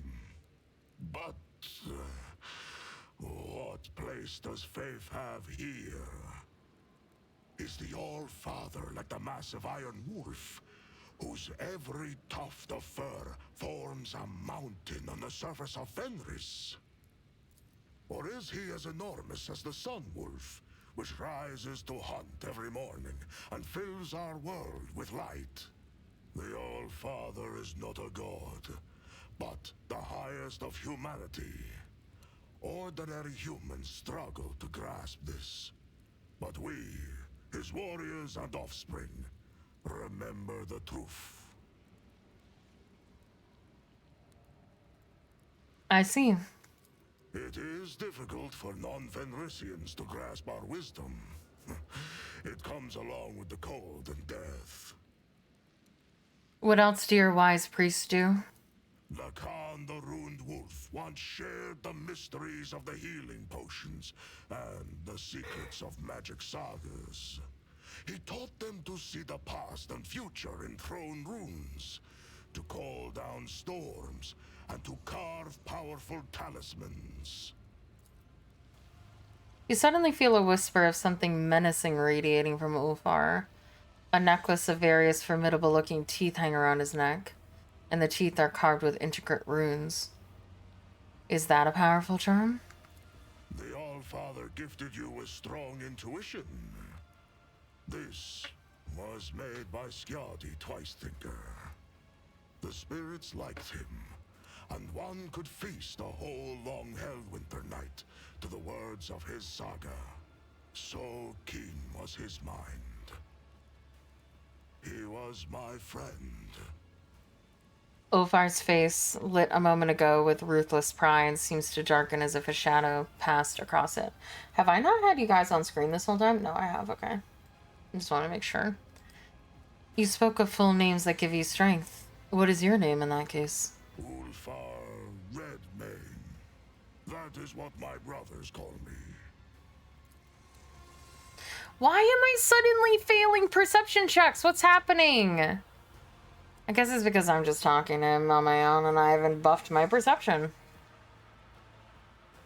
The primitive culture of Fenris could well have bestowed such a simple and banal name upon Ulfar. There's nothing to wonder at here. All you feel is pity for the space wolf.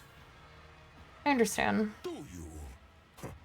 And there I was, about to round off my story with a short 400-verse saga about the gifts of Lacan the Rund Wolf. Should what I told you reach other ears, I shall take your tongue.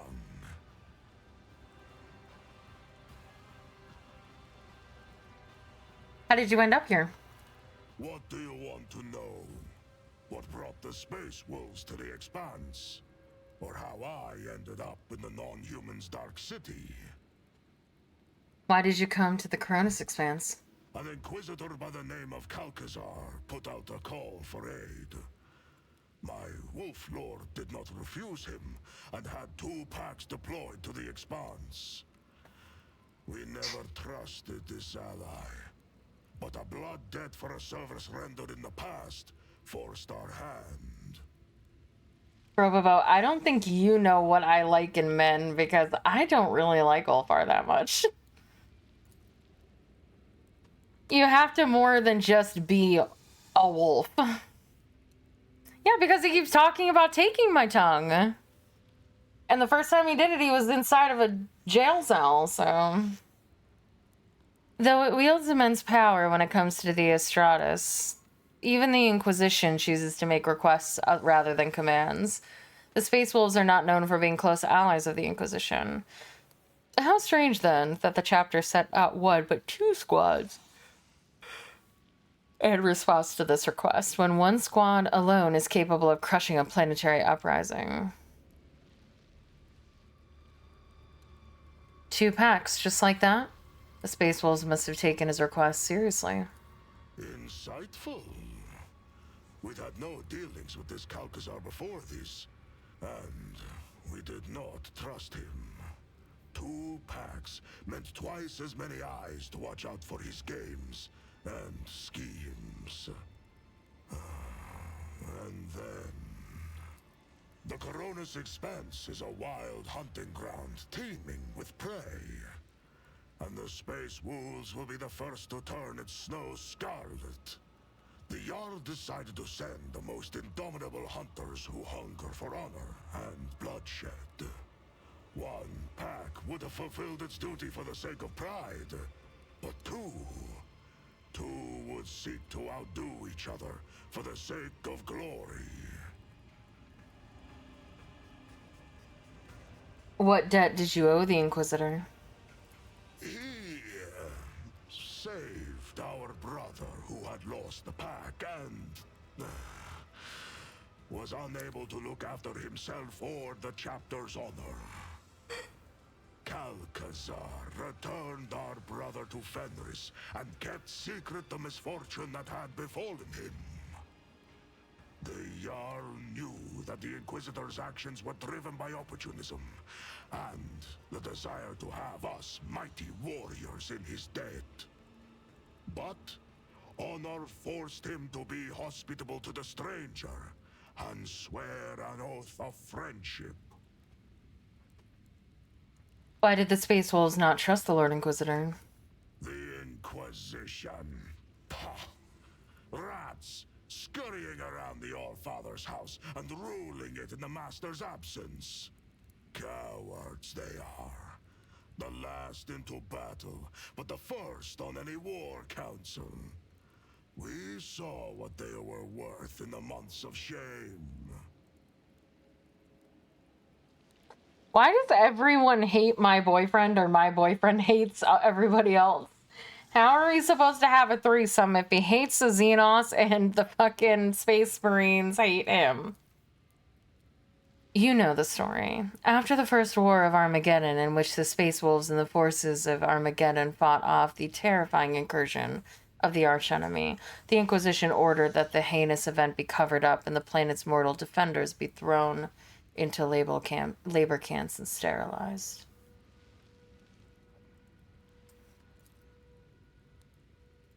The wolves defended their erstwhile comrades and evacuated many people on Fenris, or to Fenris. The confrontation ended in a bloody massacre, and the courts of the Inquisition have not appeared in Fenris's system ever since.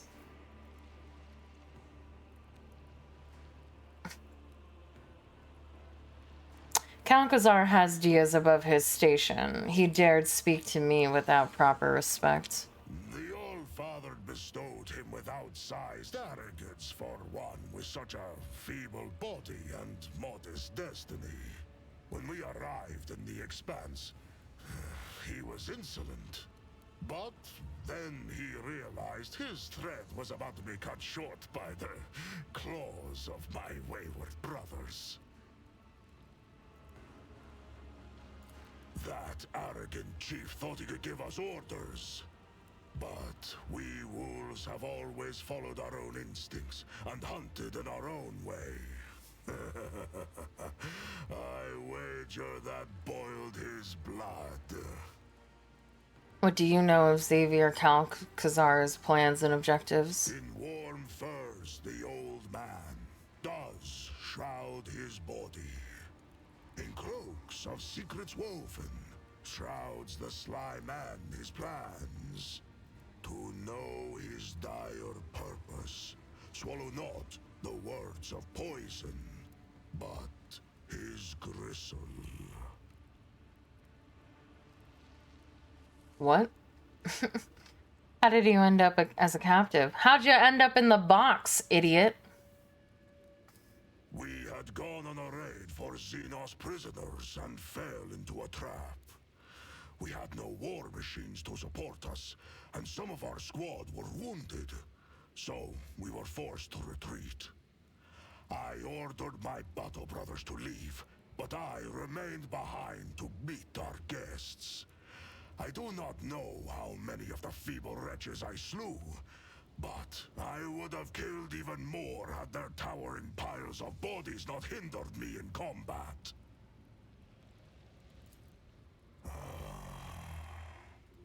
They wounded me and captured me. They froze the joints in my armor. When they dragged me to their ship, 2 of my battle brothers descended up the Xenos and tried to free me. An insane plan, but it almost succeeded. Almost. And so there were 3 of us taken captive. And then there were 2. And then I was alone once again. What happened to the other 2? They fell with honor. Your fallen brothers, who were they? Their saga is one I will not sing to you. You have spilled no blood with them, nor shared with them meat unmewed. Their spirits might be outraged if they knew I had sung of their deeds to a stranger. So you just never tell anybody else about these great warriors? I'm sorry they died. Yes, so am I. Tell me about your time on Komarog. These are dark days you are asking about, Edfater. Let my keen-edged friend be a witness to the ferocity of my words. I was given to Tarvantius for his amusement. In the arenas of Camorra, Astartes are a rarity. And he sent me out there to kill gladiators. Living as an inglorious butcher and a Xenos' puppet, I hated it constantly, every moment.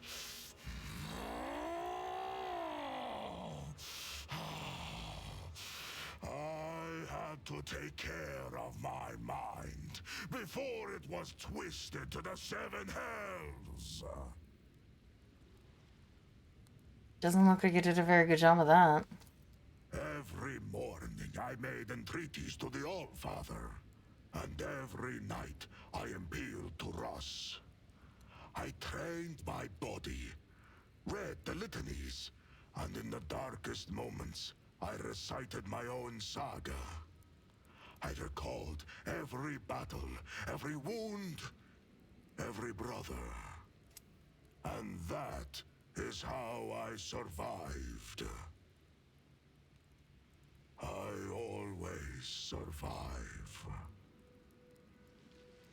I see. This was a bleak saga, Itvator. Answer a few questions about yourself? Instinct bids me to remain silent. Such knowledge is not to be shared with just anyone. Only those who possess my complete trust. Alright. Fenris Hilda, Itvator.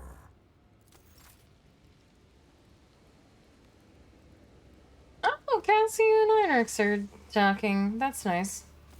Fucking stay away from my boyfriend! What a relief to be talking to you again. Your soul shines like the gold of the sun in the darkness of this place. How are you holding up? Can words ever describe the joy of being free? As for the rest, don't worry about it. I am the blood of House Orcelio, its heiress, and I will overcome any ordeal to return us to the Expanse. Do you know where we are? Somewhere in the middle of the Dark City, I suppose. They say the human mind cannot fathom the bounds of this place, for the Imperium's largest hives look like grains of sand in comparison.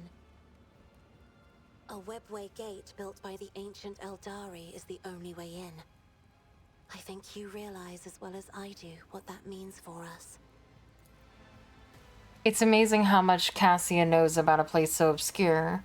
It's unlikely that House Orcelio library confines itself to volumes written by the Imperium's chroniclers, although shunning sources of the more prohibitive variety. I wonder what colors you see around you. There was only pitch darkness inside the Homunculus' artifact. But there is scarcely any more light in the streets of the Dark City, in whose blue-black haze I am almost blinded by pain. Clumps of brown and dark green blend with the settling ash of misery, all woven together in a tapestry of every shade of darkness. Sadly enough, a lot of what your eyes saw in members of my retinue have turned out to be true. What do you mean, Lord Captain? As you may have noticed, we're here because of Verliet. I am sorry, Lord Captain. I should have glimpsed the earthen hue of treachery that creaked between her teeth. But Xenos colors are so rank. The variety of hues becomes maddening as soon as you rest your gaze on them.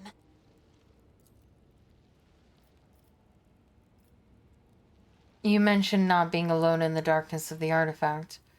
Was it a figment of clouded reason, or was there really someone else with you? It was real, Lord Captain.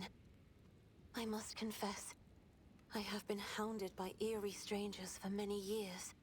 In my dreams, visions, and warp scryings. Maybe it was Adira. They are tormented. They shout something I cannot make out.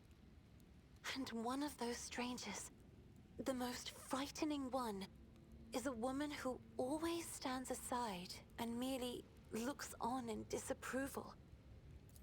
Unlike the others, her image manifested itself more clearly each time.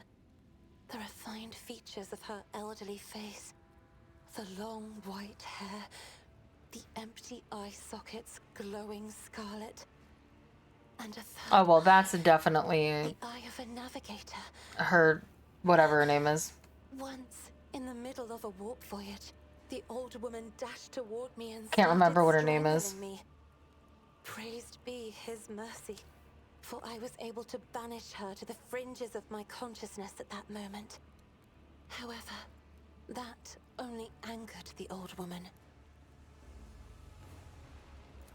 I began to see her ever more often, in shadows, at the edge of my vision, in my own reflection. And it was she, too, who waited for me in the darkness of the homunculus's cage. I know it for certain. Now, you know the last of my secrets, Lord Captain. Do you think I'm going insane? It was Tisiphone? Tisiphone was her name? The old woman resembles you a little too much, don't you think? I had the same exact thoughts. But is that not a wild conjecture, even for a navigator? Or am I simply going insane, as unworthy scions of my family have? We're gonna be fine. Try not to squander that sky blue fabric of hope, Lord Captain. For others' colors too lighten when they are close to you.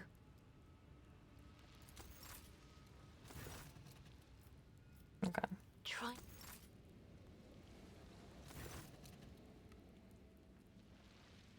The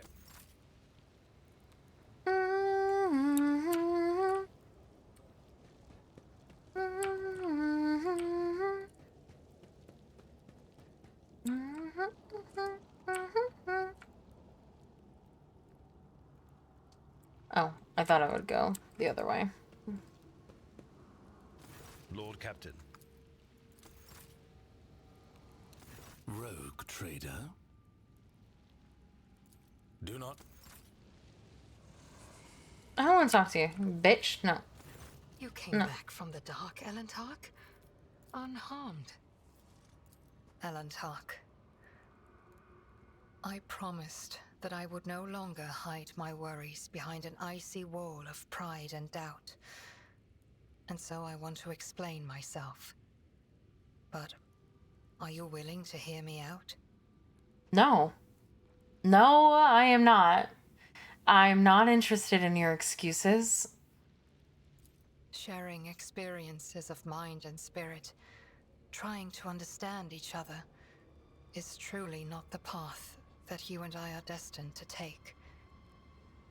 You still see me as something dangerous, something alien. And I cannot blame you for that, Elantark. I understand, and I accept your answer. That's such bullshit, Yurliet. I literally never once treated you like an alien. I'm not treating you like an alien. I'm treating you like a traitor.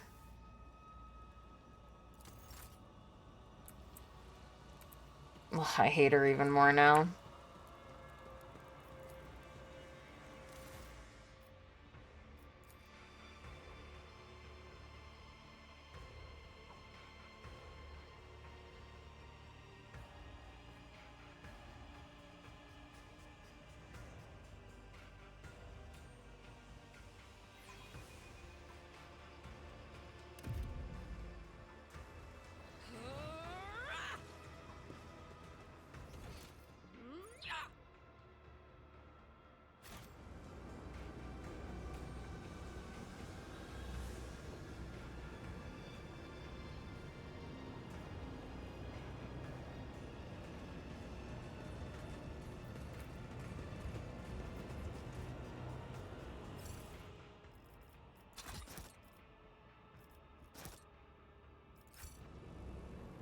You ready? What do you want? The Master wishes for you to send Ki Keras on a swift journey to She Who Thirsts. Do not expect a fair fight. This is your execution. However, Ki Keras is incapable of adequately assessing whatever she fails to comprehend, and therefore you stand a chance, albeit a negligible one. Should you survive, do not return here. The witches will seek vengeance, which is why the Master has already left the chasm and found new patrons. He suggests you do the same. So says the Master. The monotony and accuracy with which the monster repeats Cervantes' words reminds you of the way servitors communicate.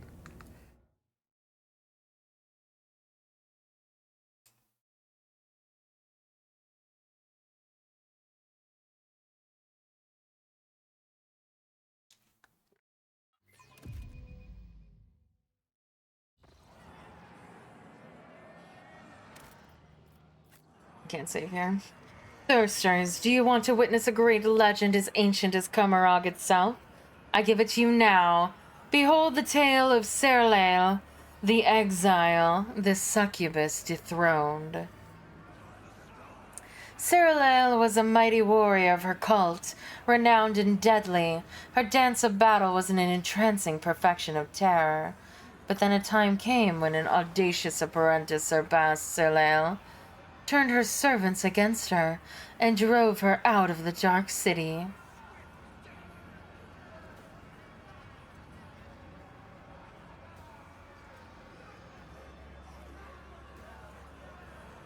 She wandered the webway's savage wilds and slew scores of their terrible horrors as she fought for her life.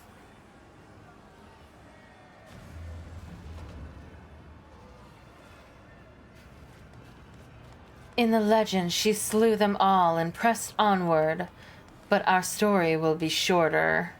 Kill.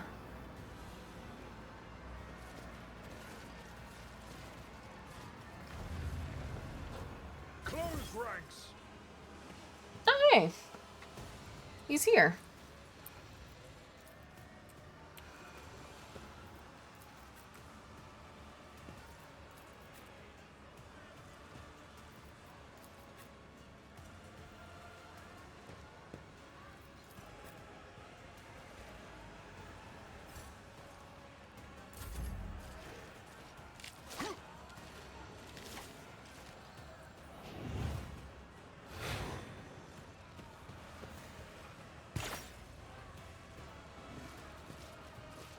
Oh, I never clicked on Cassie, I don't think.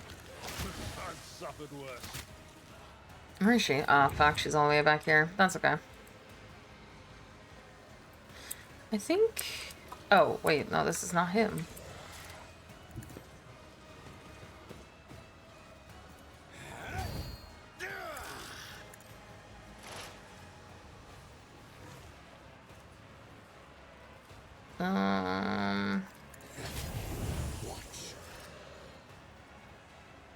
It is Hannah.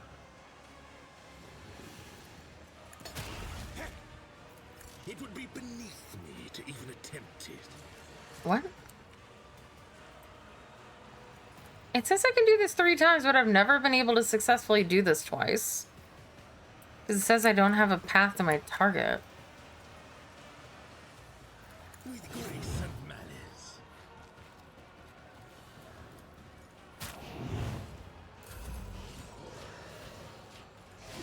There is an open space behind.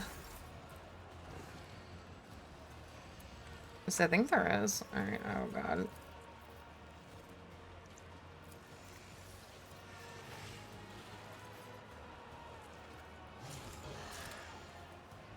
Okay.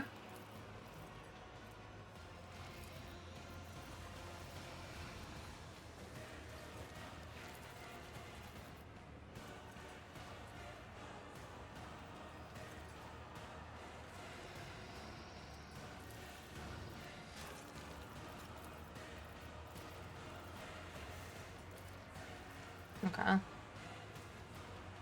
None can do this better than a warrior of the All-Father.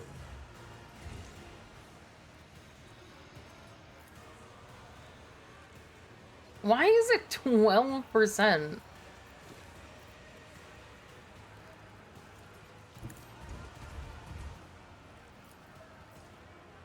See how the feel the icy bite of death.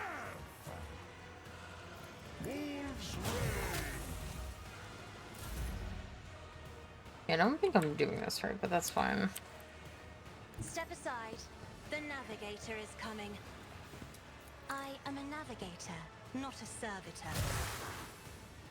Isn't this a job for the serfs? Dare you! if I may.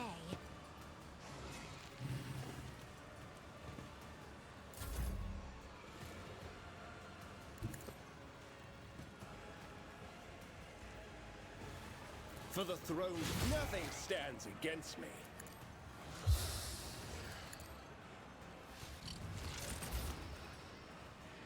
Let's see to it. But of course. He's so fucking strong.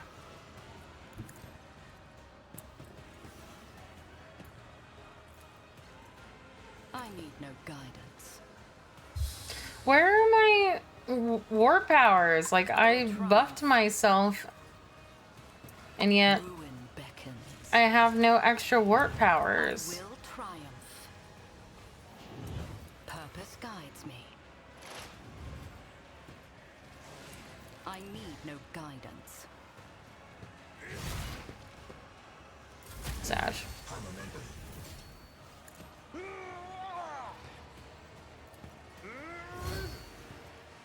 Victory is imminent. It will be done. I will do my duty. It will be done. Ow. Ow. Live. Ow.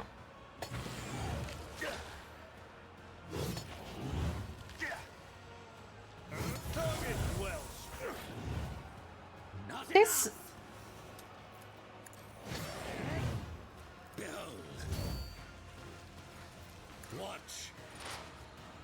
Behold. Revel in your terror. Okay, relax. Oh. Watch it, you rusting, stinking sons of trolls! When Fenris is in battle, who shans bleed? Corpse play. Wolves reign. None can do this. They got the All-Father's worthy instrument. Wolves reign.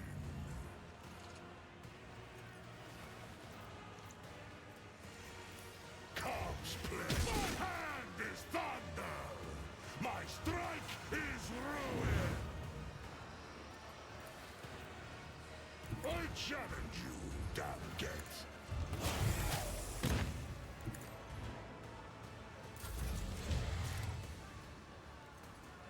Me? If you insist, Lord Captain. Isn't this a job for the serfs? That is foolishness. Me? If you insist, Lord Captain.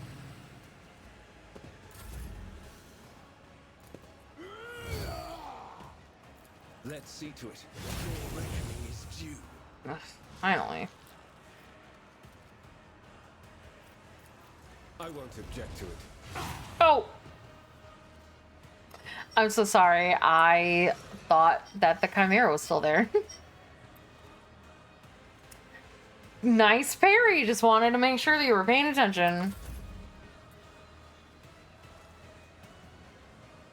Descend upon the weak. This is beneath me. Purpose guides me. Ruin beckons. One step closer. I won't waste my time on that.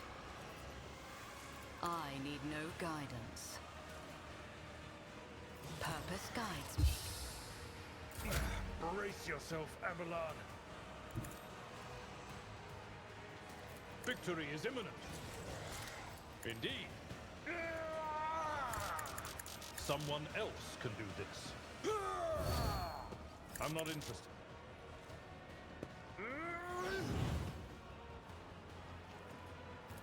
It will be done. At your beck and call. Damn. Kill beans. I thought that said friends, so it makes more sense. I will herd the prey. Don't distract me. I love that I'm distracting. With grace and magnify you, warrior of anguish. Watch, I revel in your terror. It is handled. Why did you have to miss? Behold. I am not a vessel for pain. I am its master.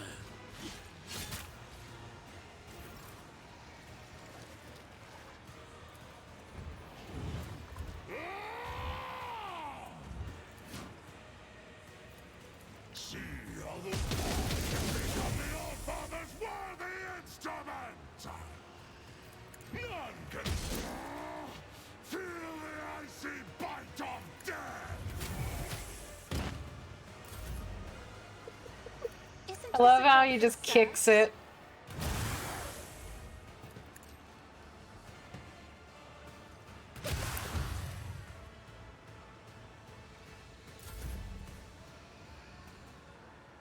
The Emperor is on our side.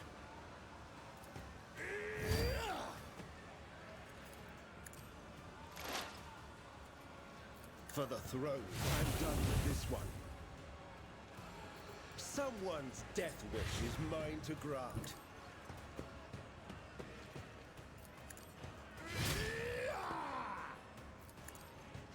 Nothing stands against me.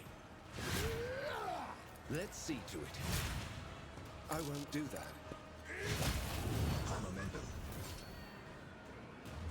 Even the monsters of the obscure sectors of the webway feared her and fled out of sight.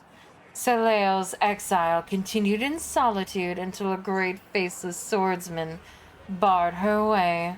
He wished to test her.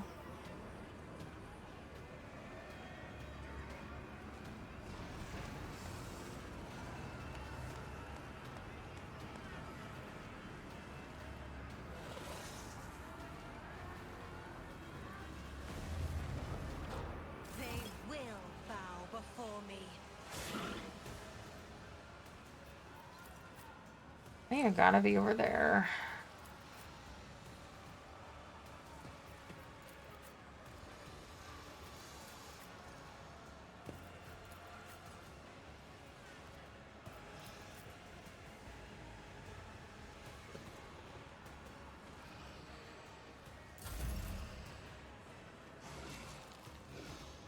Okay.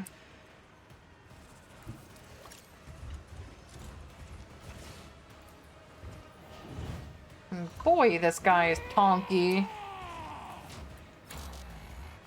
I don't like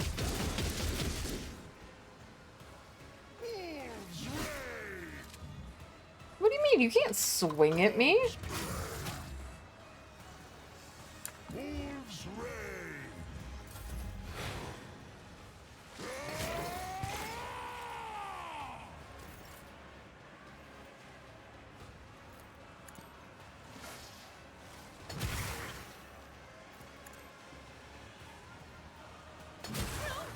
These ruby flashes are choking me.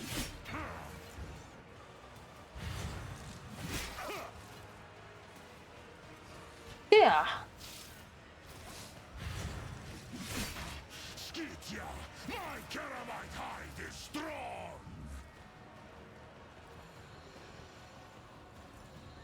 I reject the very idea. I will triumph. That's the one that I'm using, right? Purpose guides me. I need no guidance. Ruin beckons. Everyone, step aside. Purpose guides me. Ravage and conquer.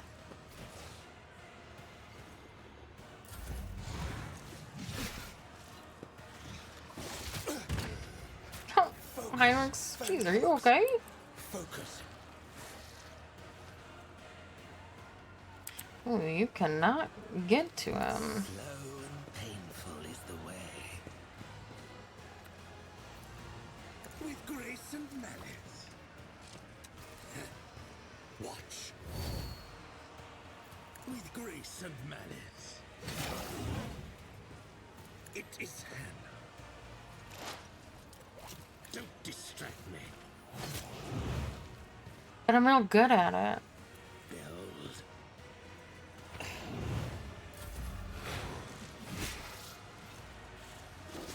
Bring it on. I miss Gobblemon. Alright, we'll play some Gobblemon tomorrow.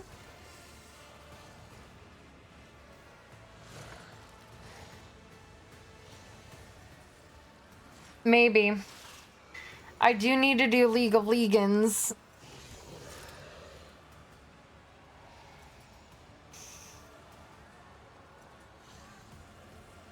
We'll see how far I get tonight, and if not, I'll do League of Legends on Monday. Worse battles than this in my time. It will be done. I took care of this one. Not yet. I'm working on it. Bested by Sir Leo's hand, the swordsman knelt and recognized her skill. He was no mere mortal, but the gods' creation with respect for all things flawless. As a reward for her victory, he offered Soleil a gift, the way to place where she could claim her vengeance.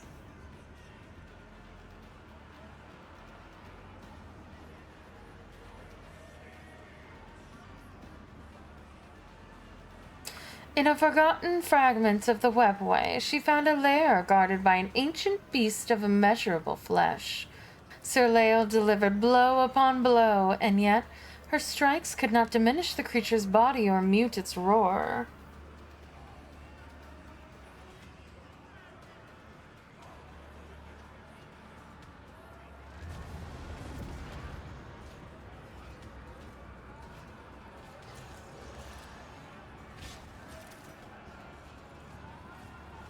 I see your darkened colors.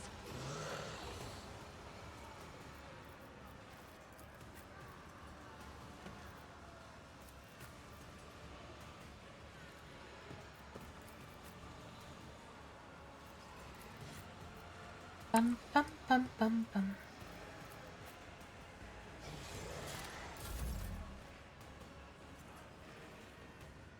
I'm not accustomed to being ordered around. Me. If you insist, Lord Captain.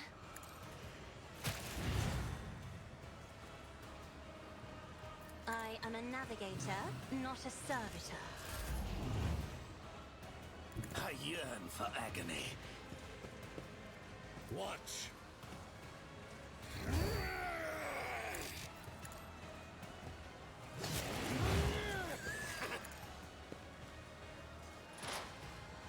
With grace and malice. It is handled.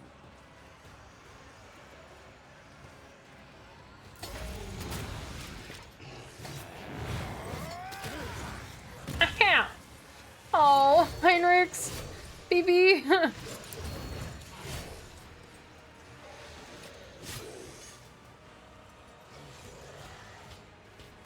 He's on the ground. It's okay.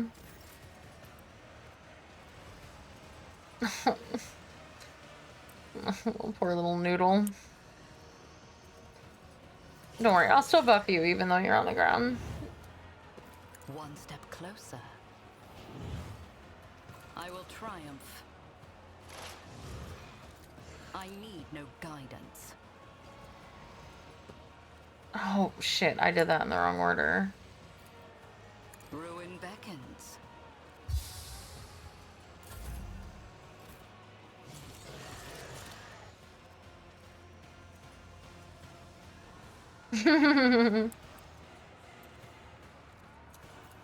At your beck and call.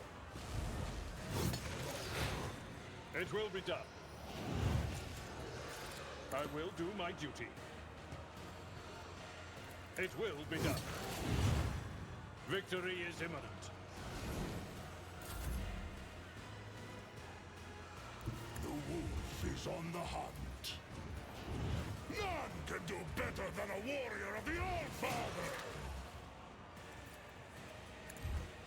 My is thunder! My strike is ruin! Ha! Wolves reign! Isn't this a job for the serfs? As duty demands. The beast of immeasurable flesh fell, for the infinitude of its being was no match for the needle of Saralai's focused will. She ran the beast through, pierced its heart, and ripped it free. That heart was the black crystal of Saika, the bestower of power.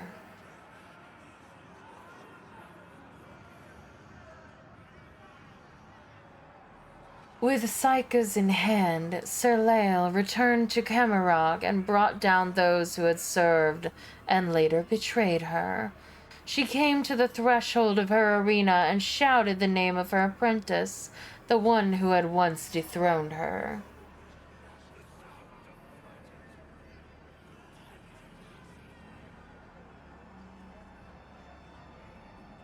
And hear her the apprentice did.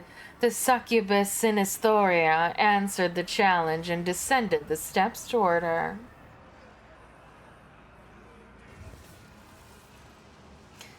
And killed her.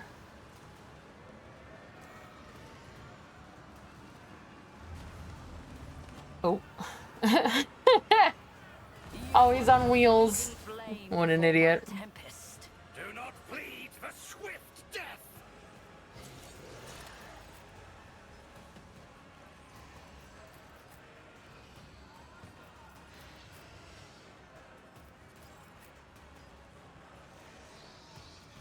Nah, I think he has to go here.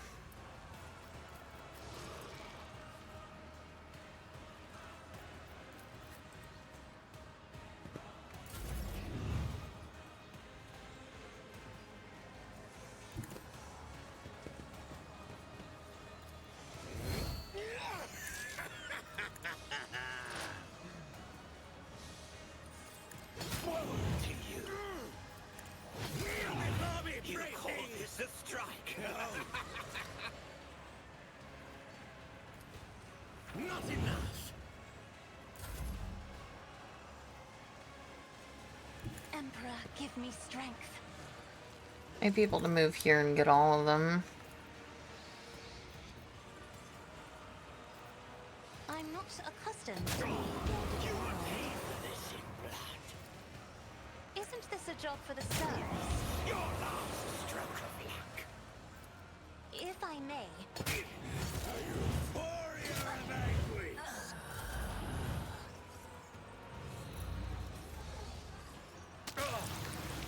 Pain and duty go hand in hand. Ow.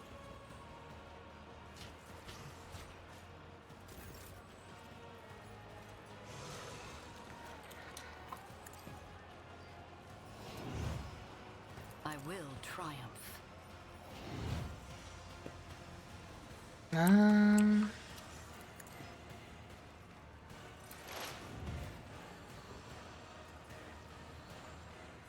One step closer. I'll put my psychic abilities to use. I will triumph. I won't object to it. Naturally. Let's see to it. I won't object to it. What a bitch! I hate you. Let's see to it. For the throne's glory. My master is The Inquisition sends their regards.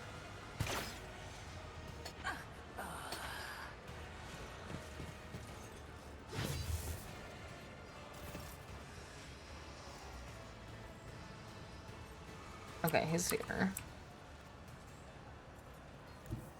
Our foes reek of cowardice. Cubs playing. Wolves become the All-Father's worthy instrument. None can do this better than a warrior of the All-Father.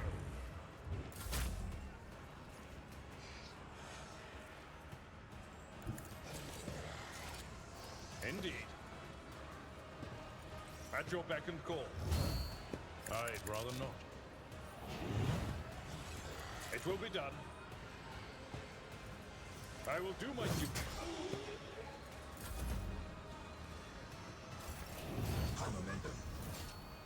Oblivion approaches.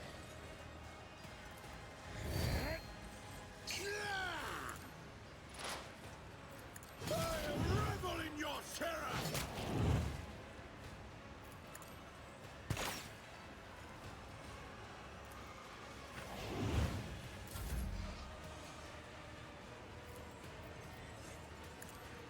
Another foe painted black. Try to die in grace, at least.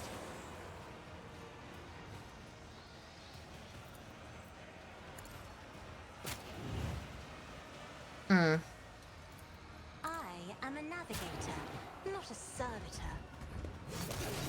What? Okay, Ulfric, what are you doing? Or Ulfar, not Ulfric.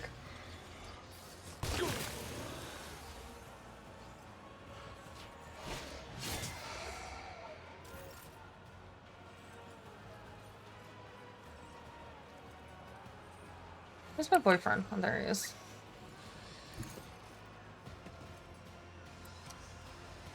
Purpose guides me. I need no guidance. Oh, can't see them.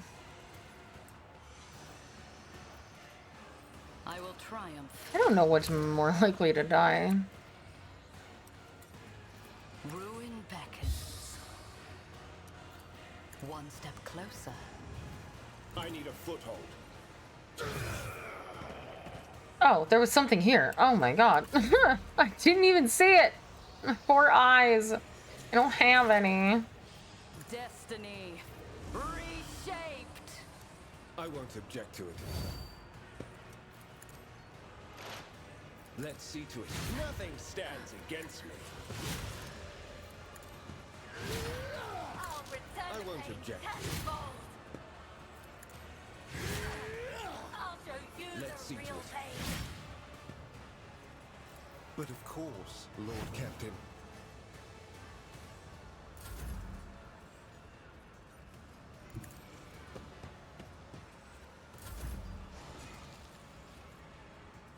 Let's see to it. Your reckoning is due. Naturally. Yeah, okay. Not sanctioned to do this.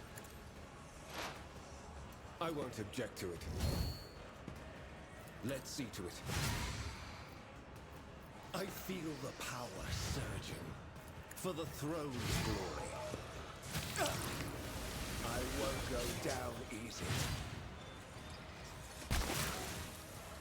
I didn't say you could walk away from me or interrupt my turn. Stop that. Vengeance will be swift. Naturally, I'm done with this one. The Emperor is on our side. But of course, the Inquisition sends their momentum.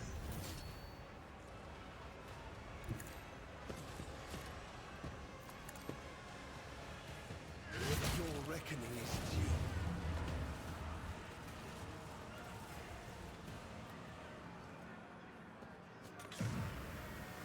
With me, my merchant vagabond, make haste. Something about the fog.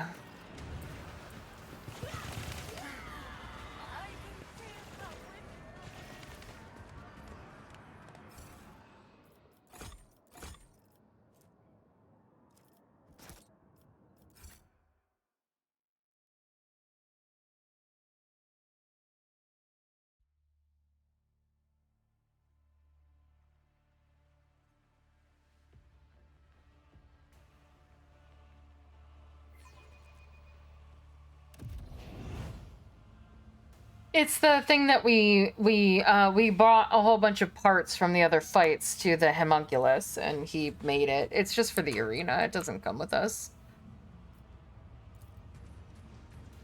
I'm sorry, I don't want to drink this. Am I stupid? Oh, I missed something. Yearliet. Oh, Pascal. The Envoy of the Poisonous Whisper. The elegant red-haired Xenos takes a sip of her wine-like liquid and gives you an appraising and somewhat surprised look, and smiles.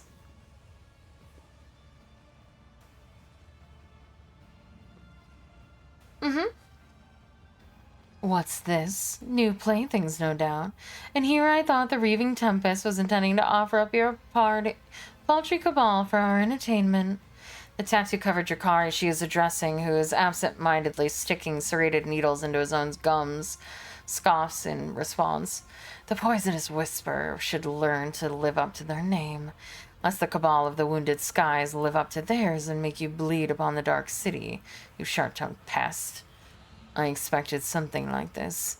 At least we are no longer in the arena. There are far fewer Xenos here capable of opposing us. Marazai turns his head, looking around the room and grinning in fiendish delight. This is one of the satellite towers of the main spire of the Reaving Tempest. What luck. Eumeris's throat is now that much closer to my claws. But first I have to deal with my sister's pathetic guests. A bestial growl comes from behind you. Did the jester bring me here to listen to these dung-ridden beasts practicing their meager wits? These blathering Xenos are making me angry. I'll kill them. Alvar, I wish to speak to them before you do whatever you intend to do. I'd have had enough talking with Xenos. Their words are thicker with lies. Once you let them touch your ears, you become a puppet pulled with their... I feel like I need to make him Irish. It's my only chance. I don't know. Because I'm definitely going, like, more Indian. Because I can't do Scandinavian. We will put to their death in a whirling bloodstorm. That will be a deed to honor the All-Father. What is this place? The outer halls of the spire of the Reaving Tempest. The esteemed cabal invited us to indulge in a small celebration. The poisonous whisper came as their desired allies. As for the wounded skies, I have no clue why one would invite them. That's enough out of you. The habit of talking to pets is ridiculous. It is time we toyed with her instead. The old plaything is nearly spent and its pain has grown stale. Words, poisoned words everywhere.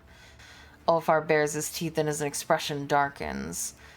I am so sick of you puny inhumans who know not the honest battle, steeped in the mire of your own intrigue. You have dragged me into the same mire as you. Is this proud warrior destined to wander your wretched lair forevermore, slaying Xenos for other Xenos' amusement?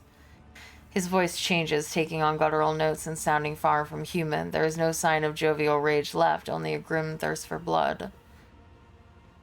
Oh, I like this one. I want to cut the tendons in his every limb and watch him burn in the fires of his powerless frenzy. And who's your old plaything? This knowledge is far beyond you, but I see no harm in humoring a soon-to-be corpse. This one is an exquisite delight, a farseer. Nothing can compare to their heightened psychic emanations. Most delectable. A farseer. Ramirez had a temerity to bring a farseer to Camarog, only defeated some scum from the Dark City's gutters. So which one of you is worthy of getting the first taste of my pain? And which one of you settle for scraps? You belong to the Wounded Skies. I will help you remember the name by burning it into your eyeballs. The Wounded Skies are always so hasty and so eager to rush ahead.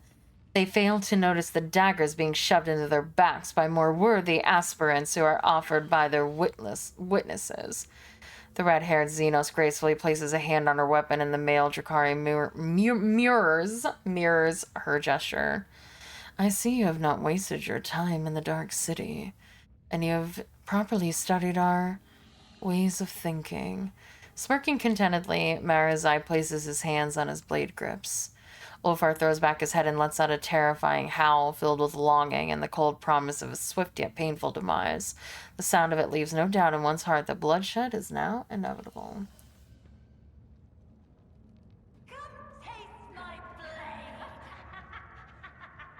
You hear the light footsteps of Xenos coming from somewhere. Couldn't read it.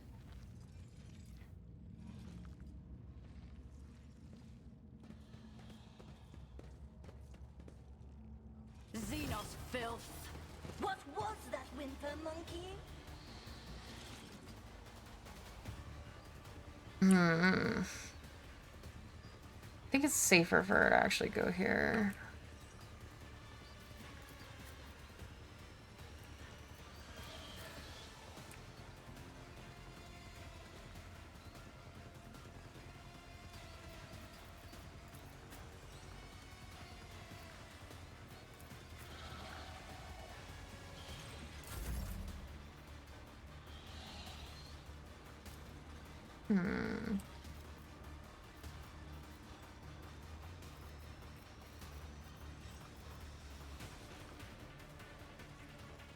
Isn't this a job for the serfs?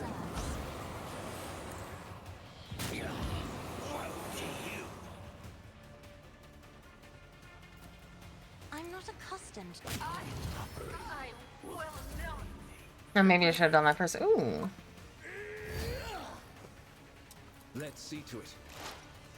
For the throne's glory, I will tear your heart out for this. Let's see to it. But of course, Lord Captain. Naturally.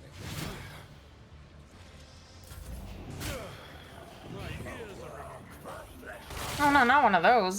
Those things suck.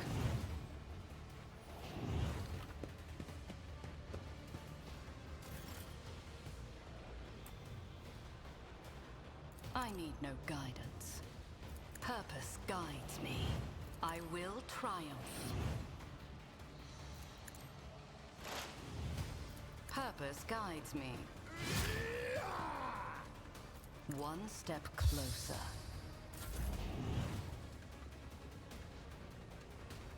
I will herd the prey.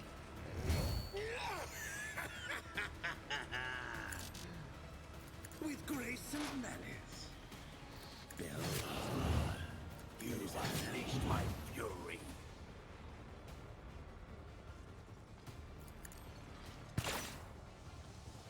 Watch.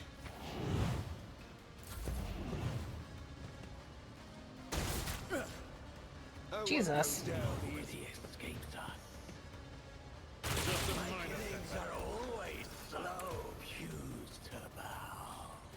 Tried and tested tactics are the best ones. It will be done.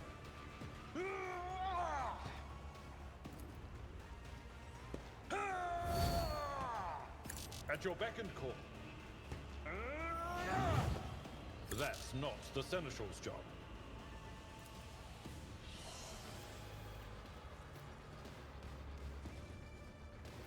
Really? I can only... Indeed. Victory is imminent. You will pay for At your beck and call. blood.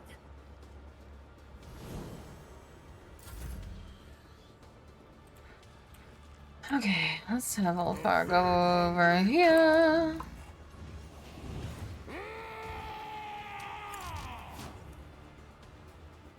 So shall it be. I feel her Wolves reign. So shall it be. Wolves reign. Let me educate you in the art of pain. Their death won't be. What? Why? Why did they... Are they fighting each other? I don't understand. Why did she just do that?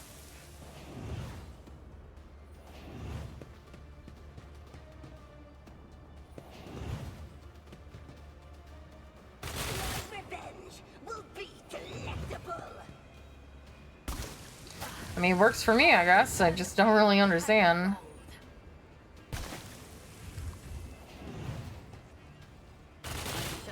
delay your strike, shan't I? Brace yourself, Avalon.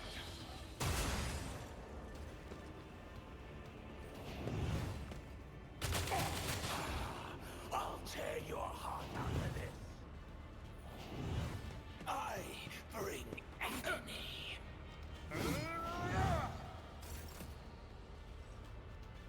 Where are you?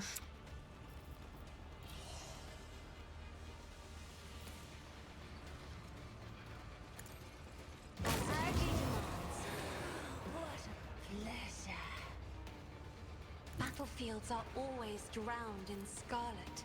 Me? You insist, Lord Captain? If I may? I am a prey taker.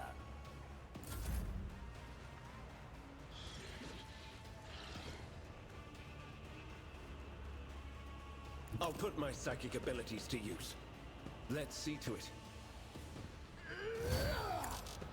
Okay, he's about to go on a rampage. Be gone. For the throne's glory. Your reckoning is due. Someone's death wish is mine to grant.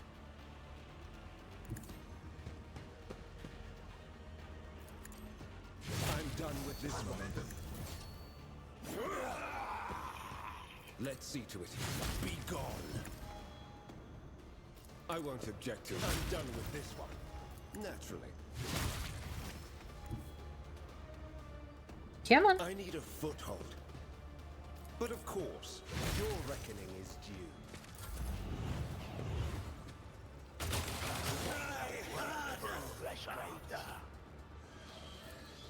Ruin beckons. I will triumph. Purpose guides me. I need no guidance. Perfect killing strike. I will triumph.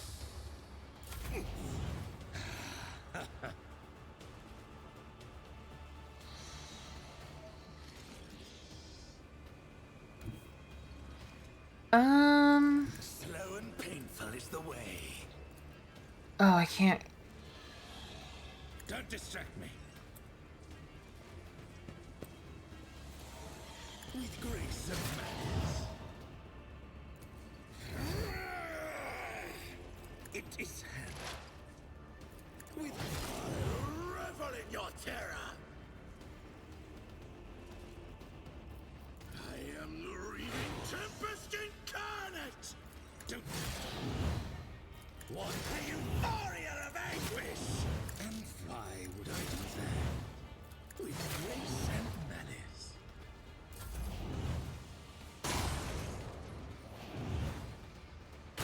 You will not withstand my vengeance! It will be done. Someone else can do this.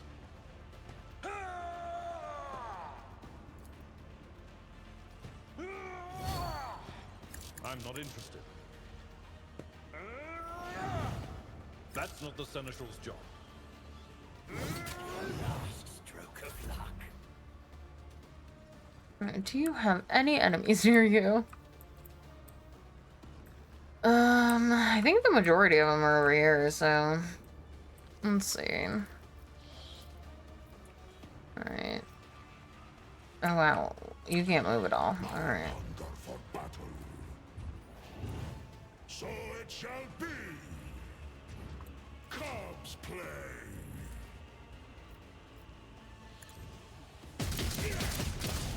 Momentum. The wolf is on the hunt.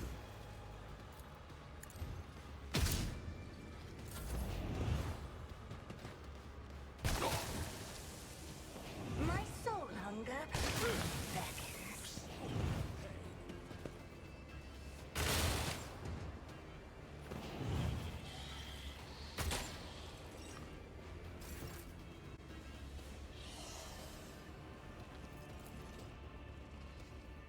Okay. Not to cross my gaze. Is there anybody she can even... I couldn't. If you insist. Oh, never mind. Yeah, I can see that guy.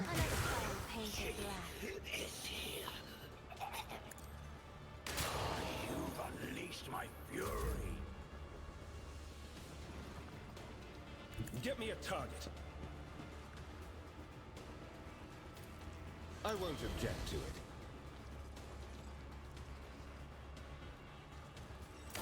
Oh, my ears are ringing.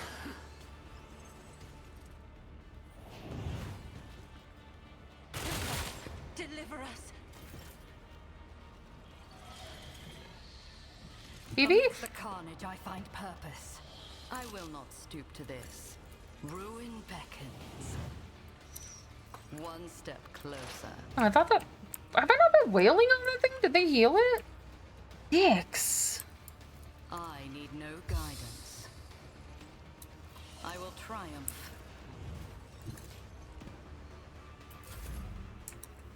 Purpose guides me.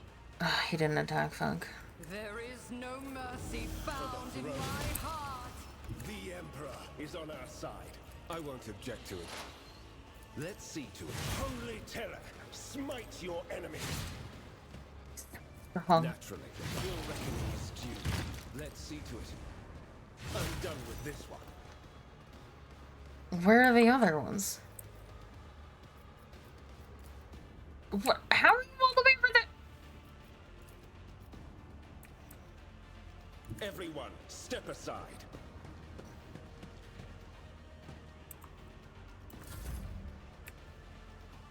A pathetic attempt. I will savor your delectable anguish.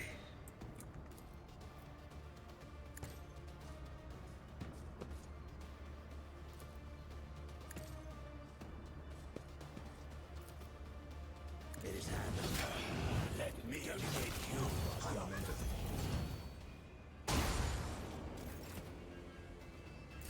You just have to wait for. Our foes reek of cowardice. Cassia and Ulfric. Can do this better than a warrior of the Allfather. Oh, I hit the wrong goddamn button. See how the wolf succeeds. I am a navigator, not a servitor. Isn't this a job for the crocodile with grace, at least? You are staring into the eyes of an animal that enjoys killing. No, it does not enjoy it. It just kills, finding no joy or delight in doing so. It kills because that is its nature. Stop. All your foes are dead. I am your comrade. Comrade. The word has a miraculous effect on the bloodthirsty warrior.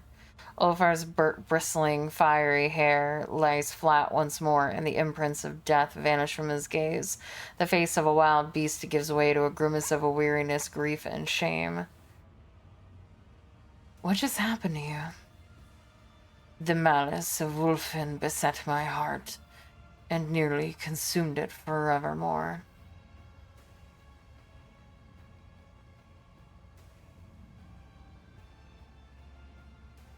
What kind of grief must it be to have nearly cost you your sanity? It is a breath of the frost that chills the bones. It is lightless malice born of despair, the curse that preys upon them who have seen too many things and hates with too much heart. Too long have I been here, too long have I served as a tool of unrighteous wretches. A shameful fate for the Allfather's warrior, and shame is what scorches my soul. When I saw what I had once again become their plaything, that yet another Xenos had sent me upon his foes, I thought it would be go on forever. Wow, I'm so focused on the accent I can't fucking read. My mind could not accept the indignity of it. So my mind hid like a coward would, only thirst remained. Blind destruction, no thoughts, no regrets, no purpose. To be a beast, not a human. A sweet temptation for a lone wolf.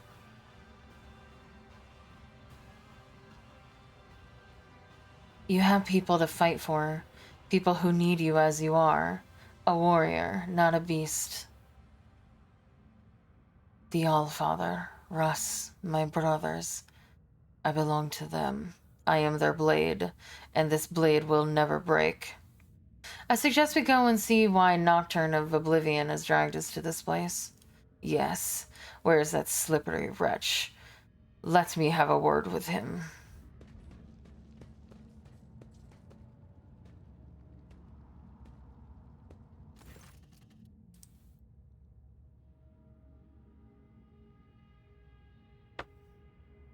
The slender figure of the Harlequin emerges from the shimmering haze. With the grace of one performing a sorrowful dance, he approaches the dying Eldari nearby. Your dance is now taboo, and I lament the darkness in the eyes that saw the path. I peer into those tunnels black and bleak. A gleam I seek, the one that points the way to your imprisoned kin in Tempest's cage. The accursed jester back again. If you start weaving your webs of rotten claptrap again, I'll rip out your useless tongue.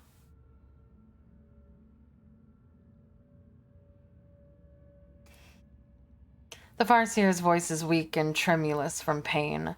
It is strange that he is so capable of speech. His body has been horrifically maimed. The colors of his garb are familiar. The group of Xenos you met on Janus wore the same. At the top of the spire.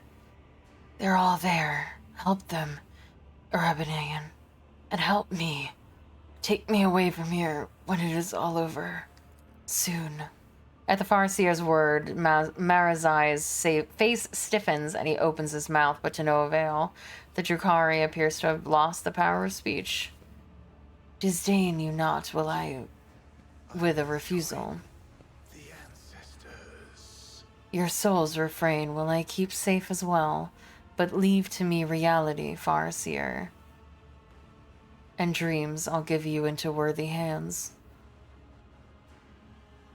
With a solemn strike, the Harlequin ends his kinsman's torment and carefully takes the spirit stone from his body.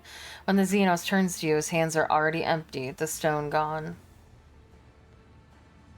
My visit here was part of your plan. Everything's gone just as you wanted it to. You may applaud my disappearing act. The Reaper's fatal steps I did conceal. From eyes what dreams of blood so wildly craved. For unbeknownst to them, death merely moved into another hall in harmony with inmate steps and night-own melody. The Harlequin makes an exaggerated show of drawing back an imaginary curtain. The shadows beneath the black eye holes in his horned mask once again form a mocking smile. The grand finale of this gory piece, where perfidy and cunning reign supreme, shall now unfold, my merchant vagabond.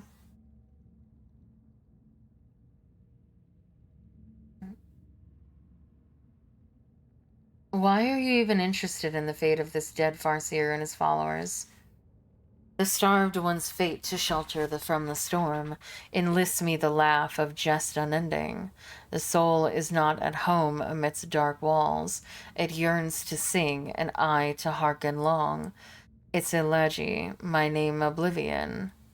I cradle, I'll bestow, where may this song forevermore resound in endless echo. The Harlequin said the words laugh of jest unending with reverence, as if there is a title or rank. You recall that Harlequin served the laughing god Kegarok. It seems the Xenos is saying that it is at Kegarok's behest that he is attempting to save the Farseers. What do you want from me? Why are you involving me in your plans? Komarog's ancient law was boldly spurned, and to despoil where Cruderok's remains. The Tempest's mistress, spurred by avarice, forbidden plunder brought to her dark nest, and though the city shrinks from those whose souls in darkest gleam with coruscating flame, the interdict is scorned and pact ignored. Komarog waits, Komarog tastes its doom, to make of drama farce beyond belief, A pair uncredited assume the stage, a cutthroat monkey, a captive of a thief, a dancer makes strife poet, guileful knave. With a weary sigh, the Harlequin concludes, when Coda's note falls silent evermore, the last a duty will perform, and then the first will move, her exodus enact. When Harlequin's voice fades, the silence is broken by a torrent of untranslatable but highly expressive Xenos profanities. Marazai has regained the power of speech and is using it to curse someone's kin and progeny. Farseers.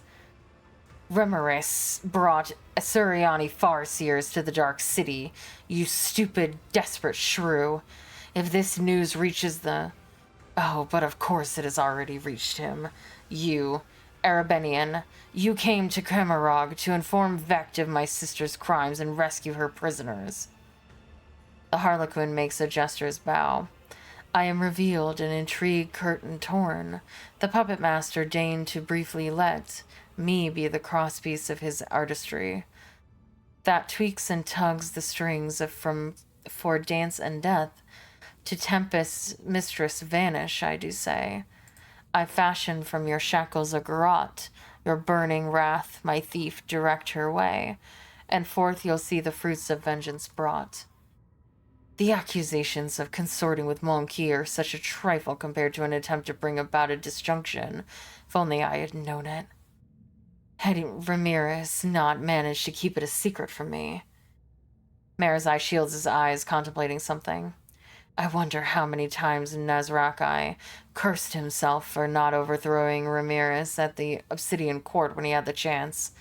He had unknowingly spared the one his ruler had condemned. Hardly an excuse that will help him at his next meeting with Vecht.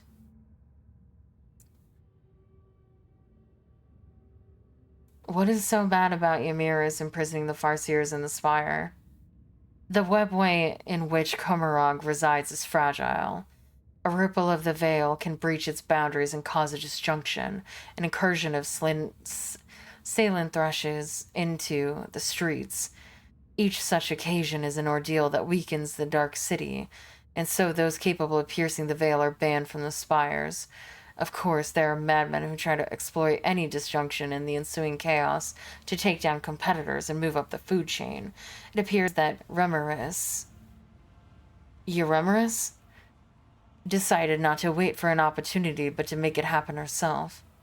Just one more reason to finish her off. I had enough reasons even without this revelation. Kamarog, I'm half a step away from starting to see my expulsion from the Cabal as a blessing and not a punishment.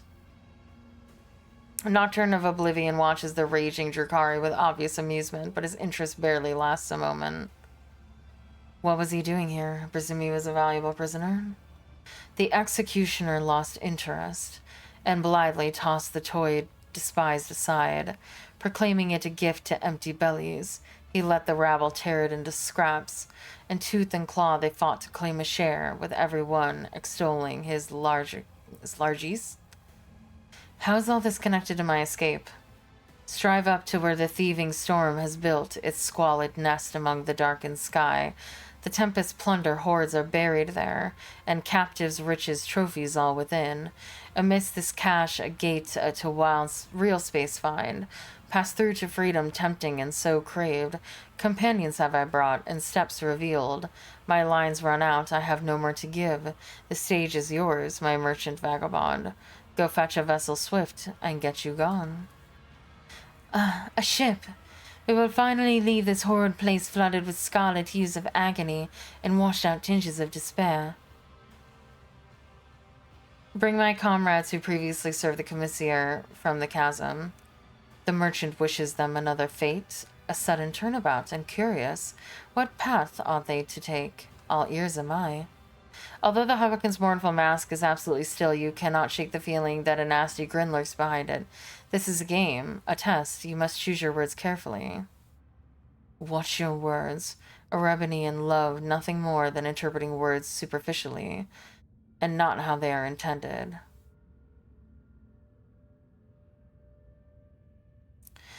They are victims of the brutality that reigns over this place. I wish to save them from torment. That kind of sounds like to kill them. I guess not. The picture of compassion, are you? Remember the weak and bar this way. Why not? I'll show my care for them as well, and guard them from Komarog's horror all.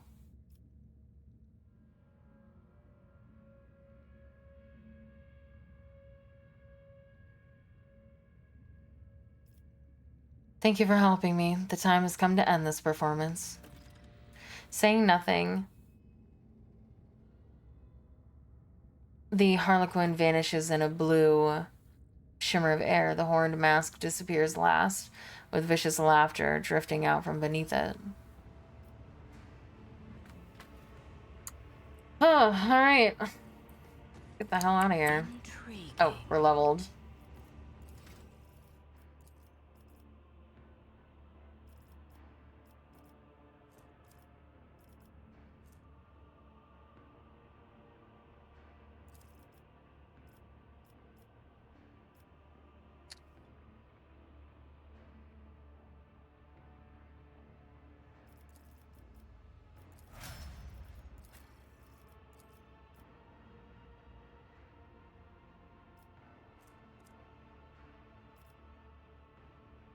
Let's see, Abelard. Strength and swift movements, which we don't have because it's not.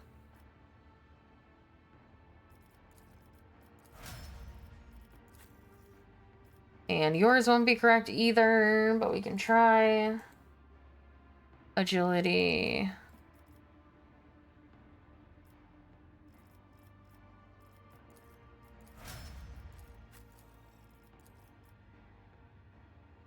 Malazar.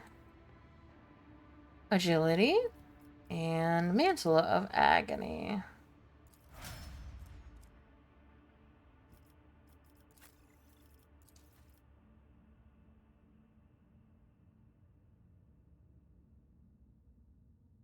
Willpower and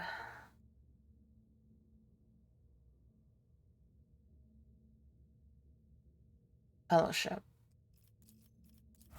I keep looking for Charisma. Ulfar.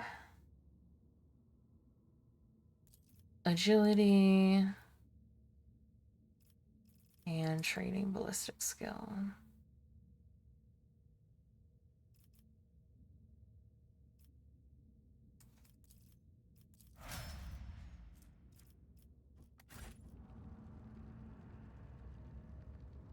Alright, now I can leave.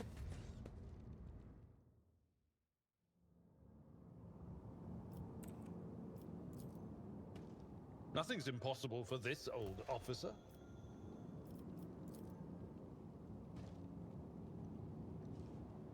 There.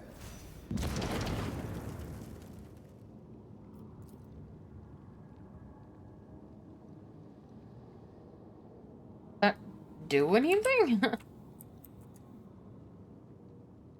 I guess not.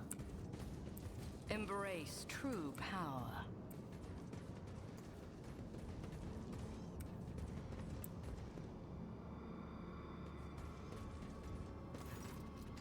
The two pilots are already disarmed and shackled. They give you a haunted look as you approach them, but do not dare to say anything.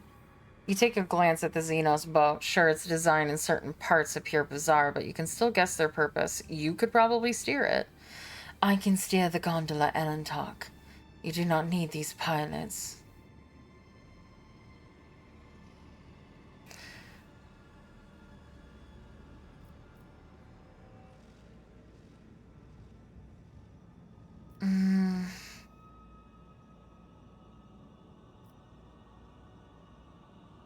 I need to get to the top spire of the Raving Tempest. Are you trying to escape, monkey? Don't you know you are the one in our hands, not the other way around? In the event these Xenos units refuse to cooperate, there are ways to ensure their obedience. A lobotomy to excise certain parts of the temporal lobes, cauterize the prefrontal cortex, and extend a direct electrode bridge to their somatosensory cortex. A surgery of this kind, if performed or without the necessary equipment, will be excruciating, but useful and informative. A mix of worry and disgust and greedy interest draws on the face of both pilots. Ew.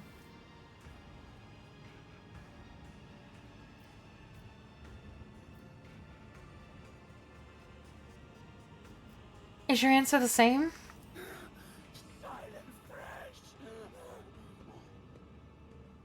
The Drakari swallows nervously and gestures at the gondola. Welcome aboard. Glad we're all on the same page.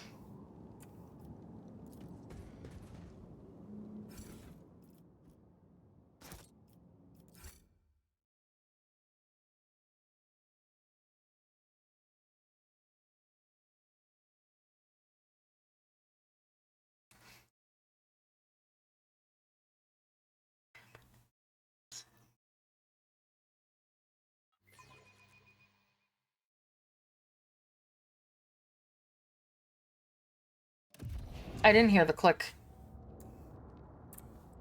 Good job. I'm so proud of you. You did it.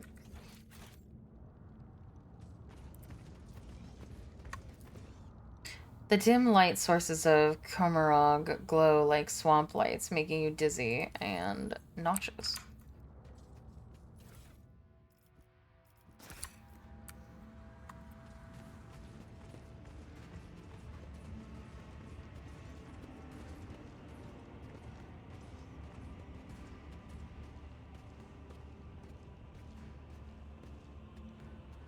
I'm so interested if we're ever gonna find out what happened to Adira and Jai. Because Jai's not here.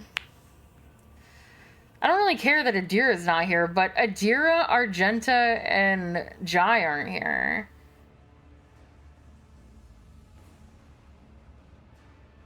Was it the people that I brought with me in my party? Usually, actually, now that I think about it. I guess so. Because those would be the three that I don't bring with me in my party. I don't remember selecting a party when I, like, went to do this, but I probably did. I just don't remember. It's been too long. The gargantuan spire is too large to see in its entirety. Its true proportions are shrouded in shadows, and you feel as if those shadows try to envelop and swallow you whenever you look. Yeah, she's probably sleeping on my bed. Grinning savagely, Ulfar says with disgusted joy, I smell blood in the air. Blood that is about to be spilt. There's no accent going on at all. I hear the echoes of clashing swords and the terrified screams of Xenos writhing under our heel.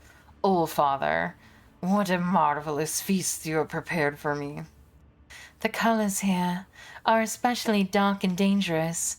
It is as if I am drowning in a bottomless ocean of billowing haze. But what is it? I feel a faint tremor coming from deep inside the spire, like the call of the Immaterium, except much purer. The spire of the Reaving Tempest. Oh? The seat of my cabal, both a place to find respite from scheming of our enemies and a deadly trap for those too weak or soft for our ranks. Marazai tilts his head and glances at you. The heart of the spire contains a secret, an ancient webway gate that has remained sealed for many, many eons. Remeris kept it in case Vex's noose happened to tighten around the Cabal's neck. No one save for her and a certain other Cabalite knows where exactly in real space the gate leads, a perfect escape route, and I can open it for you. How do you know how to unseal the gate? I find such deep trust between true Drakari. Too good to be true. Trust? How unreliable. I want to say I don't trust him. No, I simply abducted and tortured the Cabalite who was privy to this secret. There is even a chance that Remeris believed the story about the pathetic weakling walking off. I do not trust you. It must be a trap intended to secure a pardon for yourself. Bah! The Cabalite lets out a grim laugh. will take more than your hide for Remerus to accept me back. Still, have it your way. Okay. I just wanted to make sure I didn't accidentally fuck up and he was just gonna walk off. I have Marizai stopped searching for the right word. A desire. Before we leave the spire, there is something I want to pick up. Something memorable. I left it in the Cabal's abode. I do not want it to fall into the hands of others when carrion eaters and looters flood the spire after we are gone. There could be something in it for you. He lets the last words hang in the air. Fine, just point out where this property of yours is. Of course. First, we need to find my raider. Most likely at the end of the dock outside the spire. Let's go to the end of this terrace before we enter the spire. Ellen talk. Juliet touches the glowing stone in her chest and turns her aching gaze to the spire. Her face is burdened with a strange expression, as if a roaring torrent of sadness, fear, and rage is about to erupt. My kin from Krudarok are still there. I can sense it, as I sense the flames of their souls inexorably going out. Please.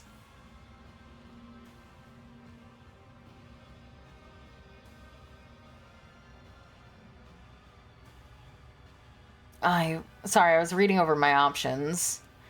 We must save them. Let me accompany you into the nest of depravity, the domain of pain, anger, and betrayal of my kind.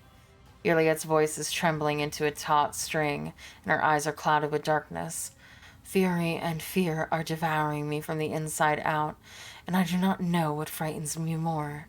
The grim answers that hide behind the spire's walls, or the scars that my heart will bear once I discover them.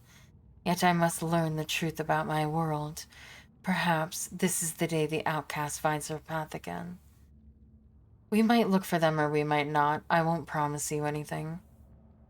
Then I will go alone.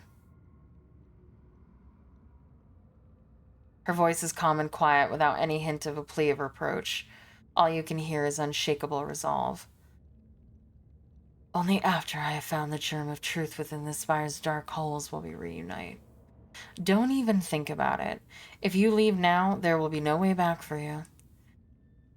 Ialethra has long since guided me down the roads of thorns, and you, Ellentalk, are just another fleeting companion along one of them.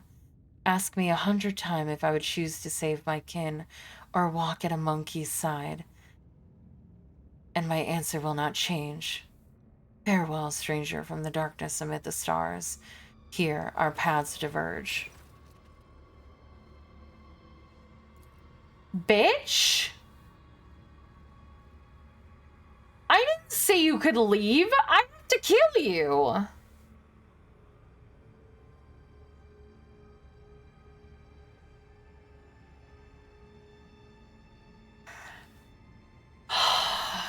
How long ago did I save last? What time is that? 1:39? Alright, fine. I'll probably pre this conversation. What a bitch. Oh, don't worry. I will reload.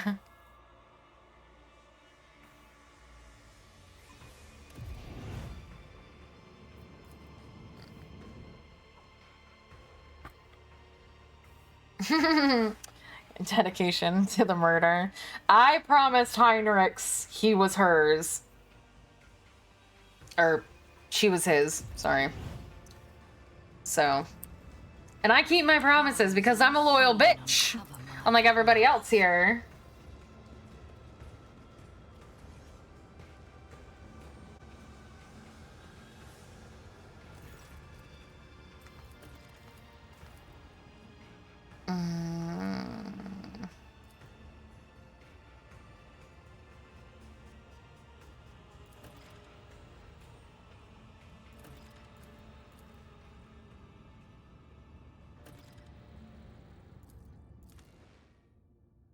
Oh, I have to bring her. What a...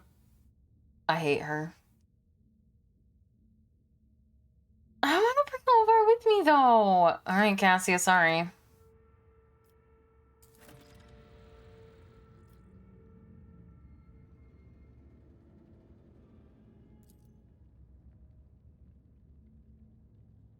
Alright, Elia, what is the plan to find your kin? Bitch. Farseers are not easy captives to keep. Whatever the Dark Ones are using to repress my kin's powers, those tools will be noticeable. I will find a way to them. Marazai, what should we expect to find inside the spire? Cabalites, which is incubi, at Eramir's side. He pauses for a moment, an expression of concern flashing across his pale features. That is all. I'm not gonna... Alright. The spire of the Reaving Tempest welcomes you with muffled noise seeping from its dark halls, distant voices, footsteps, and screams of pain.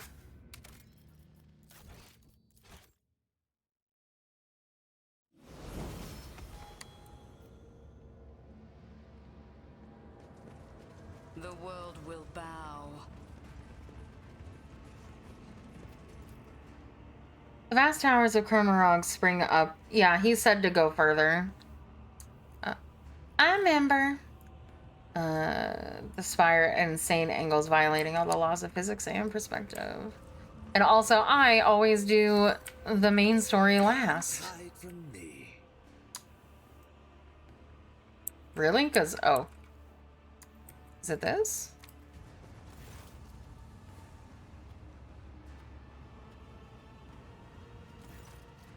Marazai lightly leaps from the edge of the platform into the raider and begins inspecting it from the inside. You hear clicking and hissing as the Shikari opens and closes various hidden caches in the Skycraft's hull, accompanied by muttered Xenos cursing.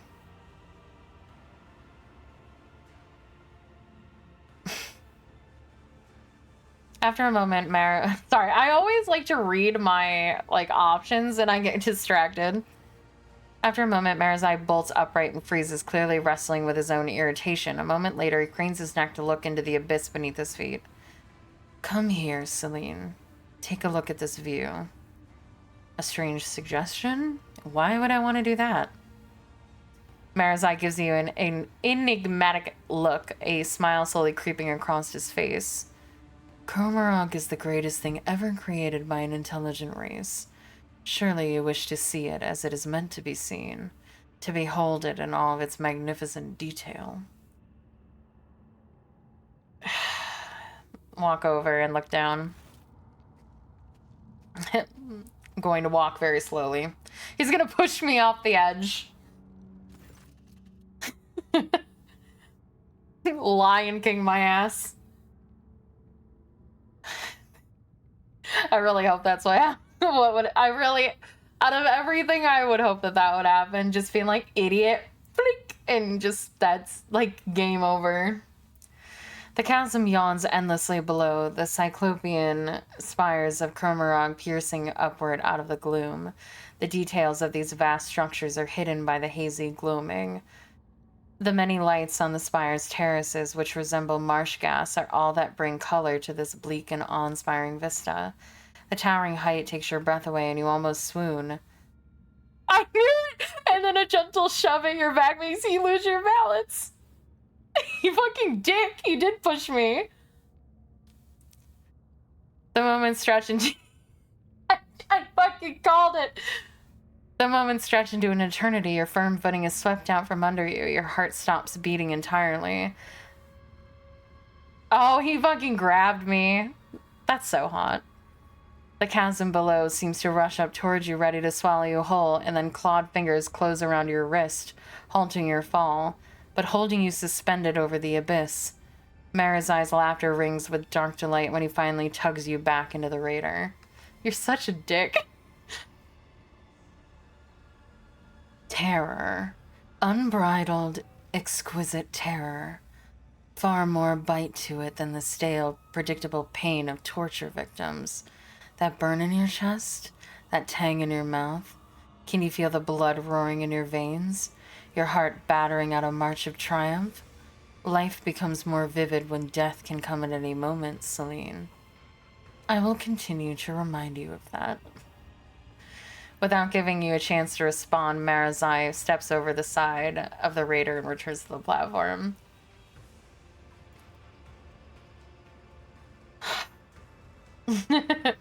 I feel like I've seen this somewhere. I've seen this exact scene happen somewhere. The Tempest Cabalites have already picked the raider clean. That means that what I seek must be hidden somewhere in the spire. I think it's in the torture chamber. Once inside, we must proceed through the first chambers directly ahead and then turn left, then left again. Come, I intend to claim what is mine. I was like, he's gonna push me, isn't he? And then that is exactly what he did. Why can't I select this? Sage. There's no fighting happening with me anyway. Hey Pascal and Cassia, sorry you guys are left here.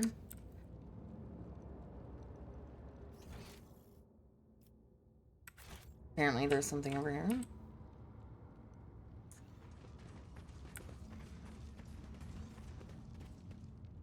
Did I never... Oh, I reloaded, that's right. And I never grabbed it.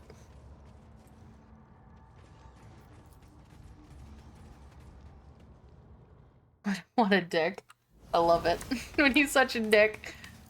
It's like, he's just gonna keep reminding me not to trust him, and that is exactly what I need, because I'm absolutely the type that, like, trusts. Too hard for a simple monkey. Oh, I'm sorry, Yurliet. Are you getting shot? Oh, no.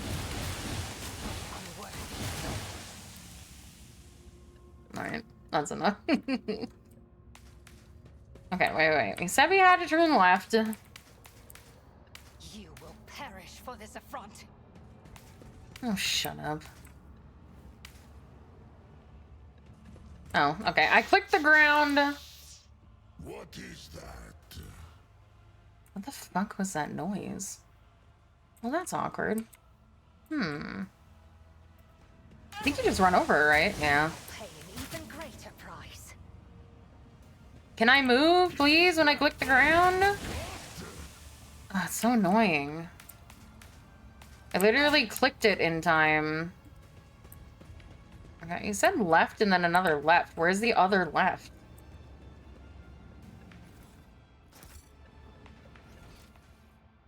You can't give directions.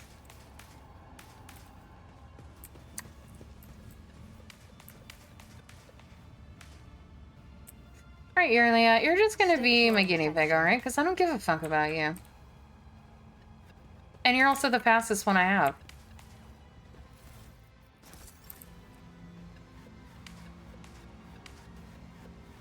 I need to find the answers.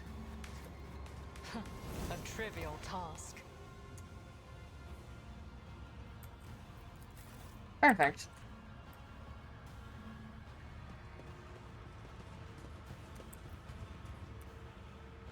Okay.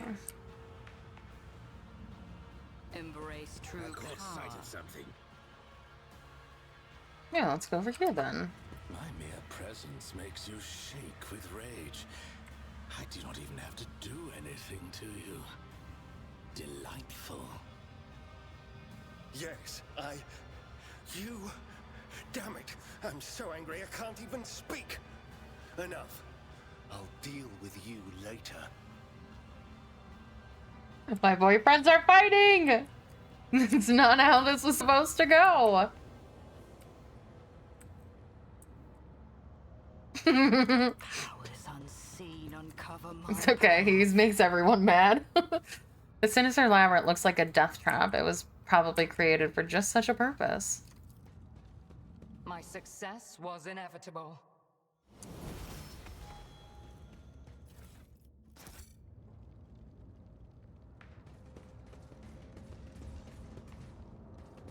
I can cut your eyelids for you to see better.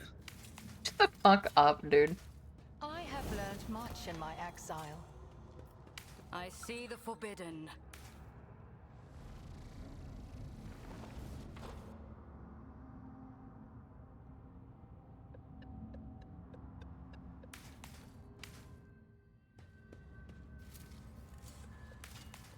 Too hard for a simple monkey. You say that to me again, I'll fucking kill you. A trivial task. God, this place is a goddamn labyrinth.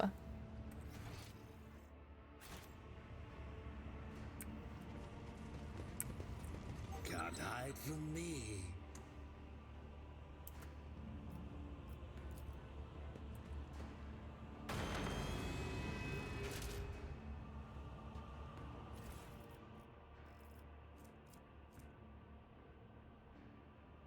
I think that might... Right as I'm about to kill... Oh, she can't use it. Of course she can't. Fucking useless. Oh. Marazai strides among the mysterious Xenos devices and presses his palm to one of the strange pieces resembling a pedestal. With a hiss, one of its sides suddenly opens like an airlock. The Drakari begins to examine the contents of the container. The thuds and clangs of objects being moved about ring harshly in the otherwise silent space. Meanwhile, your eyes are involuntarily drawn to peculiar devices that fill the room. After the anatomical opera, you have not the slightest doubt. No, absolutely not. After the anatomical opera, you have not the slightest doubt. That's a kink I don't have. I don't have a pain kink about the purposes of the devices around you. But I probably have to if I want to romance him, because that's what he's into. You think you have seen some of them before in the homunculus's laboratory. Others are even more obscure in their design, but the gleaming needles, cutting blades, and tubes and flasks filled with revolting liquids give a clear indication of the horrors they can wreak upon a living body.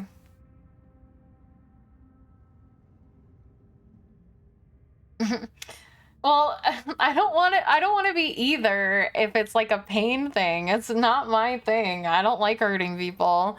And I don't like being hurt physically. Emotionally, yes. But physically, I have too high of a pain tolerance for it to be fun. Like, you really have to, like, beat the shit out of me for, like, it to, like, affect me. And that's not fun for most people. And if it's fun for them, then, you know, I don't want to be with that kind of person anyway. Heinrich's mouth flattens into a hard, thin line as he glances at one of the torture devices, but he remains silent. I do not need to be a farseer to feel the pain permeating from this place with my very being. Too much? What do you mean? You feel the pain, cousin? Marazai does not even turn around to look at Yurliet. Your re-education has clearly already borne fruit. Lord Captain, Abelard looks around warily. For the Emperor's sake, you need to move. I'm too curious. For my own good. As you gaze upon the machine's strange articulations, the tubes that end in sharp-tipped needles, and the instruments of the most bizarre shapes, you begin to have a slight suspicion about what these devices do to their victims. Chemical injections, dismemberment, mental torment. For a moment, your stomach churns at the thought of what it means to be subjected to these tools. The Chamber of Satiation. The Jagrari turns to you, holding something in his hands. A place of reflection and pleasure. This is where racks do their tinkering, working on new captives in anticipation of the hungry Cabalite who will appreciate their artistry. If Terventia's servants were here, I could show you more, Celine. Marazai chuckles as if he had just made a joke, and his eyes are like burning embers. For instance, how to skin a monkey without killing it, or how to turn an Eldari into material for a charming trinket that will delight you for the rest of your life. But alas, another time. Your interest pleases me. Here, take this. Consider it a reward for your diligence. Marazai carelessly dumps the items you retrieve from the container into your arms. We came here for 2 grenades? The chamber is in the heart of the spire, not far from the web gate. Perhaps there I will find what my soul so desperately just craves. Let us hurry. Beep, beep, beep, beep, beep. Muffled cries of pain come from the impenetrable darkness. Well, it's 2 o'clock. Also, I need to fix this. We are the spearhead of the Imperium. Not you. Let's patch you up. Your help suffices. This wound will make a fine scar. A wound? I Let's didn't patch you notice. I didn't notice.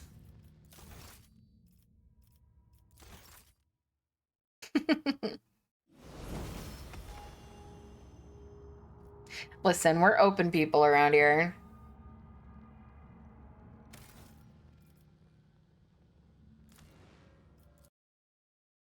Ah, big stretch. All right. I did switch myself over, right? Okay, good. Thank you so much for everyone for spending your time with me. I appreciate it so much. I will be streaming on Fansly in about an hour. We're going to try our bibbity bestest to get that fucking Yumi skin finally. Because I do not want to have to stream it on the main channel tomorrow. I really don't. But I will if I don't get it tonight. So come on over if you want to watch me do some strip League of Legends for a few hours. Like I said, I might have to stream a couple of hours of League tomorrow. I don't want to do it on Monday because Monday seems to be like a good, like Sunday seems to be a lower day because people are out. So I'd much rather do it on that day than Monday. And I also don't want to leave it until the last day. So maybe some League tomorrow for a little bit. But hopefully not. Hopefully it'll just be Rogue Trader. But yes, thank you so much, everyone, for hanging out. I hope you enjoyed. Thank you for helping me get the boy and the other boy. Malzarai is a lot of fun. Marazai? I always call him... Oh, it's always Malzari. I don't know why. Marazai is so much fun. I love him very much. Absolutely. Would love to have you. So yeah, I'll be streaming on Fansly in a few hours. So come hang out if you would like. If not, I'm going to be back tomorrow just like I am every single day. I stream every single day, 8 a.m. to 2 p.m. EST. Thank you so much, everyone, for spending your time with me. Is anybody doing anything fun?